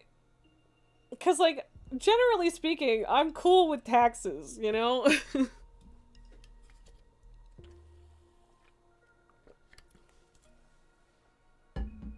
Oh, look at this little baby. Look at this little baby. Hey, little baby. Did I wake you up? A little bit? He's a little bit awake. Just a little. Hey, baby boy. Taxes are less hands-on. It's also more equal in some ways. Like Patrice is right about, like, the older, which is not personally benefiting from mentorship and, like, that being a hard sell. And, like, everyone is going to, like, anything is better than what they currently have. So. I don't have a problem with mentorship, but I think taxes is the, like, maybe better option here. So let's go with it. Okay. And finally, we have the issue of what to do with Adana's corpse. These are the stances of our competitors. Jasmine wants the Coven to devour her corpse. That way we will absorb her magic and become considerably more powerful. Dahlia wants to scatter her remains, give them back to the cosmos. That way more witches will be able to ascend and we will become more numerous and diverse. Capressa wants to conserve Adana's corpse, to consult with her and keep using her as a channel to talk with the gods. What do you want to do with Adana's corpse? Let's just see what they come up with a new option. What if... Nah, that's too much. Spit it out. We're brainstorming here. A wild idea could lead to something interesting. What if only the leader gets to eat Adana, all by herself? What if you hoard Adana's power all to yourself, you're saying? Yes, become some sort of super leader. If it becomes a tradition, whoever's in charge will become more and more powerful with each generation, inheriting all the power of their predecessors, working towards a godlike figure who can safeguard the Coven from any evil. That is dangerous. Not a lot of people will agree with this plan, but if you manage to pull it off, you'll become extremely fucking powerful. I don't want to imagine what that would imply for your powers. You'll be able to rewrite reality itself if needed. I'll support you if that's what you want. I do not want that. I do not want that. It's an interesting thing to put forth, but no thank you. Maybe we should scatter Adana's remains? I mean, power for the sake of power is a bit pointless, and allowing more women to ascend and become witches seems the more humane thing to do. You're probably right. Opening the gates to potentially double our size will definitely stir some chaos in these times of change. It went so well with the Guardian of Tearsfall. It also went super well with Winston Duarte, God King, in the Expanse series. So yeah, no, bad plan. But who cares? There's also power in numbers. Or ancient Roman dictators. Yeah, there's having one person be a god queen or king or whatever you want to call it is not generally good. Come here, princess. Hi, baby. I love you. Are you coming up here or not? Little miss.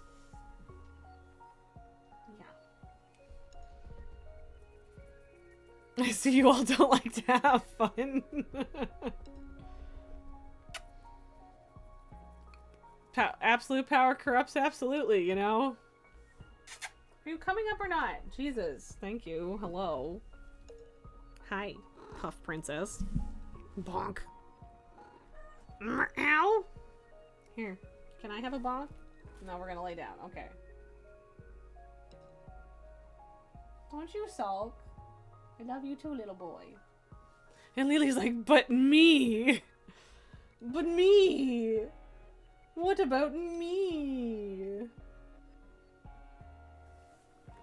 But who cares? There's also power in numbers. Just bear in mind that advocating for scattering Adana's remains will earn us the sympathies of the novices and discomfort from the elders and vice versa. Yeah, we're scattering. We are scattering her remains.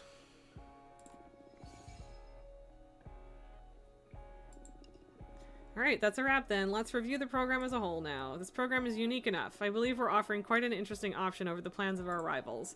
Are you happy with it? Would you like to change anything? I'm happy with it.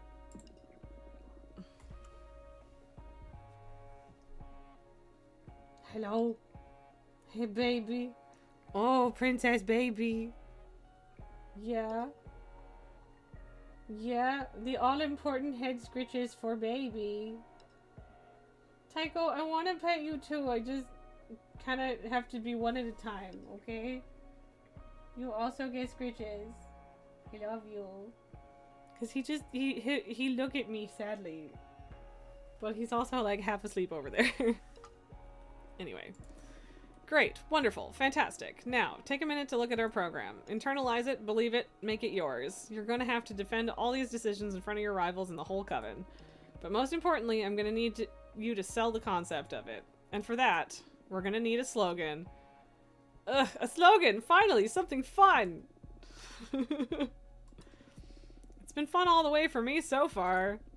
You're really enjoying yourself behind that haughty pose, huh? You bet! Yes, Lily, I love you too. You're very, very cute. What would you like us to use as a slogan? Make our coven great again. Jesus Christ. Well, they did that on purpose. I wanna know how small the percentage of people that have picked that is. Take fate into thy hands, stronger together, a real sisterhood, a very happy coven. Stronger together. Very simple, but it does the job. I don't know. It's what any coven should aspire to, isn't it? That's why we're in a coven to begin with. Yes, yes. Simple is good. The slogan is all about marketing and needs to sell the idea of a better future. Stronger and together are both quite desirable terms. Good choice. We're almost done. What else? We just need to start campaigning, right? Yes, and for that, we need the ultimate, most classical form of propaganda. A poster. What for? It's not like there are any streets in space to plaster with my face. We'll send posters to everyone we know from inside and outside the coven. Try to have them set up in common spaces, like temples or cosmic markets. That's not my style at all. That's why I'm here, to do all the nasty marketing you're too self-conscious to do. I just want all of this to be over. A few weeks, a couple months at max, and this will be but a memory. You've done 200 years of exile. I'm sure you can endure this. Okay, I give up. Just tell me what to do and I'll do it. I was thinking that your new cards have a lot of style. What do you say? Want to compose the poster yourself? I knew they were going to make me do that because they have the ability to do that. Do I have a choice? Heh, not really. You're really talented. Let's just squeeze your artist juices. Oh boy. Well, at least it's purple.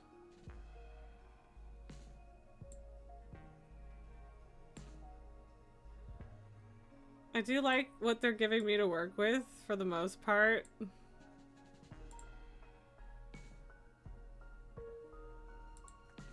No, okay, so that just changes the background color. I had to check.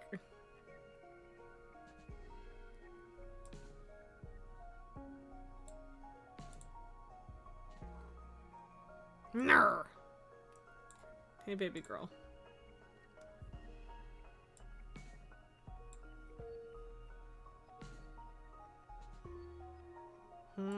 That overlap isn't ideal.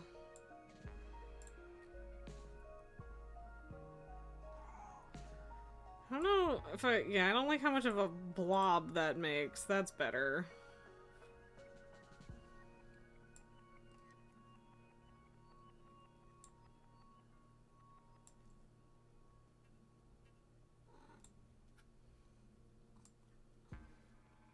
Yeah, it was okay.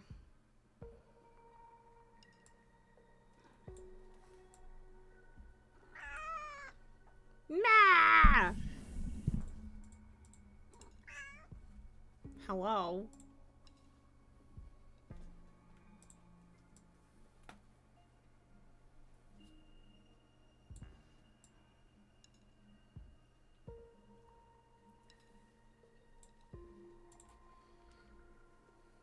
Oh, baby Lily. The belly requires rubs.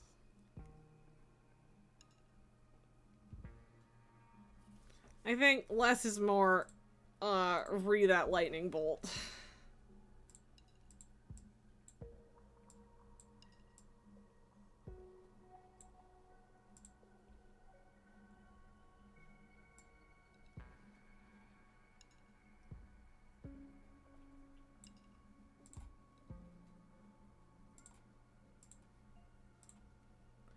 At the very least, gotta flip that so it's not identical starbursts that close together.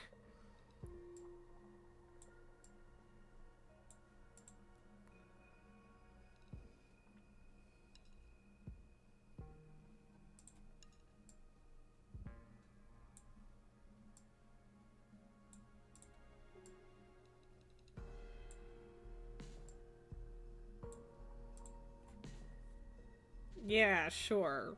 We did it, y'all. Just make sure I don't want a different color. Like, the layouts are a tiny... Oh, I get it! Oh, I'm silly. Okay, I didn't understand what it was doing before.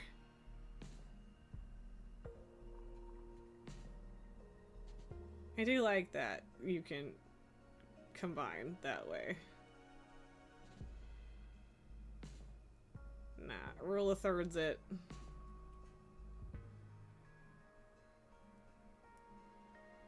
Yeah, maybe not rule of thirds for the top, but rule of thirds for the side at least. If I can get just the right amount, that would be great. Close enough. Alright, I like it. I'm not mad. There. Can see the whole thing. I don't know if you could see the whole thing before. You probably could, but whatever. Anyway. What do you think? Pretty cool. Actually, there's a card behind. I don't think there's a card behind that. It almost looks like there should be, but if there was, it would be like here, I think. So anyway, pretty cool. You can never have too many stars on a political poster. Hey, it's only 3, okay? Should I give it another try? No, it's good. I like it. It's powerful in a very unique way.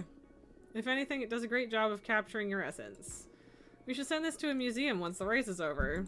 Haha, shut up. Great, we're ready to win this race.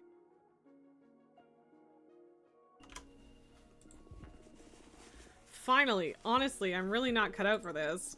Guess you are. Fate provided you with a mean sister to make sure of it. Just my luck. Now, to the unavoidable question.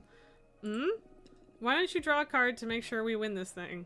What? That would be cheating. Why did we put in this much work then? Yeah, it's been on my mind this whole time. What? That would be cheating. Is it really? I'm sure the others are going to be using all of their skills to get ahead. You just happen to be overpowered, but that's life. I don't know. It doesn't come without its risks, though. There's always a chance I draw a card that doesn't offer any favorable results to us. And once drawn, there's no going back. We could assure our victory, but we could also doom us and make all of our efforts futile. Right. Well, you know your deck better than anyone. Our chances of winning through sheer effort are pretty decent, I'd say. But if you want to remove the anxiety from the competition by determining the outcome, I'm in.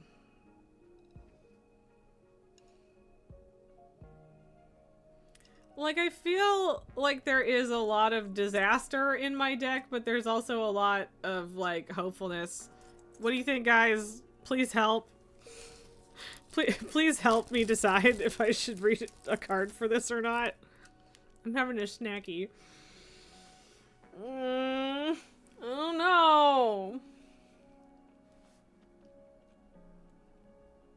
Our risks have paid off so far in this game, so I'm tempted to do it. It is kind of cheating. However...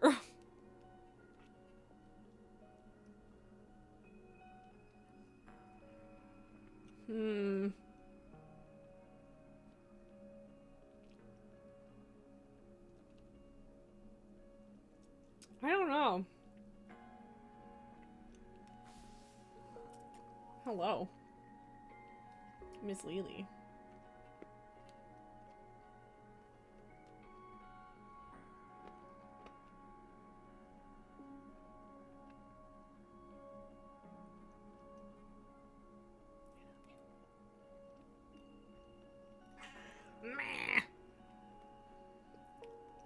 Hello, silly baby.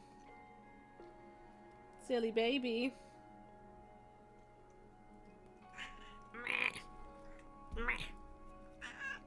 Hey, thank you for the bonk. I bonk you back.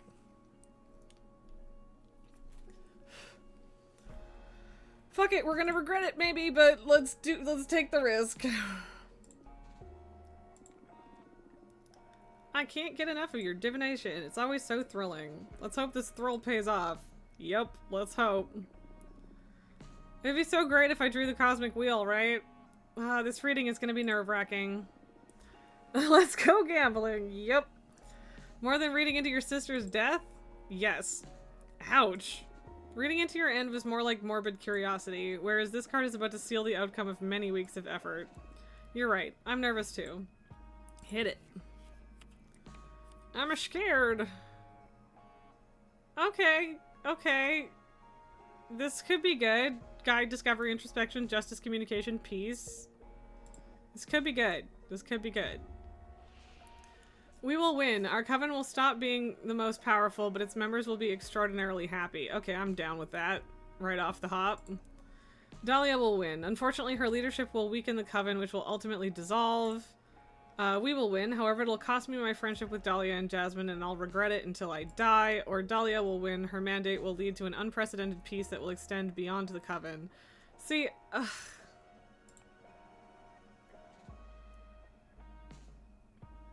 that's tough. But yeah. Not the most powerful, but everyone will be extraordinarily happy. Like, unprecedented peace is also great. But I'm gonna be selfish here. but also not completely selfish, right? So, let's do it. Our coven will stop being the most powerful, but its members will be extraordinarily happy. Ooh, nice. This sounds sweet, actually. I'm looking forward to a chill, less relevant coven. Yeah, Witch life is about to get better. Well done. It feels so weird to write my absolute victory. Just enjoy it, damn it. What now? We just wait, arms crossed, to have the leadership of the coven handed to us? Now, you have fun. You can enjoy the campaign knowing that no matter what you say or do, you'll get to win. Fun, huh? I'll try. I don't have enough to make a new card, I don't think. Since we know the outcome already, now it's all about the theatrics. I guess so. The feeling is similar to when I got to know my own end. It removes a lot of pressure from the very act of existing. We just play our part and wait to see the fireworks. Don't you like the feeling? Either I can see the appeal, now it's all a game, or I regret it, I'd rather have the uncertainty. I can see the appeal. Now it's all a game. Right? I think I need to rest for a bit now. I'm gonna go home, take a bath, get my thoughts in order. When I come back, our next mission will be to form a team and start actually doing things. Okay, I'll be here. Pandemonium. Uh-oh. What's happening right now? That's an arbiter, isn't it? Yeah. Arbiter, please wait here. Eugenia will be here in a minute. Oh, this is when I met her. And when I first ascended. Okay. What is this? Am I dead? Ha! No, don't worry. You're not dead at all. I shouldn't say a lot more, though. Why not? Protocol. This probably doesn't mean much to you, but you're extremely lucky. Eugenia is an exceptional witch. You couldn't be in better hands. A what? Come again? Oops, I've said too much, but everything is gonna be alright. I must go. Just get comfortable. But, bye!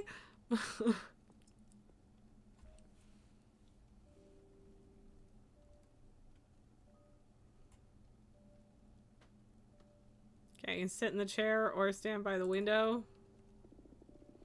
I don't recognize those stars. Where the hell am I? Oh, so warm. This feels nice. This place is actually super cool. I wonder if it'd be too expensive to rent for a nice getaway with those fools. Will I ever get to see my friends again?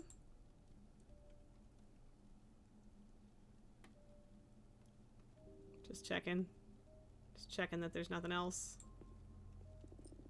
Just get comfortable. Ah, my clothes are still wet.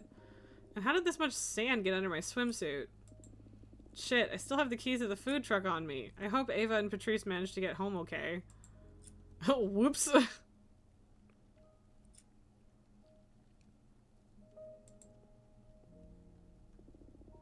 This place makes me want to read tarot. The air smells like nothing I've smelled before. It's a mix of nature, fate, and possibility. Gravity feels different too. Lighter. I feel like my mind is slowly shedding some dry husk and a fresh breeze is starting to blow through. This trembling, this isn't fear, it's excitement. Oh no. I feel like I never want to go home. Eugenia is a pretty dear lady. Haha, I love you already. What? Relax, I'm here to look after you.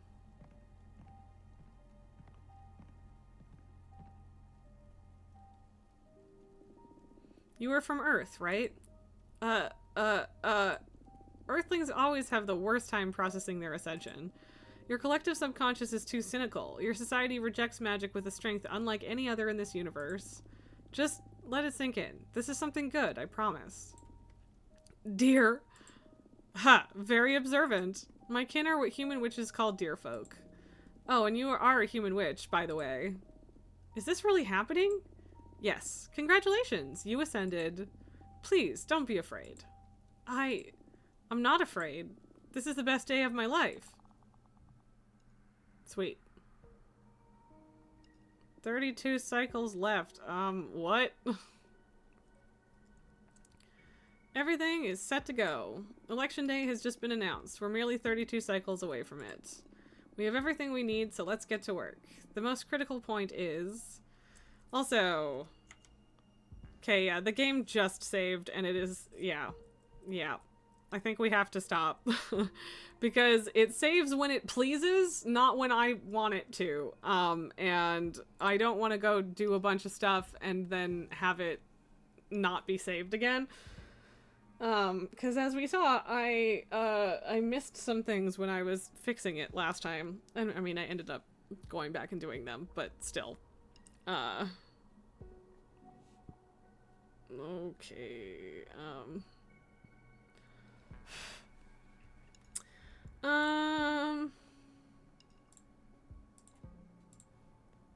what do we got?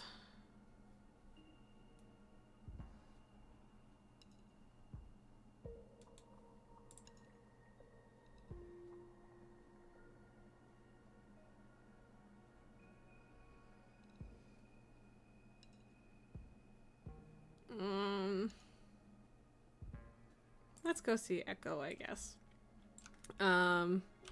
So yeah, tomorrow will probably be WoW, and then Thursday will probably be more of this, possibly the end, considering it's been 8 hours, and the how long to beat says that it's an 8 or 9.5 hour game. And I don't think that we're there yet. I do think we're probably past the halfway point. Don't think we're about to end it though. So we probably have another whole stream, or at least a solid chunk of a stream, at the least. I hope it's not more than that, just cause, well, no, I don't know. I wouldn't be mad at it. I'm really enjoying the game so far. Yeah, it's a lot of fun. Yeah. I suppose I understand why there's a couple reviews complaining about its politics, but like, again, most of the time when people in Steam reviews are upset about politics in games, I'm like, sweet, good. No, I don't think it's going to end on the eve of the vote. It might end, well, I don't know, it might end like right after the vote, but I suspect there will be at least a bit of roundup. So, I don't know. We'll see. We'll see how it goes. But yeah, it's good. It's good. I'm enjoying where this is going. Yeah, I'm still not sure necessarily where the one person complaining about the game saying men bad. I don't know what that's all about yet. We'll see. We'll see where that goes. But yeah, probably WoW tomorrow. We've got lots of like just little things that we've been doing. We've got, I guess I won't go do a bunch of rep stuff tonight because, yeah. Although yesterday I did finally hit Renown 20 with Zeralik Cavern, or sorry, with the Loam Niffin last night. Excuse me, last night. So only like, what, 2 years behind on that? Anyway, we did it. We got there eventually. Thanks, Housing Endeavors. But yeah, anyway, I appreciate you guys. I will see you all here for some WoW tomorrow. And yeah, I hope you guys have a wonderful night. Bye.